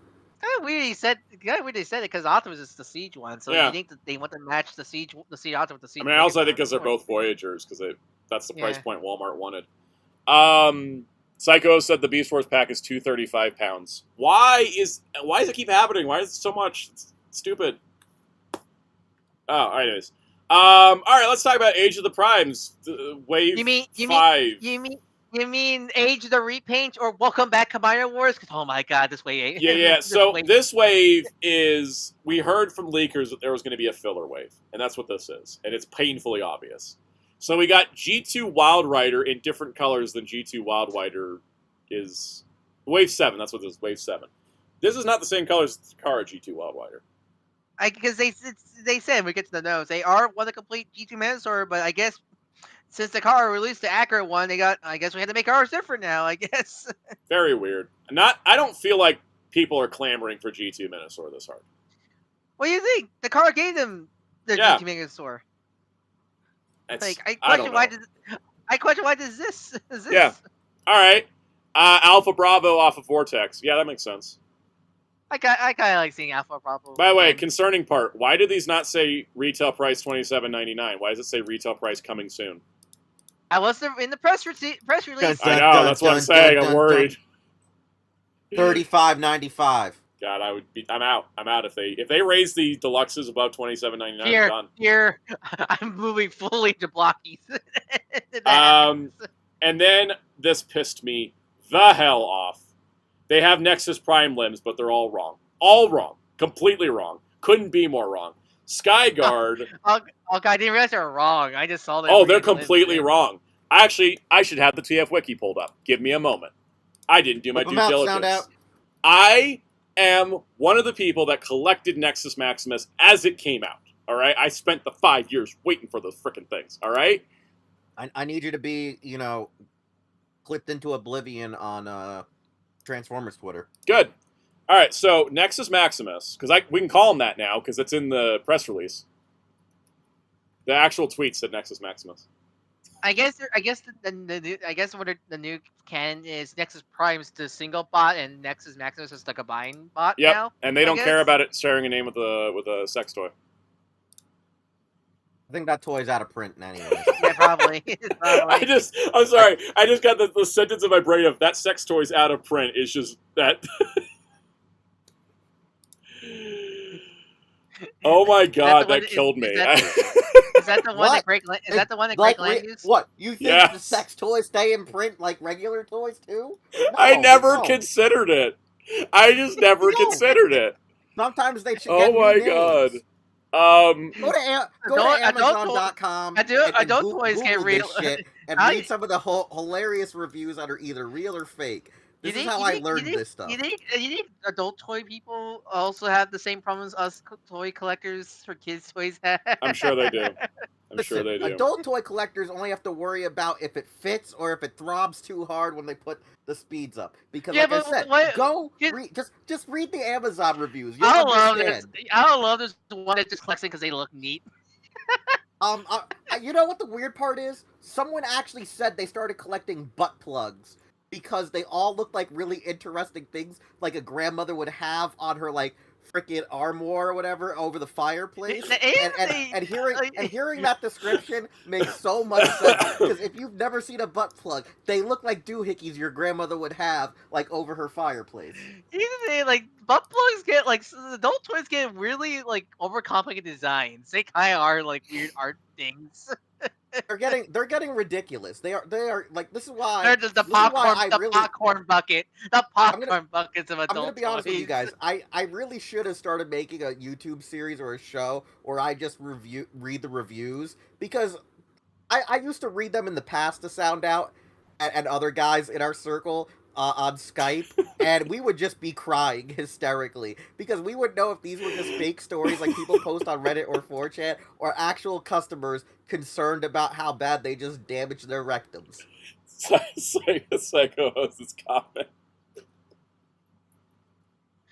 Wait, where? Fairly channel into Mex's comment. This is why you need to come to Soundout's live streams. You'll be like, oh, this is so PG. Not anymore. J-Pocket, they do kind of look like those Excite jewels, not gonna lie. Guys, I reviewed the original Nexus Maximus toy on this channel in 2009. I asked at BotCon 2009, why did Hasbro not figure out that Nexus Maximus was a name that shared with a sex toy? I asked that question when I was 14. No, wait. Yeah, I was 14. I've been on this train for a while. This is not Skyfall. Alright, they call him Skyguard, but he's supposed to be Skyfall. He's a repaint, a blast off of the new head. That ain't the same toy or colorway. That's the comparison you guys get. It was the A-10 Jet Fighter, which was the Terra Drive mold, that they used for Skyfall for the original Nexus Maximus. He was blue with a little bit of red. Why is he red with a little bit of blue? And why is he a space shuttle? They inverted his colors. They inverted his colors. It's wrong. It's wrong. If G1 people can complain about their stupid freaking cartoon, I can complain about these. All right? No, you can't. Yes, I can. Remember, we have no right, as the G1ers say. We have no right. All right, I'm going to complain about Breakaway. Same problem. Breakaway's primarily blue, or primarily red with a little bit of blue. Why is the new one primarily blue with a little bit of red and the wrong jet? This Nexus Maximus, Nexus Prime bullshit was so poorly planned out, they should just scrap their plans now and start over. Because they still will not confirm us a frame. They keep saying, buy a Superion. I'm not buying another freaking Superion. I have notes. I have notes about that. We will get back to it, but I'm just like, my God. You can't even do a toy homage correctly when you have molds that would be at least close. If at least Skyguard was a jet, I'd be a little bit less forgiving, because I know they don't have an A-10 jet combiner limb, but like, at least if he was a jet. But the fact he's a freaking space shuttle, and the fact the color schemes are wrong on both of them. Like, it's a just repaint them like the old ones. It's so hard here. I care more about these than anybody else on the planet. I know, but I was gonna crash out with the certain DLC news, but this is more entertaining. Okay. Seeing Soundout get so mad over a sex toy transformer is hilarious. It's in my personal lore of the channel, guys. It's important to me. All right. For Studio Series. Another goddamn release. Why couldn't he just be made to order on Pulse? This is like the same Alicon figure from Earthrise. The same figure. They didn't even change anything of it. It's a repack. For God's sakes, I feel like the most smartest strategy plan is make a 2-pack of him, the Sharknicon, make a Pulse made to order, and boom! Army build pack right there for Quintesson people. Because the fact they haven't even released the Quintesson yet, it's bizarro, so... Hey, look, it's that wheelie that we knew would get repainted in animation colors, but he's still too freaking big, so it doesn't matter. Hey, it's Transformers 1 Shockwave. He has ankle tilts. He's got ankle tilts. We haven't had ankle tilts since Bumblebee. Like, literally, there's no Transformers 1 figure with ankle tilts since the Bumblebee, the B-127. Scorn is the next Titan class. He's all big and prickly. Isn't that fun? Then we get into some, I would call the next section a little bit more interesting, which is the activate your alt mode, leader class Shockwave, which was the vote thing. It's Shockwave as a whale. That's cool. I like it, but Jumbo World. I want to like it, but the problem with it is it's the Hasbro problem of he needs to look like the characters. Yeah. Oh my god, that's just Shockwave. That's just you want Shockwave with Dick or Dies. Because if you don't, because like come on, you couldn't incorporate some of the whale design into his Nope. robot. No, must look like Shockwave first, whale second. That's my problem with current Hasbro designs. Cyber World is doing marine versions of all the Decepticons, and they actually incorporate their animal modes into the robot modes, and it's great. I think it's cool they're doing this, but like the robot mode's so damn boring. It's just every other Shockwave you always get. Put the whale mouth on his chest. Beast Wars this shit. Come on. All right. I know that's what people thought they were gonna do. Is like the whale mouth as the chest because it matches perfectly. But no, this presentation tells me to stop having faith in Transformers. I tell you, man, that was. I'm gonna make a bolder thing. Don't just have faith in Transformers. Stop having faith in Evan and Mark and whoever's there. Like, I mean, the thing is, I don't know how much of it is Evan and Mark and how much of it is Hasbro upper heads say you have to make it look like this. True. Because I think Evan and Mark are the kind of fans that would do all the stuff we want to, but I think their hands are tied. Evan likes the Japanese shit. Yeah. I think he's that kind of fan. I think it's the upper heads are tying their hands and won't let them do anything interesting. Well, that's why do you think Takara took their own liberties to make the Megatron? Because I feel like I know, right? Hasbro was like, no, we can't make this. We can't make Galvatron. We can't make giant drilled dinosaur dildo. Oh god, the next one I question Galvatron, why like this. Galvatron is the like culmination of the sex toy conversation and the Transformers conversation.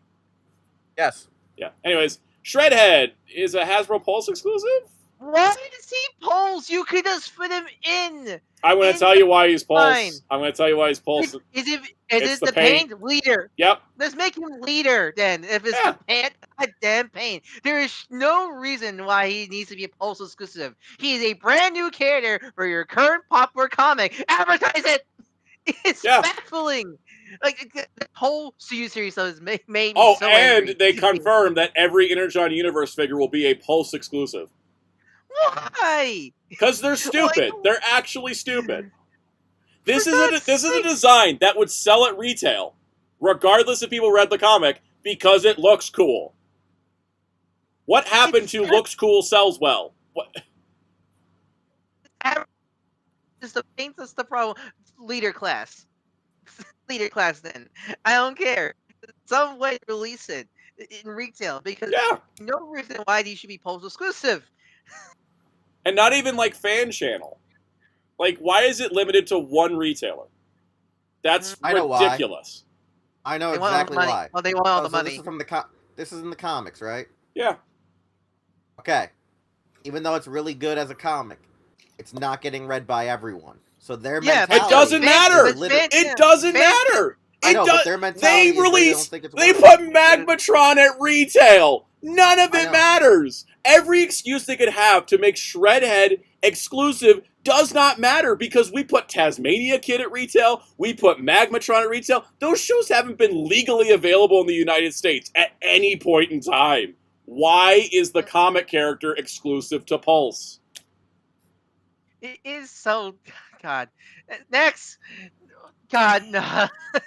Okay. God. All right. I gotta say. I'm only assuming that those Beast Wars ones were put at retail because the original molds were sold here. That's it. That's the only reason you can say. But still, it doesn't matter if the media is available. They've done dumber things. Like, moving on. Red Alert is a brand new mold, which there's no point. There is a slight point. There is a slight point. What's the justification? Because this is literally no. I got it.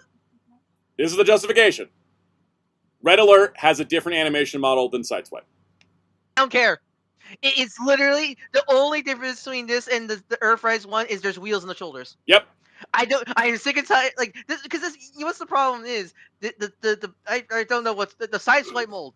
You never agree. Wait. Psycho said you saw an interview that said Red Alert's waiting to be repainted at the site. It's like, no, they're a different animation model. You made this based on Red Alert. You can only use it for Red Alert. Yeah, but still, like the side swipe mold is like the standard for the current Siege Onward Transformers. Yeah. Everyone loves the mold. It's like it's the Bucky cap of Transformers because it has great posability, good transformation. That's it. You don't need to redo it because even worse, the legs are literally like I think the same engineering. There's no point to redo it. I don't get why it's one to redo. Out of all the ones I had to redo, why I always forget this mold, the car mold design called. But still, like I do want to point to a funny thing. Is that they could now, if they're going to go super cartoon accurate, that means Smokescreen's got to be a new mold. Which, considering my Prowl does that, you're going to fix that problem, Hasbro? You're going to make these new molds? You're actually going to fix the QC problems? I got a Prowl that won't hold together if I turn his waist. Why are we doing all this? Why are we doing all this stuff? But Hey, which Prowl do you have? the new 86, the new, the freaking whatever, the Target one. Turned his waist. He can't. His waist does not hold together if I turn it. And it's still not accurate because he doesn't have the bumper. The bumper is Okay, so yours came in the mail? Yep, it's the Blue Streak mold. Okay, Mine didn't come from Target. Mine came from Pulse. Oh, okay. All my Target July pre-orders have been getting delayed. Super bad. But yeah, the thing is that there's not really a reason to do a new Red Alert mold. There's not a reason to do new molds of hardly anybody. Because this opens up the floodgates. Oh, are we going to do a whole separate mold for Inferno? A separate mold for Hoist from Trailbreaker? Are we doing Are we just going to fill the line with G1 again? Because that's all it seems like this is going to be, right? It's just more excuses to make more G1 from specifically the first 2 seasons and no further. I don't have anything else to add on this. Let's go to Nautica. She looks fine. She looks fine, but this is the biggest problem I have with this new CUC's correction. Why does it have to be IDW Nautica? In the past, you released Drift normally at retail as Transformers Generations Drift. There is no reason why we have to specifically say there's no other Nautica. There's releases as Transformers Agent Price Nautica. This is only one Nautica. I don't get the slavish, I also don't get this thing. Like they're like G1 Red Alert, 86 Dinobot. So that's also G1 Swoop. I know this is a pre-release, but there's no consistency. Remember when they used to do like Armada Universe or whatever, and then they dropped it on the year that had Sideways 3 times. And so there's like 3 toys called Age of the Prime Sideways. Because god damn it, because like iteration back in the past, you'll get your G1 characters updated with new designs that still look like G1 character, but updated modern day. And here's the thing. Blade Raider says IDW2 Nautica looks like the Titans Return toy, but I don't think they're going to put IDW2 on a box. Yeah, and that's the thing. The only time when figures from Pacific Series get figures is when they have radical redesigns. My Starscream. That makes sense to do as a separate figure from normal Starscream, because he's a very different version of the character with a different design, different alt mode, and stuff like that. Like, also all the Shredhead excuses go out the window because Skybound Transformers has outsold IDW Transformers like 10-1. Yeah. Oh, then Hasbro's just stupid. Yep. Yeah. Again, I just don't understand why it had to be specific. Let's release her as Nautica. It's not like Leech Maximal was not G2 Marvel or comic book universe Leech Maximal. Fallen wasn't Dreamwave Fallen. It's just the character.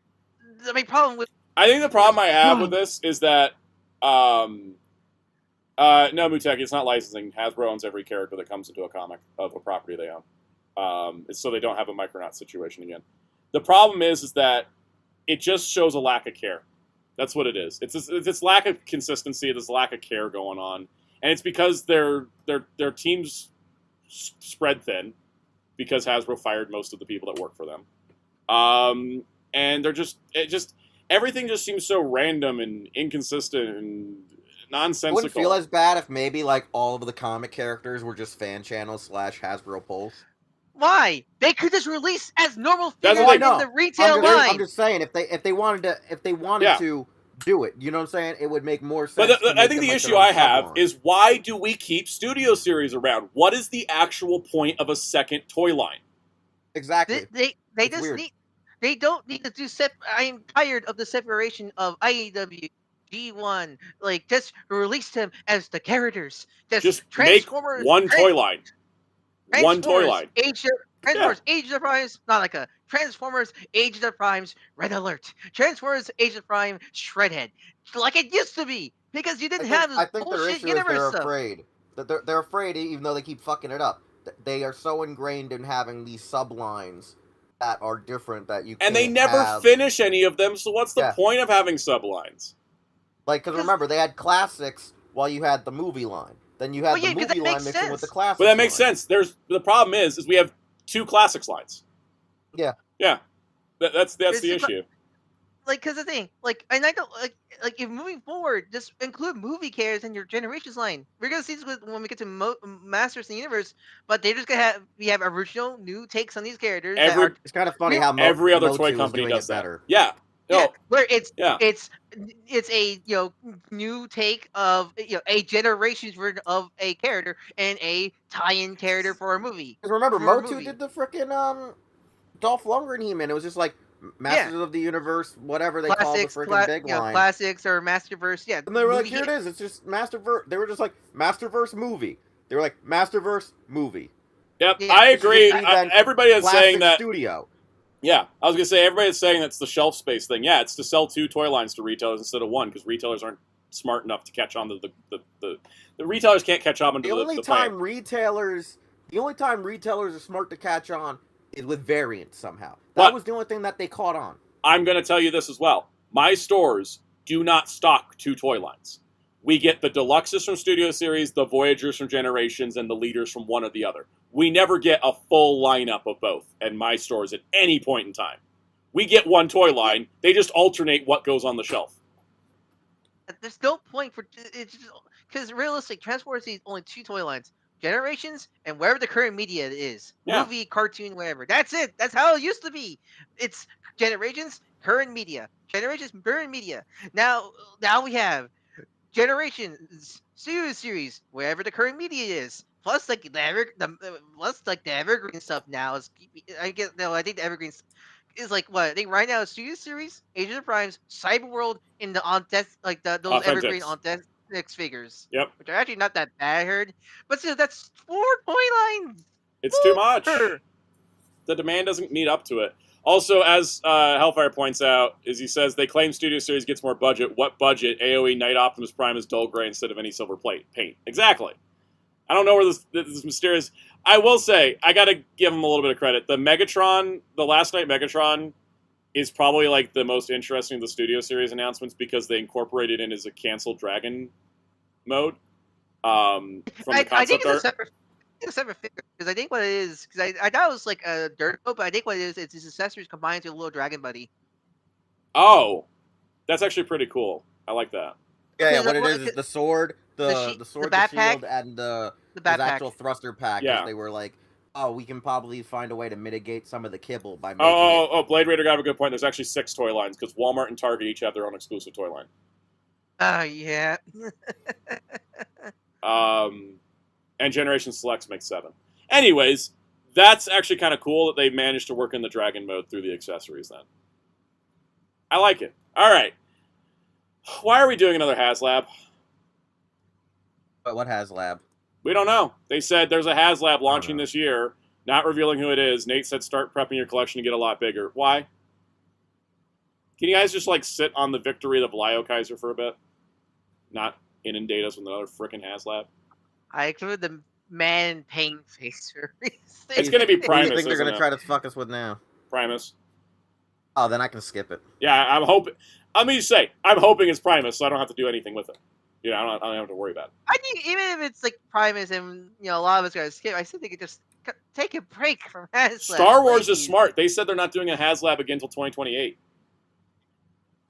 And I was like, oh, that's good. Now that to coincide with an anniversary or something? No, the anniversary is in 2027, and they said they're not doing one this year because they still need to ship the gunship. They're not doing one next year because they're doing a ton of stuff for the anniversary, for the 50th for Star Wars, and then they'll do one the year after. And I'm like, oh, that's smart. Okay. You know, actually spacing it out with your rest of your toy line. All right, do you want to read the notes? I'll read the notes. So, reiterating studio series, including comics and Skybound characters. Why? Multiple figures from Energon coming in 2027, but they're all Pulse exclusive. They will continue to complete G2 Manusort. No one cares. To be clear, still uncertain about Nexus Maximus frame. How? How are you still uncertain? You're releasing 2 limbs for it. Ridiculous. Actually stupid, incompetent shit going on with Nexus Maximus. Studio series encompassing entertainment, going to cover tertiary characters that don't appear in 86, but will continue to do Bayverse. All right. Apology Tour, change the entire director of the Transformers brand. How? It made you all look stupid and ridiculous, like you can't move on from a movie that came out 40 years ago. Editor's note. Yeah. They're not redoing every Studio Series 86 character in Studio Series G1, emphasize multiple times that won't everything redone. Good, because that'd be a waste of our planet's resources. Armada will appear in 2027 Generations. Okay. 2027 is beginning of separating, rebooting Studio Series Generations. 2028 is where it will fully happen. All right. New G1 Tetrajets not off the table. Then why didn't you do them with the 3 that were Tetrajets? If you were going to do Tetrajets, that multi-pack was the time. Because those guys were Tetrajets. More uses of the Studio Series Red Alert mold. Compares it to the new Seeker mold. How? You made it specifically Red Alert. Teases more IDW from all publishing runs. Alright, give me some Dreamwave shit. Already in development on 2028's Titan Dinobot. Water is wet. Activating development of new Haslab. Mark working on it. Made to order is not replacing Haslab. Plan is announcement this year. Okay. Already stay working on 2028, and the 2028 is absolutely unbelievable. If it's anything good off this live stream, it's going to be absolutely unbelievably dog shit. We're not. Oh, we forgot. We're not done. We have one last boneheaded news from this. Oh yeah, I was supposed to do it at the top, and I forgot. Related to the goddamn dumbass Apollo tour. I'm excited to see the Transformers movie in theaters again because I do like that film. Why are we getting a post-credit scene added? Yes. Because all new post-credit cinematic chapter of the Transformers story. Bitch, that's season 3. That's called season 3. For people who don't know, there was a trailer.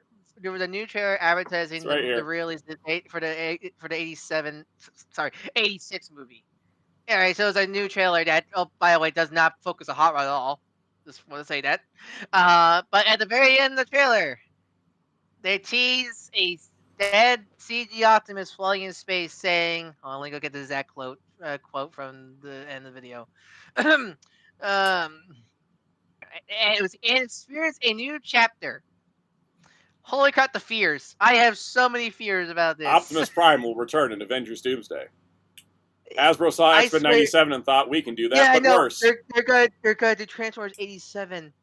I despise that idea. Fire Fury says you hear the reformatted album for the 86 film. I haven't. I'm still waiting for my CD to show up, and I'm scared because everybody's saying it's terrible. Like, it was bad. Oh, That's God. all I'm going to say. Oh, no. It was awful. Like, if they do Transformers... But then again, doesn't it feature that fan band in it? It's... The Knights of Unicron are usually pretty good, though. I mean, they're the same guys that did the Cold Slither album. That was pretty good. Anyways, why are we doing a post-credit scene to a 40-year-old movie? Like, if Transformers 87 is going to be a thing, I'm just going to give up because, oh my god, look, I guess Season 3 was rough in a lot of places, but there's some good stuff in that season, people. And you know, and that's the thing. Like, the fact, not because if they do this and just have autos come back at the very end, not only that would change, you know, make Season 3, you know, non-canon, but still, they're not only that it makes Season 3, like, they're going to take off Season 3, but that takes off both, like, your U.S. continuity and Japanese continuity off the map. Also, like, I'm going to be that bitch. Why is Optimus's dead body floating in space? They actually put him on a spaceship. They put him on a spaceship and buried him. That's a Season 3 episode. They didn't just launch him into space. What? That didn't even happen in the movie. What? Yeah. Like, cause, like, oh my god, cause I swear, this thing is only for people that only care for that 10-minute opening scene. The people who wouldn't let Hot Rod go, which is are not like the hate for Hot Rod is getting out of control, man. Like, this is legitimate. They get hate for Hot Rod from the actual brand owners. Like, for God's sakes, Hot Rod is one of the few Transformers characters during G1 because I like G1 a lot. Again, I think a lot of the fault of the current day G1 stuff is not focusing on the silly side of G1, the fun side. Because there's like, I seen clips. I seen people posting clip of G1. They're watching G1, and like, God, I forgot that they were fun goofballs in '87 and '86, season 1 and 2. They were fun idiots, but like, What are you Hot talking Rod. about? A booby getting trapped in a booby trap? Yeah, see what I mean? That's the fun stuff, not the war stuff that's constant in this goddamn franchise nowadays. But still, the Michael Bay movies really ruined the franchise, didn't they? Yes, but like Hot Rod is one of the few characters one of the first characters in Transformers that really got a goddamn arc of him blaming Silver Optimus' death, trying to make up for what he did, and rising up to become the new leader of Autobots. And Season 3 is all about him trying his best to be a leader. Is he the most best leader ever? No, but that's the point. I see so many people criticize Rodimus for how he's a bad leader. That's the point. He's not made to be a leader. No one's ever been promoted to their job prematurely. He's forced in this role. He's gonna mess up. And that makes him interesting as a character. That's why I love about the character. Every single 86 Autobot that was debuted in that movie is more interesting than every single other character in the show prior combined. He's the one of like the most fascinating characters, and the fact that so many people from under the bus. First, because I had to rewatch that fight scene. I think Otto was gonna die no matter what because he was already dead before Hot Rod got involved. He was heavily damaged. And he still beat Megatron. Yeah. He was like Megatron went out for him in that fight. He was gonna die no matter what. He just the 2 gun blasts from Megatron was pretty much the death knell, pretty much. But still, like, it is one of those ridiculous things, and like, because again, like it's oh my god, like because again, I feel like a lot of the fans were quote unquote Psycho owes once an apology tour for Transformers animated killing off Prowl. I want an apology tour for Depth Charge if we're doing apology tours. See, Transfer Hellfire. Hot Rod is never allowed to be used in any capacity, and there are always some hatred for him. Remember how Rodimus Anime was going to be an absolute prick? Yep. It's ridiculous. My favorite part too was don't forget who was it that was going to brick him too? Wasn't it what's his face himself wanted to brick him? If I heard the stories right. Sentinel? No, I heard that everyone's favorite guy who made animated actually wanted to brick him real hard, and Hasbro had to actually talk him out of it. Oh, Derek Wyatt? Or is it Mario Eisenberg? Yeah, supposedly Derek J. Wyatt really wanted to actually do it, and someone else said that's probably a bad idea because there's probably still Rodimus fans out there. Cyber, no one talks about Cyber War. Cyber War is fun, but it's 5-minute episodes. I can't watch. Don't have the attention span for Cyber World. It's too short and nothing sticks. Like every time I watch an episode, it just goes in at one ear and out the other. It doesn't stick. It's cute. It's cute. I like it, but I do think people kind of overhype it a little bit. They do. Cute. I do think it's fun. I like the clips I've seen of it, but I think people really overhype it a little bit.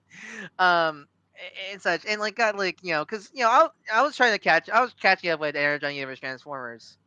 And it made me realize that, like, because again, have the fandom overglorify that first 10 minutes of the Autobot City battle, because that's what the brand is becoming. I'm so tired of just the war stories. I'm tired of. It's becoming the first 10 minutes of the movie and not the good part of the movie.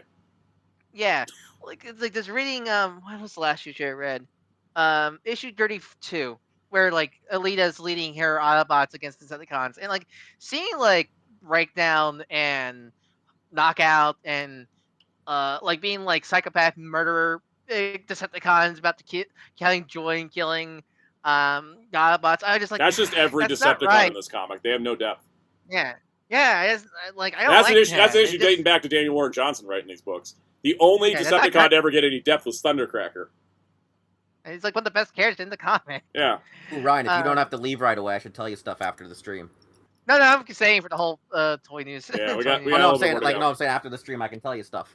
All right, well, continue. Let's try to wrap up Transformers because we do have Marvel to still get to. I almost forgot about it. But like, God, this brand is. I so deeply loves this brand. It's looking miserable right now for it. It's like I never seen a brand this dire, and like I know people like to joke about Power Rangers a lot, but like, just got. Ended off a damn good note. That's my damn hot take. That's my it did. If Transformers ended today, I'd be sad. If Power Rangers ended, and I was like, well, we had a good run because we at least tried things. We at least tried new things with Power Rangers. I have not seen them try hard with Transformers in a long time. Cyberworld would be it if they would give it a proper runtime. That 5-minute runtime holds it back. Just a fact, you know. It's sad. Then, like, but... Cyberworld, well, creative. It's not like the type of creative I think in Transformers needs, because it really is just the same characters with new alt modes. Yeah. I don't think that's enough. It's not. I want us to have. I want reinventions of this character. Yeah. I want like Armada Starscream again, where it's taking core aspects of the character, but doing something new, making him an honorable warrior character. What we really kind of need is even if we still have to have the war element, we need to have something where Optimus and Megatron leading the war is the B plot, and new characters, fighting for. Hey, that was Earthspark plot. Before it got ruined by Hasbro That was mandates. season 1 Earthspark before Hasbro ruined it. Yeah. Yeah. Like, here's the thing, I don't even mind it's a basic opera story as long as it's entertaining. Cybertron was still that, but it was entertaining. Fire fun. Fury. I want to address this comment because I see this comment all the time and I don't agree with it whatsoever. You forget kids only watch shorter form content. That's why it's succeeding and longer form shorts aren't. No, that is actually not true. Kids will watch longer form content. The problem is nobody will give them longer form content. Ninjago's been going on for 15 years, and that still has a strong-ass kid fan base, and that's 22-minute episodes. There's a lot of kids nowadays, kids to teenagers, what they like is shows... Anime. They like anime. They like shows with a lot of episodes. Why did Suits blow up on Netflix? Because it was a lot of episodes. They don't... Let me say this. They have a shorter attention span than we did. They don't want to wait a year or two between seasons. They want it all up front. They want an entire long-running show presented to them. It doesn't matter the runtime of the episodes or how many episodes there are. They just want something they can watch, and it doesn't vanish immediately. I think kids like Demon Slayer a lot. Yeah, Demon Slayer, One Piece, Bleach, Naruto, all of them. Like Jujutsu Kaisen, they're all long-form storytelling. The thing is that if you look at every kids show that comes out from an American company, it's all 5 or 11-minute episodes. They don't make 22-minute shows for kids that often anymore, unless they've already existed. And that's why kids, that's why it's kids prefer short form. They're not given any other choice. We're getting a new Avatar cartoon that's 25 episodes, 22 minutes, and it's all being dumped all at once with Paramount Plus. How's that going to reach a new audience? That's because Paramount doesn't want it to reach a new audience. They either want to bury the franchise or sell it off, but I know, that's a Paramount problem. But yeah, no, I agree with, YouTube being free and Paramount Plus isn't. That's why Transformers Earthspark shouldn't have been on Paramount Plus. It should have been on Nickelodeon. It should have been on YouTube. You can't reach kids on Paramount Plus. You can reach kids on Netflix. You can't reach them on Paramount Plus. I think Cyberverse did very well. Yeah. No, Cyberverse, exactly. Yeah, that's 11 minutes. That's 11 minutes, but that's a constant stream of episodes. Constant stream of episodes. It was on Cartoon Network, and then it was on YouTube, and you could watch the entire season with one click. You can do that now with Cyberworld, but you couldn't do it until now. And it's still only 3 hours. It's in and out. It's too quick. And that's the thing is that, the shorter form shows are cheaper to make, like Fire Fury says. That's the problem is that they won't invest in kids shows, and then they wonder why kids aren't invested in things. They wonder why kids are running off to see Backrooms instead of Star Wars, and it's because you never invested in anything for them at their age. You missed the boat. That's what these companies are missing. How many times have we talked about how we're going to die one day? Yeah, we're going to die and take the Transformers brand with us because they're not doing anything to get kids engaged. So that's like G.I. Joe. Yeah, G.I. Joe. Don't even try. But the reason why stuff like Ninjago's lasted this long, 15 years, and have a strong dedicated campaign because they keep going with their continuous story. Yep. And kids grew up and followed. New kids joined the fandom and stuff like that. That's why Ninjago's one of the best-selling Lego things because the kids are still there watching the show because they're giving them quality content and such. Yeah, but a lot of things. I know there's a Variety article talking about movie trends and what Gen Z and what younger generations are watching or not watching. They're not ever written from a perspective of people that actually interact with kids. Why do you think indie animation is doing super well? Yeah, indie animation is doing great because it's right there. It's easy. It's fun. It's good. They're engaged. That's it. That's the secret sauce. And a lot of these companies are thinking too old school and they can't figure it out. And they're like, well, the issue must be the kids. No. J-Bug, I mean, the new kids aren't getting into G.I. Joe for very There's nothing for them. Yeah, there's nothing. That's the problem. G.I. Joe has nothing for them. The comic. The only thing is the comic, and comic- that's made for adults. That's made for adults. I think like older kids teens. can get into that comic. Yeah. Teen, like older, like 10 to like 12 to 13, yeah. But still, that's the problem. Just like and plus, Yep. Again, Fire Fury says Metal Carbot is 10 minutes and been blowing up. How many episodes though? Yeah, that's 25 episodes and it's still going. 25 episodes, 10-minute episodes. That's 250 minutes. You've already maxed out what Cyberworld is. Cyberworld being 5 is part of the problem. If they were, I got a lot of substance in watching Metal Carbot season 1. I did watching Cyberworld because 10 minutes is so short, but they knew how to use that 10 minutes. I think that's the thing too, is that Cyberworld doesn't do anything in its 5 minutes. There's no beginning, middle, and end. I tried watching that weekly when it was coming out. It was frustrating because nothing happens.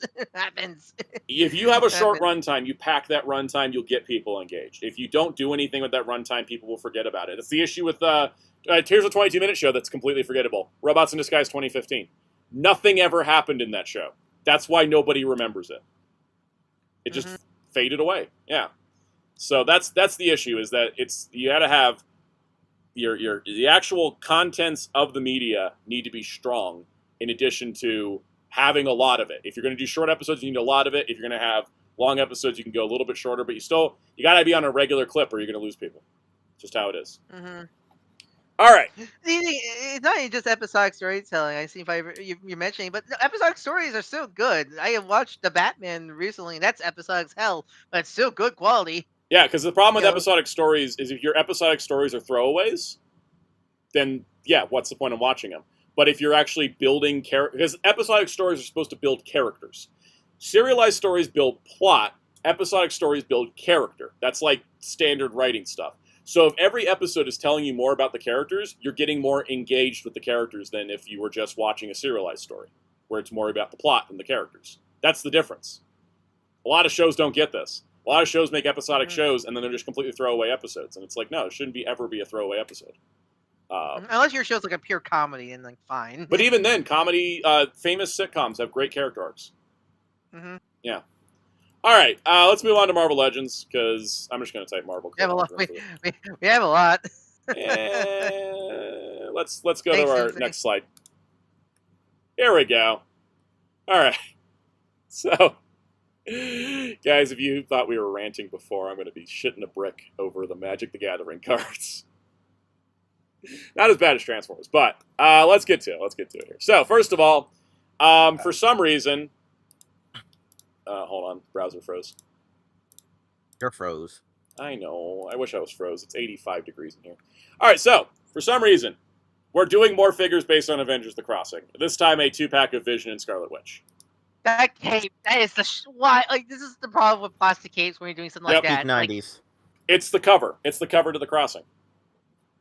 Like, again, it's one of those things where, cool idea on paper. Oh my god, did not realize how bad it would be in physical. Because the problem with the Vision is it's stuck. You only can look good in one pose. Yep.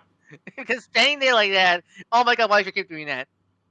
Like, that's why, this is where, like, I'm not like one of those guys that, like, thinks, like, oh, everything must be cloth wire cape. But this is the example where, like, if you want to do something like this, you do need a wire cloth goods cape and such. All right. Well, Magic the Gathering's back. We got Avengers, Twilight, Captain America. Thank God I don't care about it. The last time, for everyone wondering, last time we had Magic the Gathering, they charged us $15 for a Magic the Gathering card.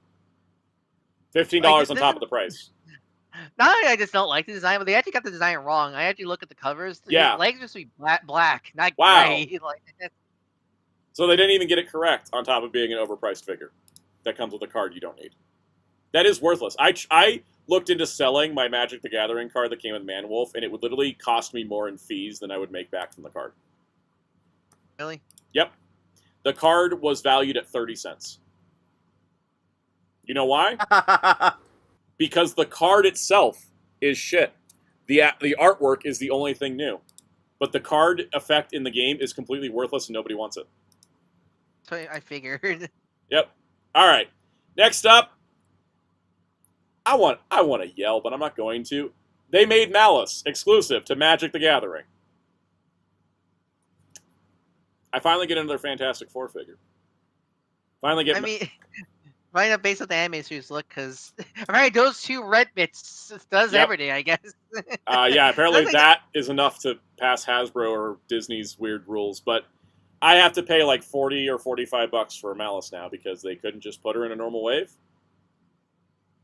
I would say, man, like going back to the original Malice line, it's like I forget how much like I'm not too big. I'm not a fan. It's actually prefer like her newer look from Ryan North's run. The actually. Rivals, well, that's the Rivals look, but yeah, the Rivals. Yeah, redesign is it good. goes to right. Yeah, it's back to the Rivals. Like, Yeah. but I just like it much more than this one. Yeah, this one, it's just like, oh, it's an iconic storyline, and it's a Fantastic Four figure, and we barely get any of those, and they didn't bother to paint the fingers, so it's Hey, not we even got fully three- done. But Hey, at least we got 3 Fantastic Four figures. Yep. This- because the other one is Doom 2099. Why is he in the How much- Magic line? I was like, does this make you more mad? Because This makes me way more mad. This makes me way more mad.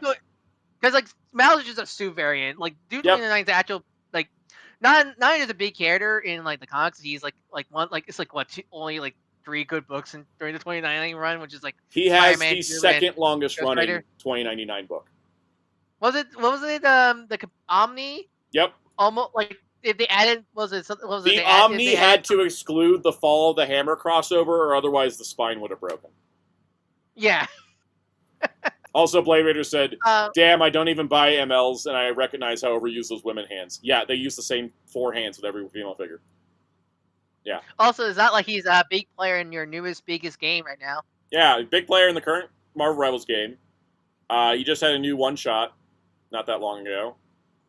Why are you packing in a Magic card? Stupid. Also, God, you really does electro like snot of electric effects. Also. Yep.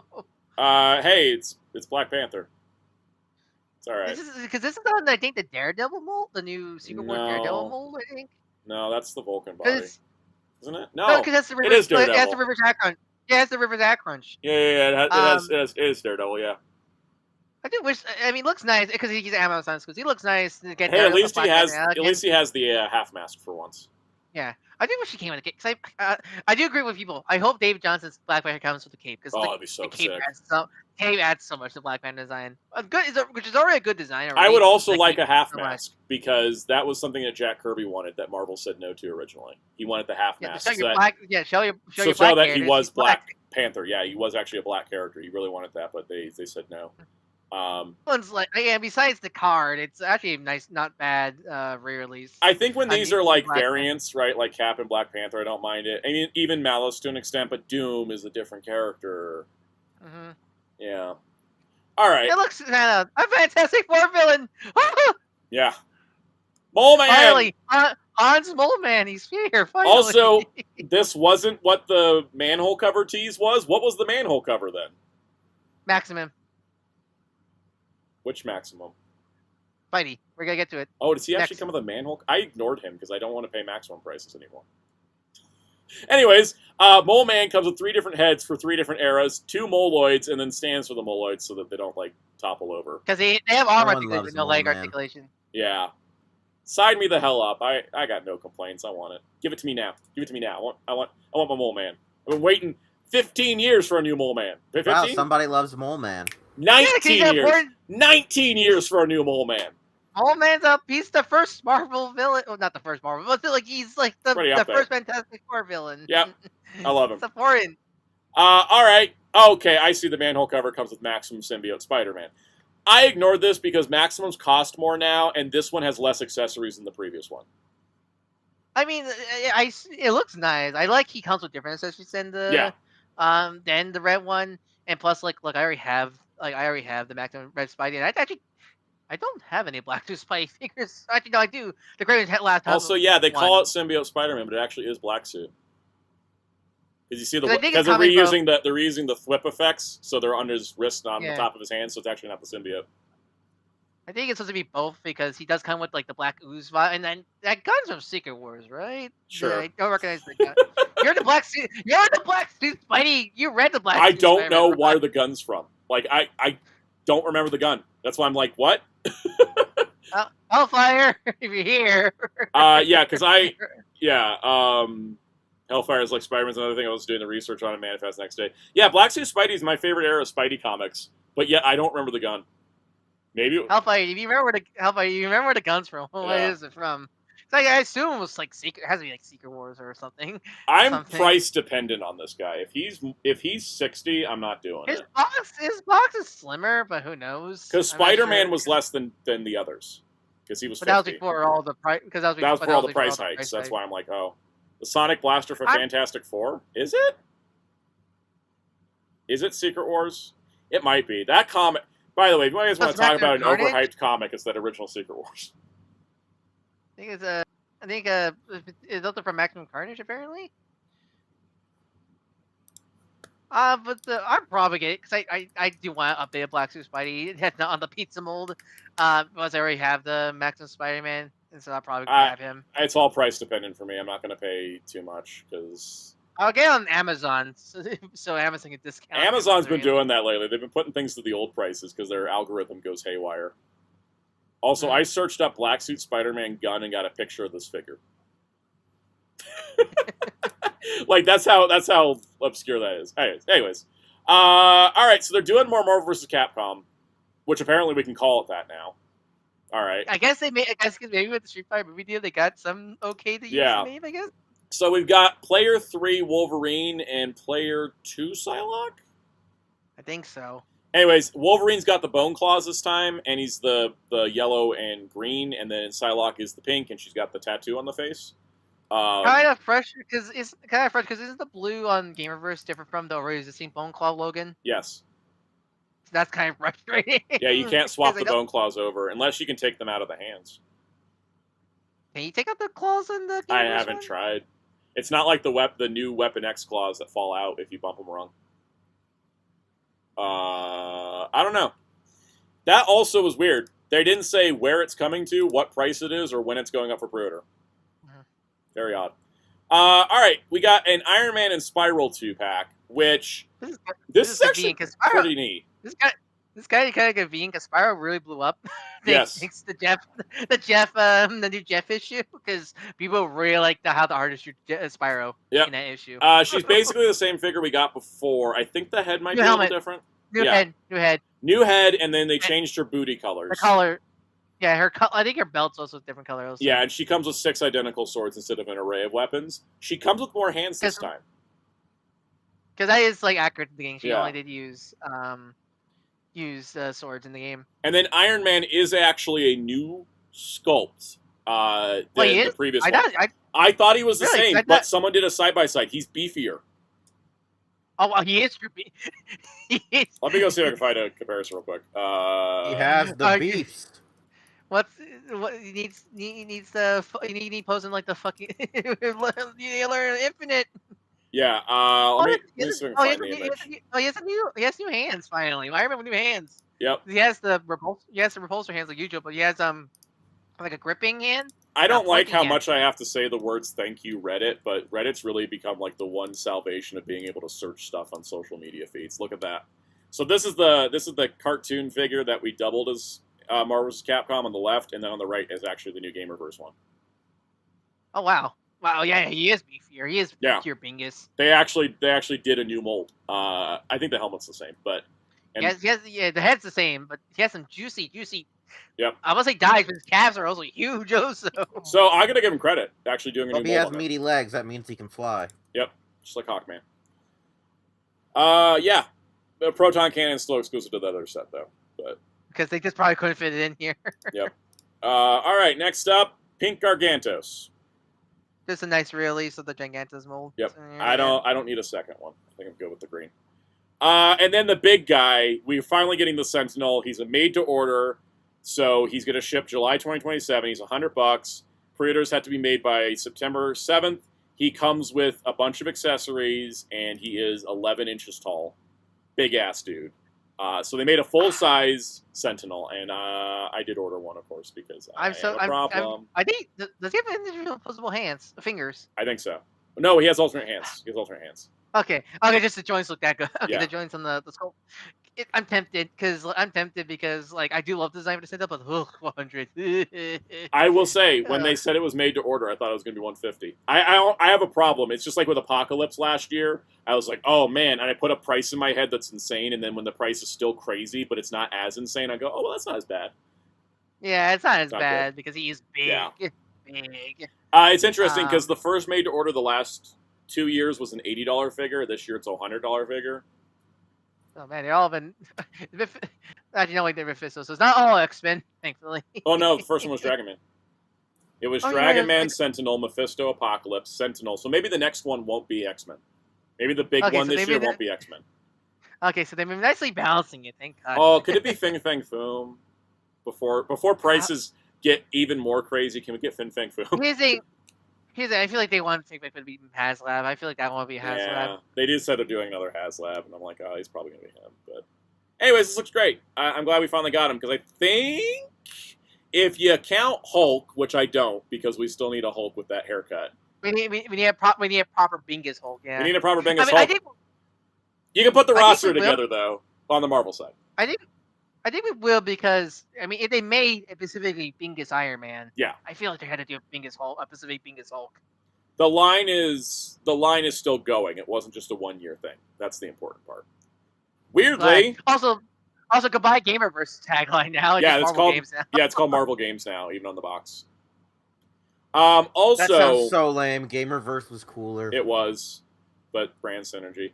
Then they showed a Miles Morales expressive mask from the video game. Yeah, which is cool. Which is cool because I think it's the first because a lot of cosplay masks did it where there's like a separate like tube thing that connects to like a button that your cosplayers will push and do like the eye blinks. It's nice to see they're doing that now with the Spider-Man mask because I think all the other Spider-Man masks we got before were just like the MCU like helmet Iron Spider-Man helmets. They did one. They did a Spider-Man like this. Okay, they did. Yeah. Okay, I forgot about that one. Yeah, they did do one. So it's doing it for Miles. I find it funny they made it. I guess the lenses make it specific Insomniac Miles, even though they're just literally just Miles. Yeah. It's fine. That's 140 pre-orders July 29th, 1 p.m. Eastern. Yeah, fan channel, all that stuff. Is next is probably the next comic build, like next build. This is they said there's another Build-A-Figure wave coming in an interview I saw, so this is figures for that. So we got Elsa Bloodstone. Finally, I've been wanting them to redo Elsa for years. They I think 2014 that A-Force pack was the last Elsa they did. It was, and all of it. It's like finally they gave her properly tilting hands. They gave her alternate hands.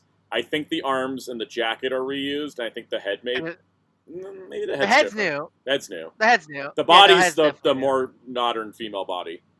Yeah. My problem, the only nitpick is I wish because her bra is clearly like her top boob area is clearly sculpted, but then just goes to paint on the bottom. But that's just a nitpick. But it's like makes it makes me so happy because Elsa's like my favorite Marvel character. My favorite Marvel character. I'm so happy. It's been like 11 years. It's been 11 years. It's like God. It's like thank you, Rival. Thank you, Rival. Yep. I have no idea why there's a naked man on the screen. So this is based off a idea. This is based off the Earth X Marvel universe, where it's not made, but it was like the idea came from Alex Ross. And that's where the Shala Ball Silver Surfer came from, right? Yes. Yeah. I do give credit. I do give credit to a lot of sculptors. First off, finally a new male body with nipples. And they're actually like detailed nipples too. I'm impressed. Yeah, and two, they actually did capture the Alex Ross art very well in the head sculpt there. Yeah. I do think they did a really good job, but still, I would say with a lot of these wacky Earth areas, I feel like they should do Spider-Man first because I feel like Earth X Spider-Man actually did appear in Spider-Verse surprisingly. Mm-hmm. I just feel like Spider-Earth because I feel like a lot of the other wacky Earth characters are a bit too obscure, but still, I do commend the sculpt at the very least. They did sculpt some scars into his shoulder. That's pretty good. Yeah. Can I talk about Peak? Oh my God, they're making Acro Year. It's pronounced a core year, according to the really? According to the because in the Micronauts cartoon that was unfortunately shelved. Yeah. Thank God, thank you, archive people. A core year? They call it. Yeah, that's how they pronounce it. That's so weird. I've seen it as I've always heard it as Acro Year for years. Anyways, a Crow Year. A Crow Year is from the original Micronauts comic design, is what they're using. He's the main character, right? Not exactly, no. The thing with 'Cause in, Micronauts that's weird is that there's like multiple main characters. They use Commander Ran as like the kind of lead guy in the comic. A Courier is probably the lead guy of the toy line. Because yeah. in the cartoon, I think get back to watching that cartoon. A Courier is a rank in it. And That I'm is not the sure if case it's here. like This is Prince Courier of the Courier. Yeah. Yeah. That's how it was in the cartoon. Yep. That's how it was in the cartoon, also. There are like 4 repaints they can make off this guy if you want to use the original comic as a basis for the other Couriers. It's so I love really like Micronauts. I don't love Micronauts as much as I do ROM, but like. Have you because I didn't remember you haven't read it yet. So Yeah. Funny story. As soon as this figure got revealed, I pulled the Omni off the shelf and started reading. I read like 8 issues like yesterday. It's so good. I don't love it as much as ROM because I think it's a little scattered focus because it's like the microverse and there's these people and now they're on Earth and they got stuck in a guy's lawnmower and I'm like, okay, slow down. You like the cartoon? Oh, I want to watch. My plan was to watch the cartoon after I finished the comic. Because from what you're describing, because why I watched the cartoon, the cartoon actually follows a lot of the comic. Of course, aim for a kid audience. So, yeah. God, that shows like really damn good. That's an example of a good kid cartoon that doesn't talk down to kids people. And then it didn't even get released. Freaking Hasbro. Anyways, A Courier is great because the movie fell off. Because that movie fell off. This guy's great, and also the size of the Micronauts in the comic means he's actually a 1-to-1 scale figure, not a 1/12 scale. It's funny though, because the original Micronaut toy were from Microman. You can really see the Japanese design influences. Hey, never forget the original Baron Karza is a steel Jeeg repaint with a new head. Yep. Oh, I need to watch. Clancy Brown plays him in the cartoon. He's a hammy villain. He's a hammy villain in the cartoon. Do they meet Man Thing in episode 7? Sally, no, because Marvel. Sally. Do they meet Captain Universe in issue 8? But no, I'm very excited about this because I feel like we could get more Micronauts if we're just kind of casually putting one of these out. I was worried that with them finishing the Epic Collections, the deal was ending, but it clearly not. Also, if we only ever get one of them, this is the guy to do. He's the coolest. I do want a Bug, though. Can we get a Bug next? Because Bug was on the Guardians of the Galaxy. Bug, great. Yeah. Anyways, very excited about this. He probably doesn't come with his wing pack, but that's okay. I'm just going to be happy he got the figure. I'm happy we got the figure. It is funny watching the cartoon because I clearly tell what was meant to be the toy gimmick. Yep. Watching the cartoon of that line. When I read the comic, you can tell which characters are toy characters and which characters were comic originals. Because like Commander Ran and Princess, what's her name? Brain stunk. The princess. They're like, I'm like, oh, you guys weren't toys, were you? But then like Biotron, I'm like, oh yeah, you were a toy. You look like a toy. The Biotron. You like Baymax because that's Biotron in the cartoon. Why did they let that show die? I'm so sad. Oh wow! Actually, take a look at the cartoon. I didn't realize how close the Courier design in the cartoon is to this original design. Of course, like redesign, but like here's a shot of the cartoon. Yeah, and like I look at the Courier's. Look at the Courier's helmet and like, oh wow, that's actually 1-to-1. Just of course with different colors. Oh my god! Yes, holy crap! Let me get this on the screen. Yeah, I need to watch the show. Because my plan was I was going to read the comic, so that way it was my first experience with the comic, then read the show. Or read the show. Watch the show. Yeah, Courier looks pretty much the same. I can actually recognize everybody. Holy crap. That's awesome. All right. So, moving along, that was the panel, and then we got some Avengers Doomsday toys. We get Doomsday time. So here's what the Sentinel looks like for the movie. Yeah, can I throw in some action first stuff? Because might as well. Yeah. So we got Doom with a Sentinel, which is cool. I actually like the Sentinel design. Actually, not bad. I don't mind it because I think in that trailer in Comic-Con they teased the Sentinels, but we didn't get like a good close up of it. And then we got a bunch of merch that shows us anyways. Then we got a 3-pack of Thor, Ben Grimm, and Cyclops, which I think is kind of cool. It's like an Avenger, a Fantastic Four, and an X-Men, right? I think the Ben is the same as the one from from the Fantastic Car. No, that was Epic. That was Epic World Action. Are these different? These are a bigger scale. That's right. Okay. Yeah, it's the bigger scale. They look exactly the same when you don't have a scale I think, image. I think it's the same. I hope it's for at least Ben. It's the same Sculpt. CAD model to size up. Yeah, size up. because I'm looking because I have the X-Men '97 one of Cyclops sitting in the drawer, and it's like it looks the same if you don't have the scale. Here's Beast. It means Beast. I like to give him blue pants, but because it's blue, he looks naked. He does look looks naked. The color contrast isn't as strong.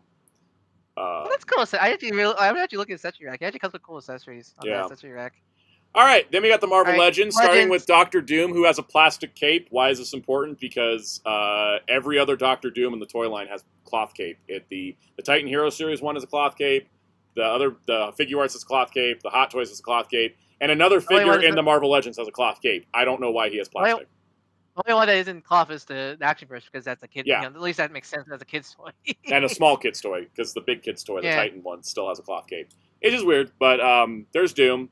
It doesn't have his green snot energy that every other merchandise has. And with also, I just realized he has like weird bandages on his left arm. He does. What is up with that? That's more 'Cause, plot like, in detail all than the- we've gotten yet so far. Yeah. Because all the merch like Hasbro releasing, like the role plays, had this like weird green snot energy coming from it. So maybe that's like a magic arm. That's my guess, at least. God, there's a theory that he stole Wanda's magic. Anyways, moving on. We got Thor, who also has a plastic cape, because of course he does. He comes with both Stormbreaker and Mjolnir.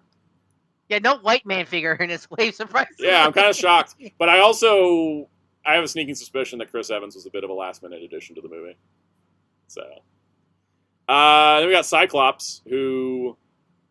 It's funny. The costumes did not fit the actors very well in the trailer shots we've seen so far, but they fit the figures quite well, and the colors are nice. I kind of like the figure version better. I like honestly, the thing is, we've been joking about the movies kind of like action figures being smacked together, but honestly, the action figures coming out of this are honestly more exciting than the movie.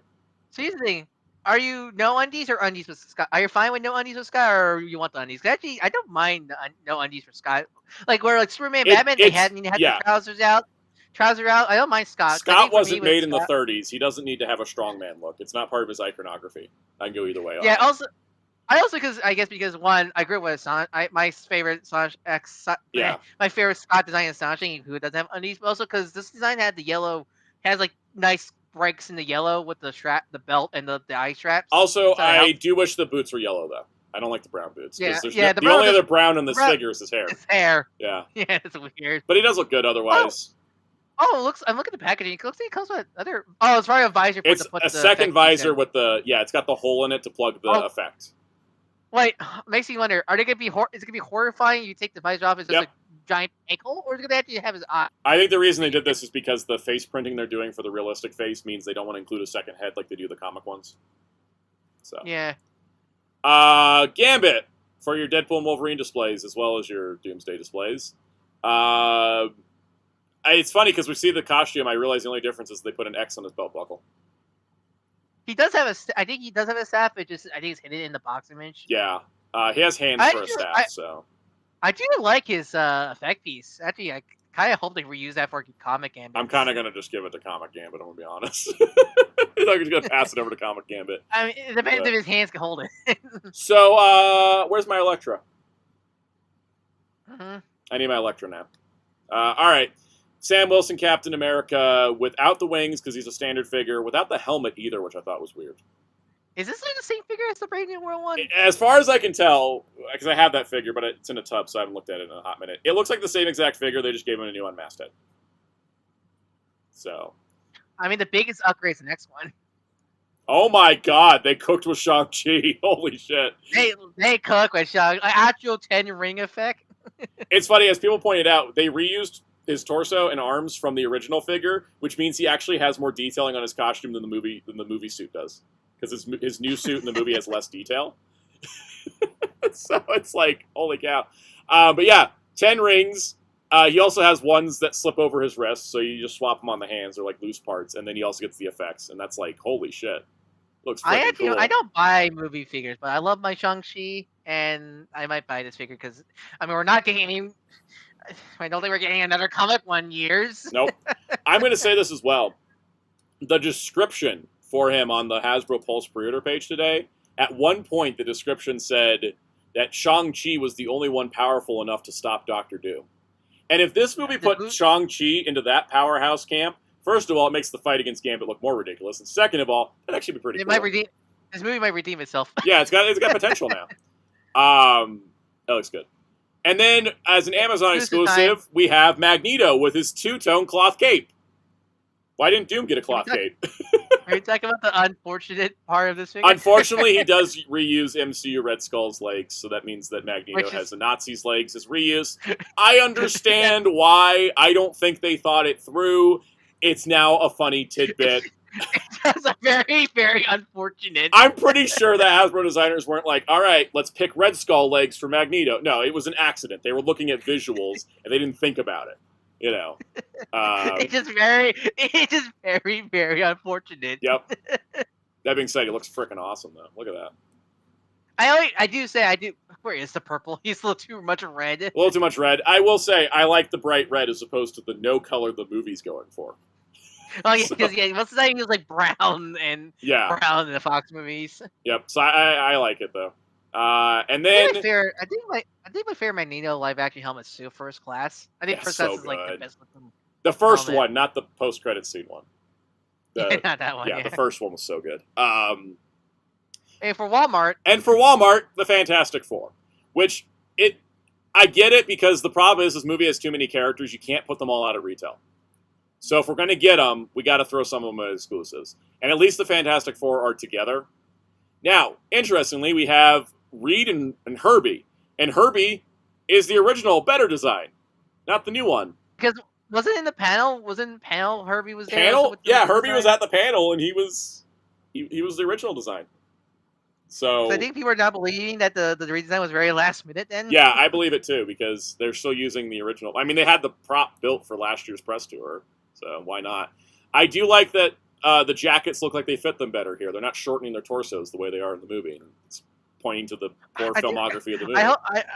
I really am curious how they're gonna because I don't think we have any prices for the four yet. But I hope they're not like. I hope they don't overcharge Reed and Herbie just because Herbie's half a figure. I don't count him. Yeah. Like at most he should be 30. Also, he's scaled up from the Epic Heroes one. Oh, I can't say $30. I hate I can't say $30 anymore. Is the standard price for Legends now.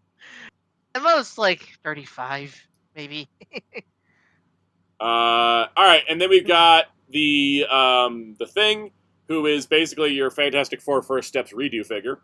Because he's got the full costume now, and he's got the beard. He is confirmed to be $27.99 though.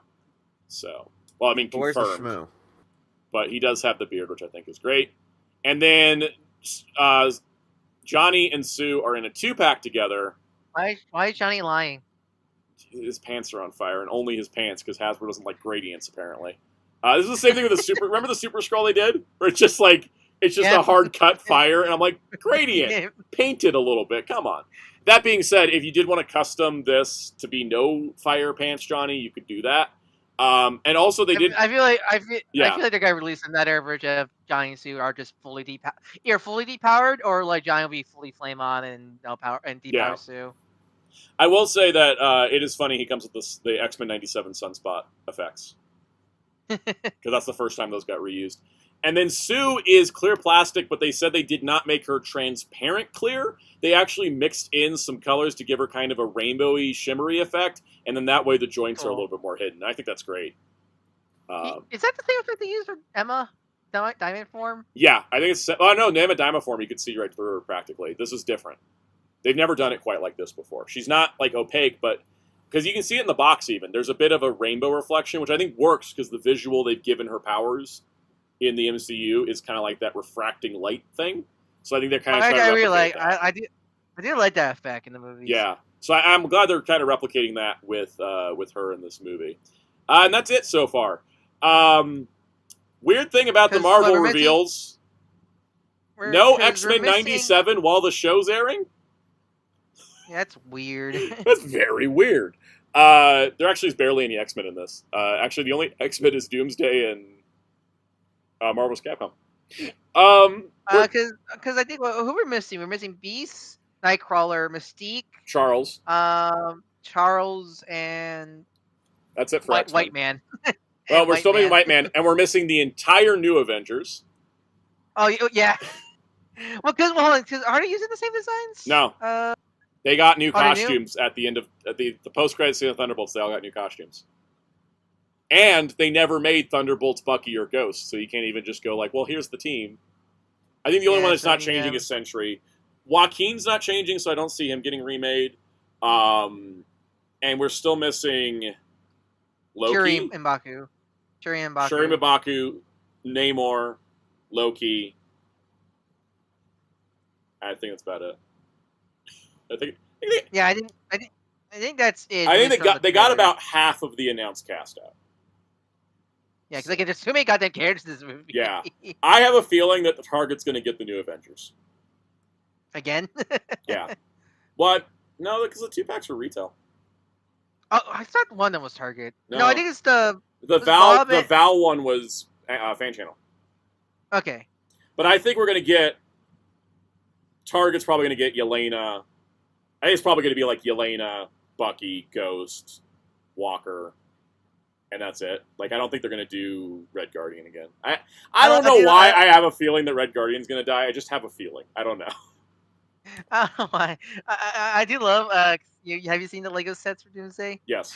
I do love that even Lego was disgusted by Mystique's hair and gave her a better hairstyle. No, they gave her a better wig on the Lego figure. And it's funny because I actually want to get that Lego set, not just because it's kind of a cool Sentinel with like optional parts, but because it's the first ever Mystique and Nightcrawler minifigures. Yep. Yeah. Don't think she has gray hair. That minifigure. It's like, I get he's old, but not. Come on. I want to see Kurt in this movie because I want to judge the look in the movie. But yeah, that was Marvel. It's funny. That was a lot of stuff, but that was also kind of for Marvel. They're usually like way more hardcore. I mean, like the only ones I Yeah, probably we need get. to wrap up. It's getting so late. Let's see. June 29 might get Mole Man getting Maximum Symbiote. Maybe the Iron Man Spyro. I'm still undecided for that one. Elsa, of course, and a Courier. That's about it. I think for me it's a Courier. I have the previous Elsa, so I'll probably get the new one. The 3 Fantastic Four figures. I'm getting a bunch of the Doomsday stuff because I have a problem. Like I already ordered the Shang-Chi, the Gambit, and the Cyclops, and the Doom. I don't know if I need Thor. You ordered the Doom. I ordered the Doom because I'm worried he's going to sell out. It's the only reason. And I will eventually need him in the shelf. You know. That'd be your It would be torture funny figure? if Robert Downey Jr. is revealed to not be Doom or something, and it's Doom taking the face of Robert Downey Jr. I want that, but they're just trying to pretend he's just Victor Von Doom, and there's no reason he's Robert Downey Jr., which makes me mad. Anyways, we need to get to Mattel now, and we might have to speed round it just a bit because... But here, Yeah, sorry. Mattel, I didn't hear anything about Mattel. I heard nothing from them. Master of the Universe, and DC. Well, you don't follow them. That's why. That's the main reason you don't follow them. Well, Yeah, exactly. I saw nothing that I was interested in. Well, yeah, because you don't follow these brands. It's fine.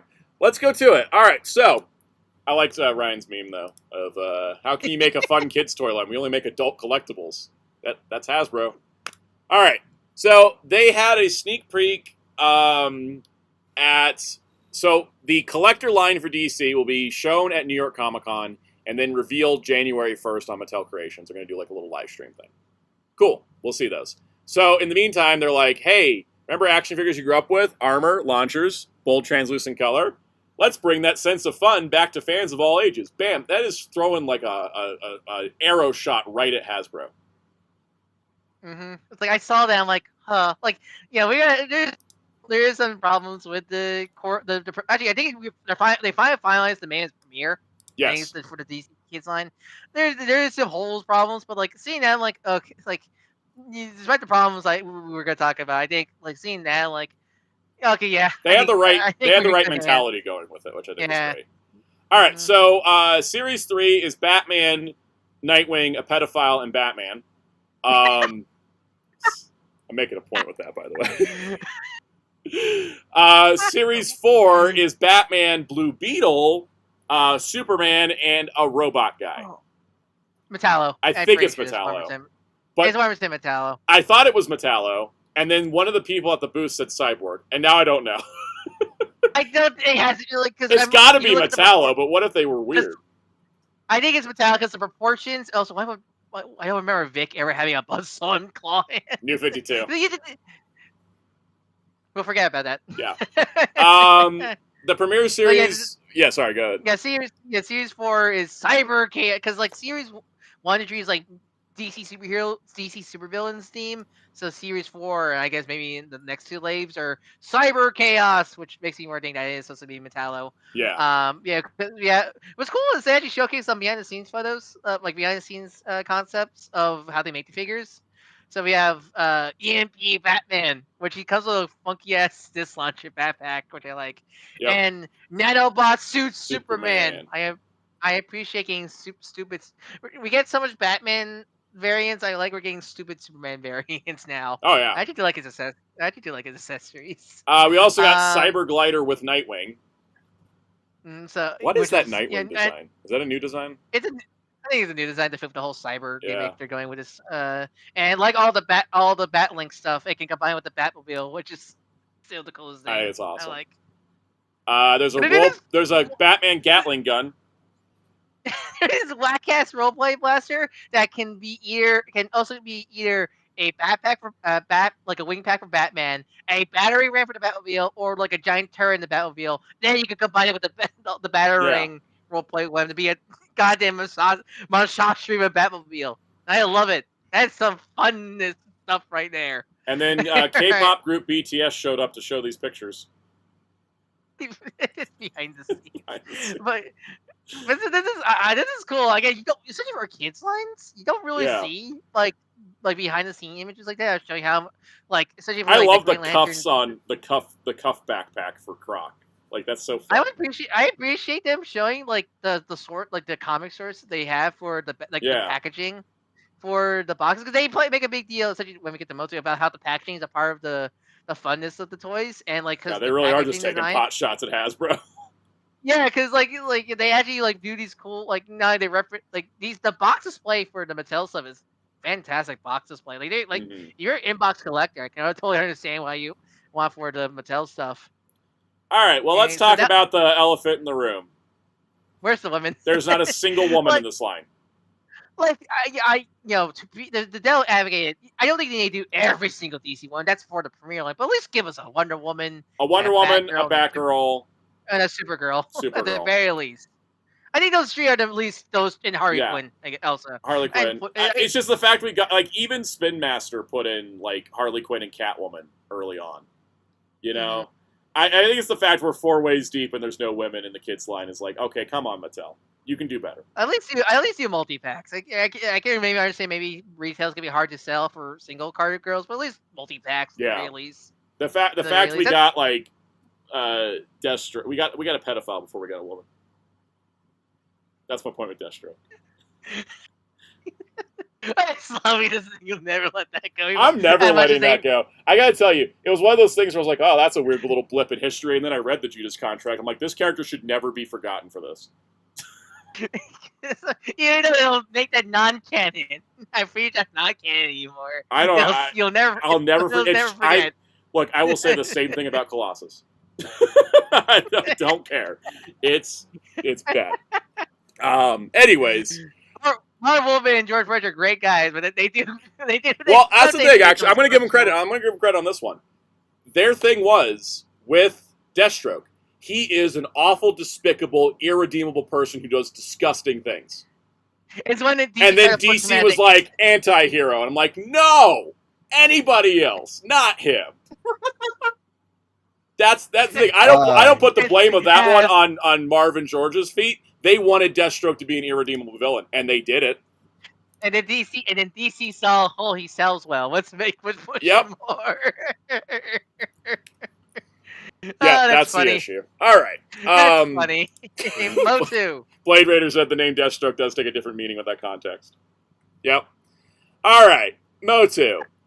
So, the Chronicles 2027 lineup is going to be, they're going to start introducing new designs for Chronicles that are updates, but they also have, kind of cool design elements, like Merman's kind of what if it's Merman before he joins Skeletor and stuff. But the way they're doing it's stuff I wish Wars do were just new fun versions that you could tell your own stories with. That's what they literally said in all the interviews. So it's like, two original designs and one movie figure per wave. So wave 1 is new He-Man, new Clawful, movie Mechanic.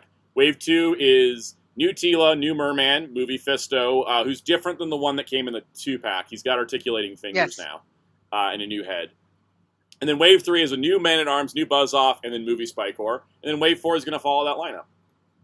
Mm-hmm. This works really well for me, because I have so many Motu figures, I kind of want to just stick to the movie stuff. I'm like, ooh, one per wave. But then I look at the new stuff, and I'm like, ooh, the new stuff. That new stuff, man, because, I mean, I haven't, this is going to be the first, like, master line, like, really collect, besides Cartoon Collection 10X.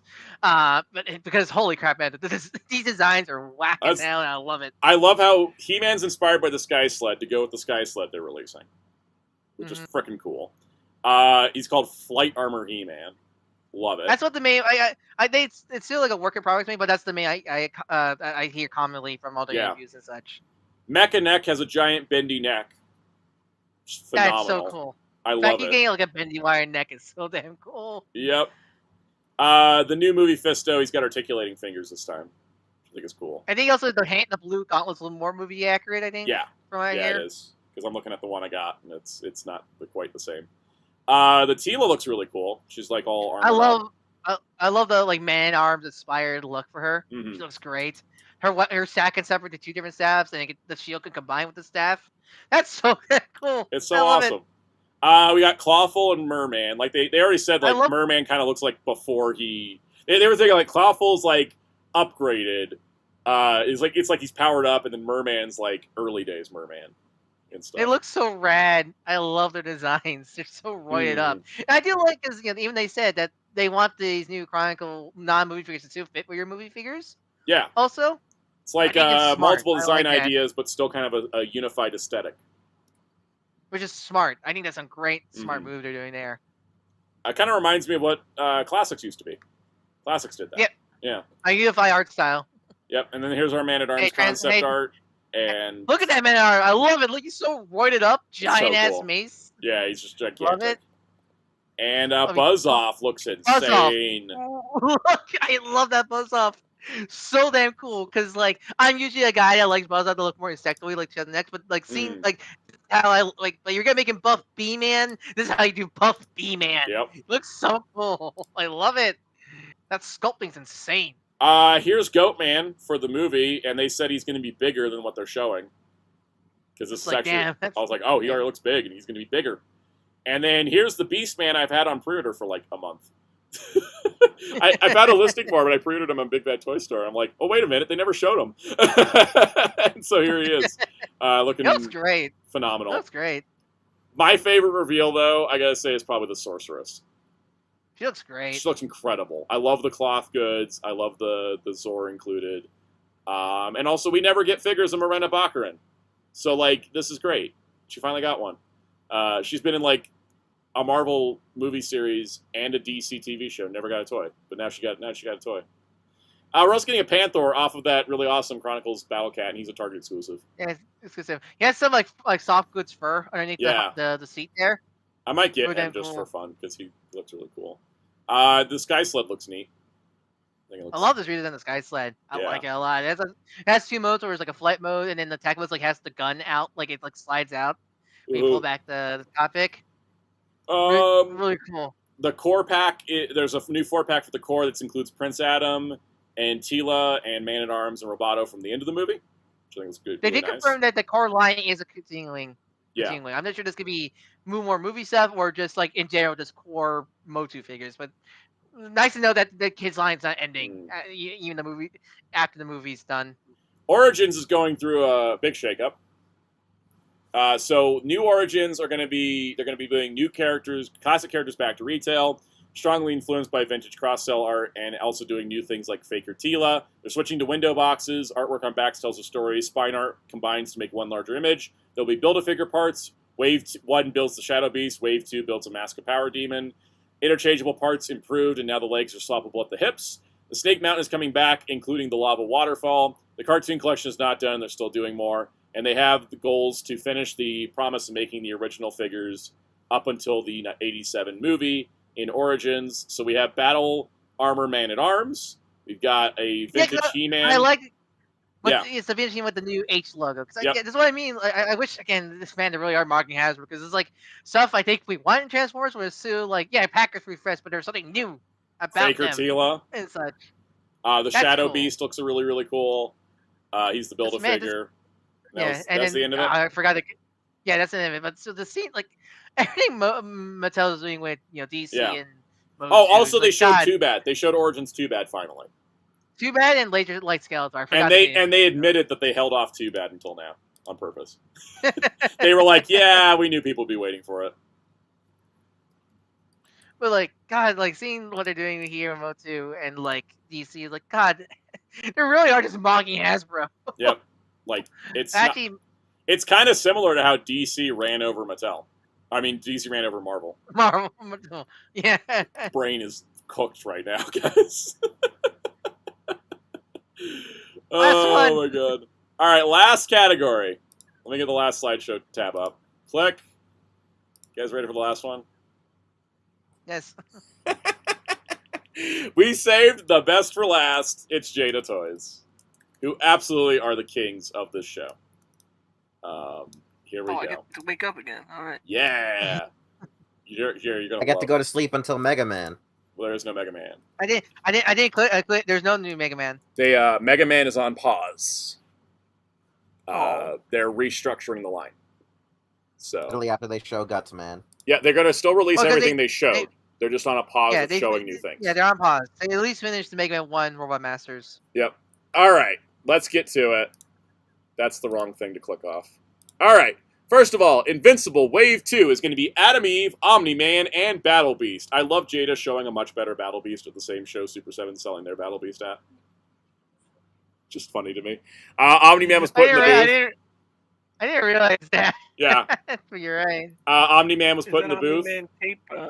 Wired cape. Oh, cool. Wired cloth cape. Mark, make a stick. Does he have hands so I can do think, Mark? Oh, I'm sure he will. I think he will. I'm sure he will. They love doing stuff like that. Eve looks great, too. I think she's looking really stellar. Battle Beast, my beloved. Look at him. He's got blood on his mouth. Look at the little puppy. Blood. I love him. I love it. So also, look, good. Hasbro, that's how you do knee joints. Yep. Knee joints without making them ugly looking. I know, right? I've been reading Invincible forever, and now we're getting toys. Right. Yep. And good ones, because Diamond Selects toys were garbage. Yeah. Oh, that's right. Have you seen the original McFarlane ones? Oh my god, I don't want to talk about it. Anyways, Wave 3, Invincible in his classic yellow suit, which comes with a cool unmasked option, which I think is awesome. Alan the Alien, looking great. And in General... his like rebellion like resistance outfits. And then General Thrag with his poofy collar. The Burger King man. It's Santa Claus. He looks really good.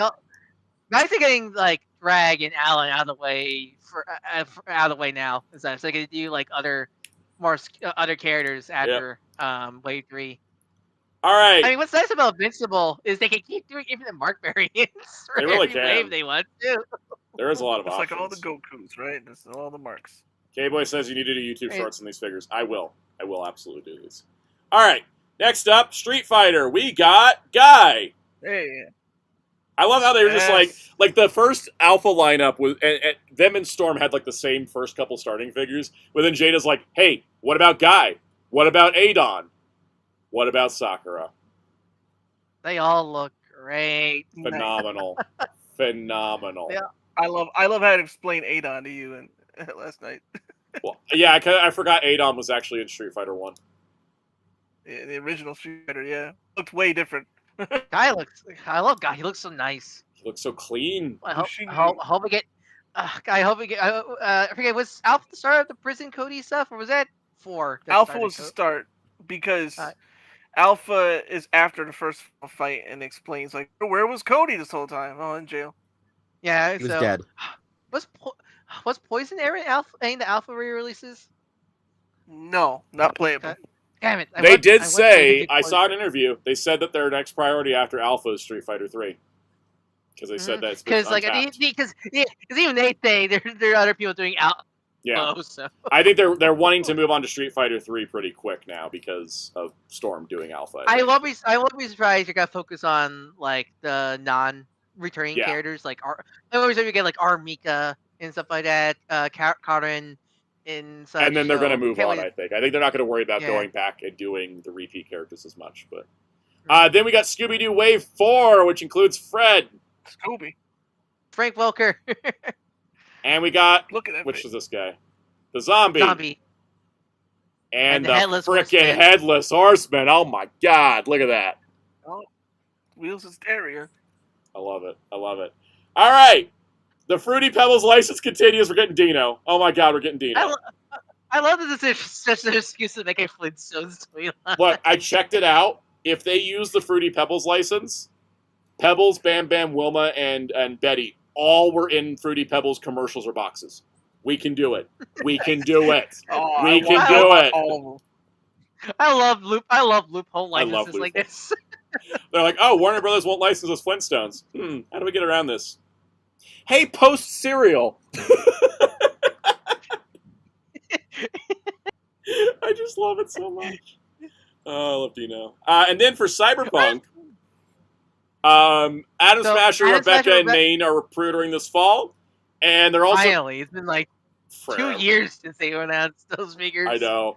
And then Roman is coming from Cyberpunk Edge Runners 2 with like 5 insane. facial expressions.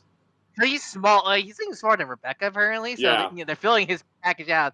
Also, just insane. They're already doing Cyberpunk Season 2. Yep. Edge Did Runners I just Season say 2. they're filling his package out? Because that's a great, Shush. great out of context quote. But no, it's a child, so just shut up. But he's got a shirt, a pants, and a Even jacket. worse. And I just think that's phenomenal. I just think it's absolutely phenomenal how great these Cyberpunk figures are. And hopefully they just get everything on a roll. Jada was kind of quiet for a bit, but they've been just pumping pre-orders lately. I'm like, let's get this train rolling. Let's get this train rolling. I know when that Talia figure comes out for Edge Runners Season 2. Oh, Season yeah. 2, that's good. That's good, Stel. And then they got some new one-off figures, including frickin' Astro Boy. Yeah, because they confirmed. Da, da, da. First off, it's kind of insane that there's never, at least from last I checked, never been like a really good 1/12 scale Astro Boy posable Nope. figure. He's always been in weird scales if they make a figure of him, and they barely make figures of him. I'm also in a weird scale. Yes, we know. I mean, So Everyone wants it's to put really, me at 172. He looks I don't know amazing. why. Looks amazing. it's great. So yeah, these are one-offs. They're not like new lines or anything like that. These are And then the winner of Comic-Con, the first ever action figure of Strider Hiryu. finally. insane. Like holy crap! Absolutely insane. I think we finished the MVC1 roster.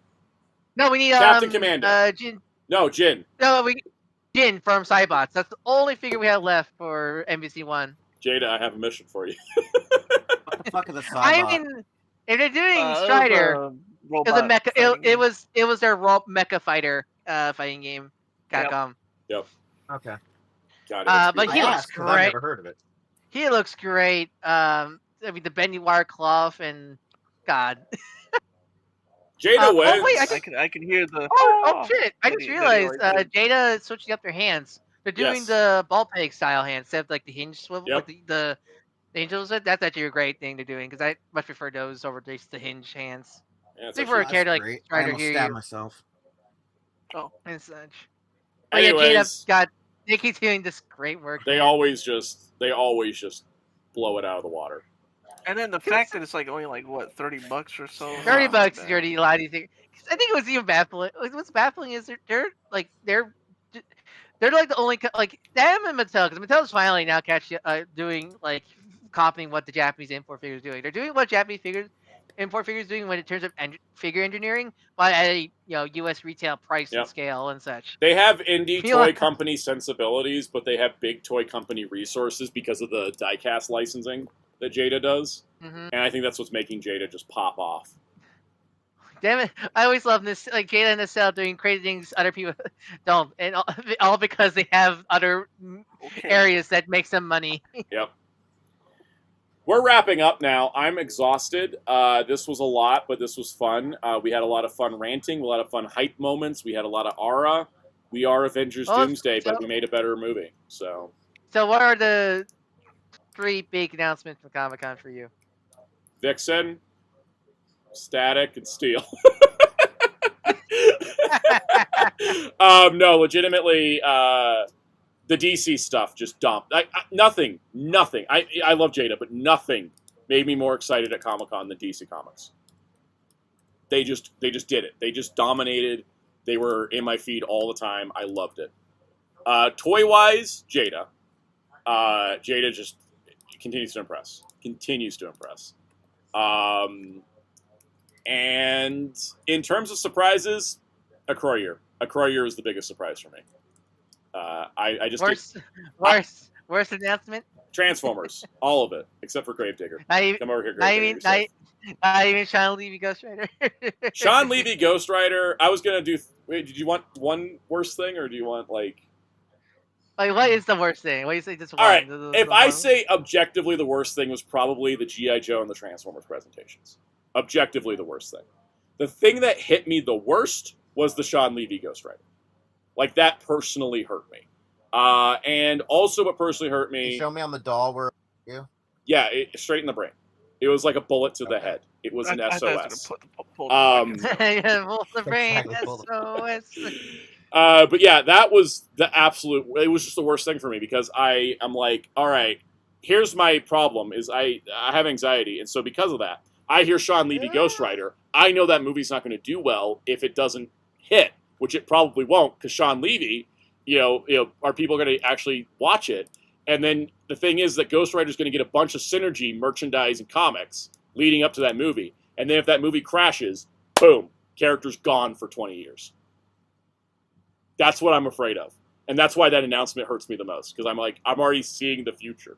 Yeah, hell, you can have a successful movie and get blipped out of existence over at Marvel. The Guardians of the Galaxy had a big-ass, huge third movie that did insanely well, and they've done nothing with them since.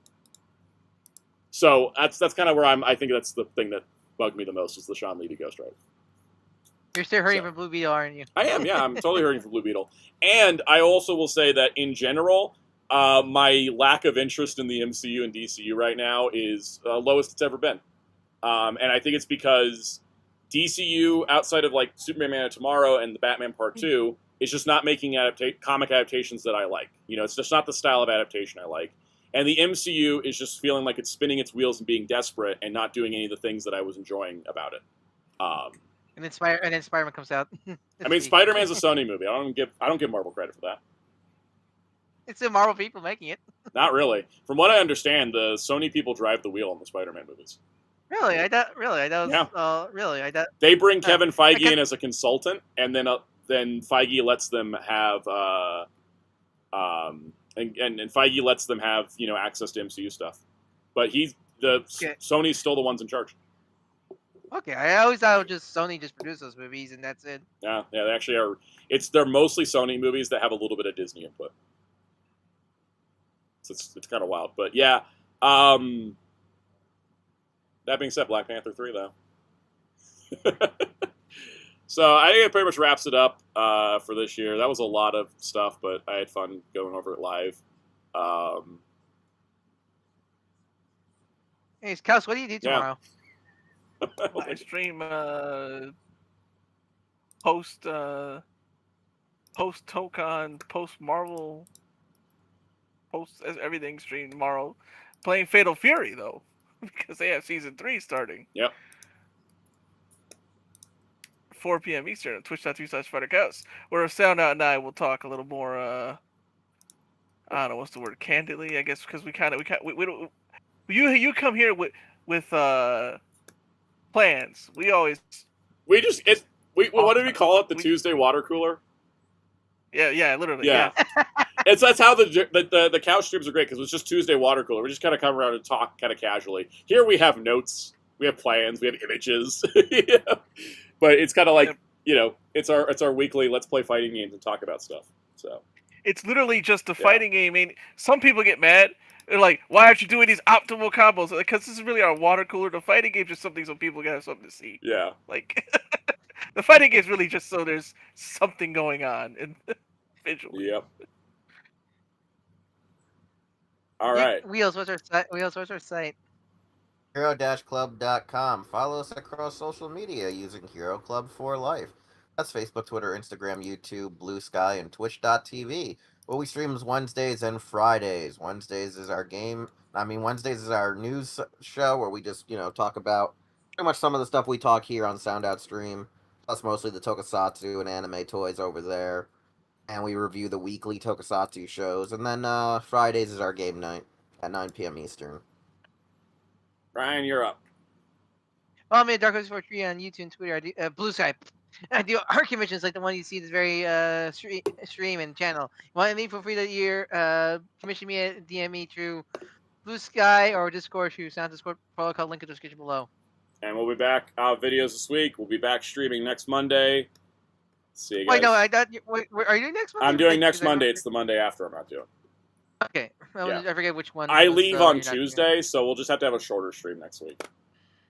Which will be fine. There's going to be like no news. It's post Comic-Con. Yeah, because post Comic Con. We'll talk mostly about Spider-Man, probably. Anyways, see you guys later.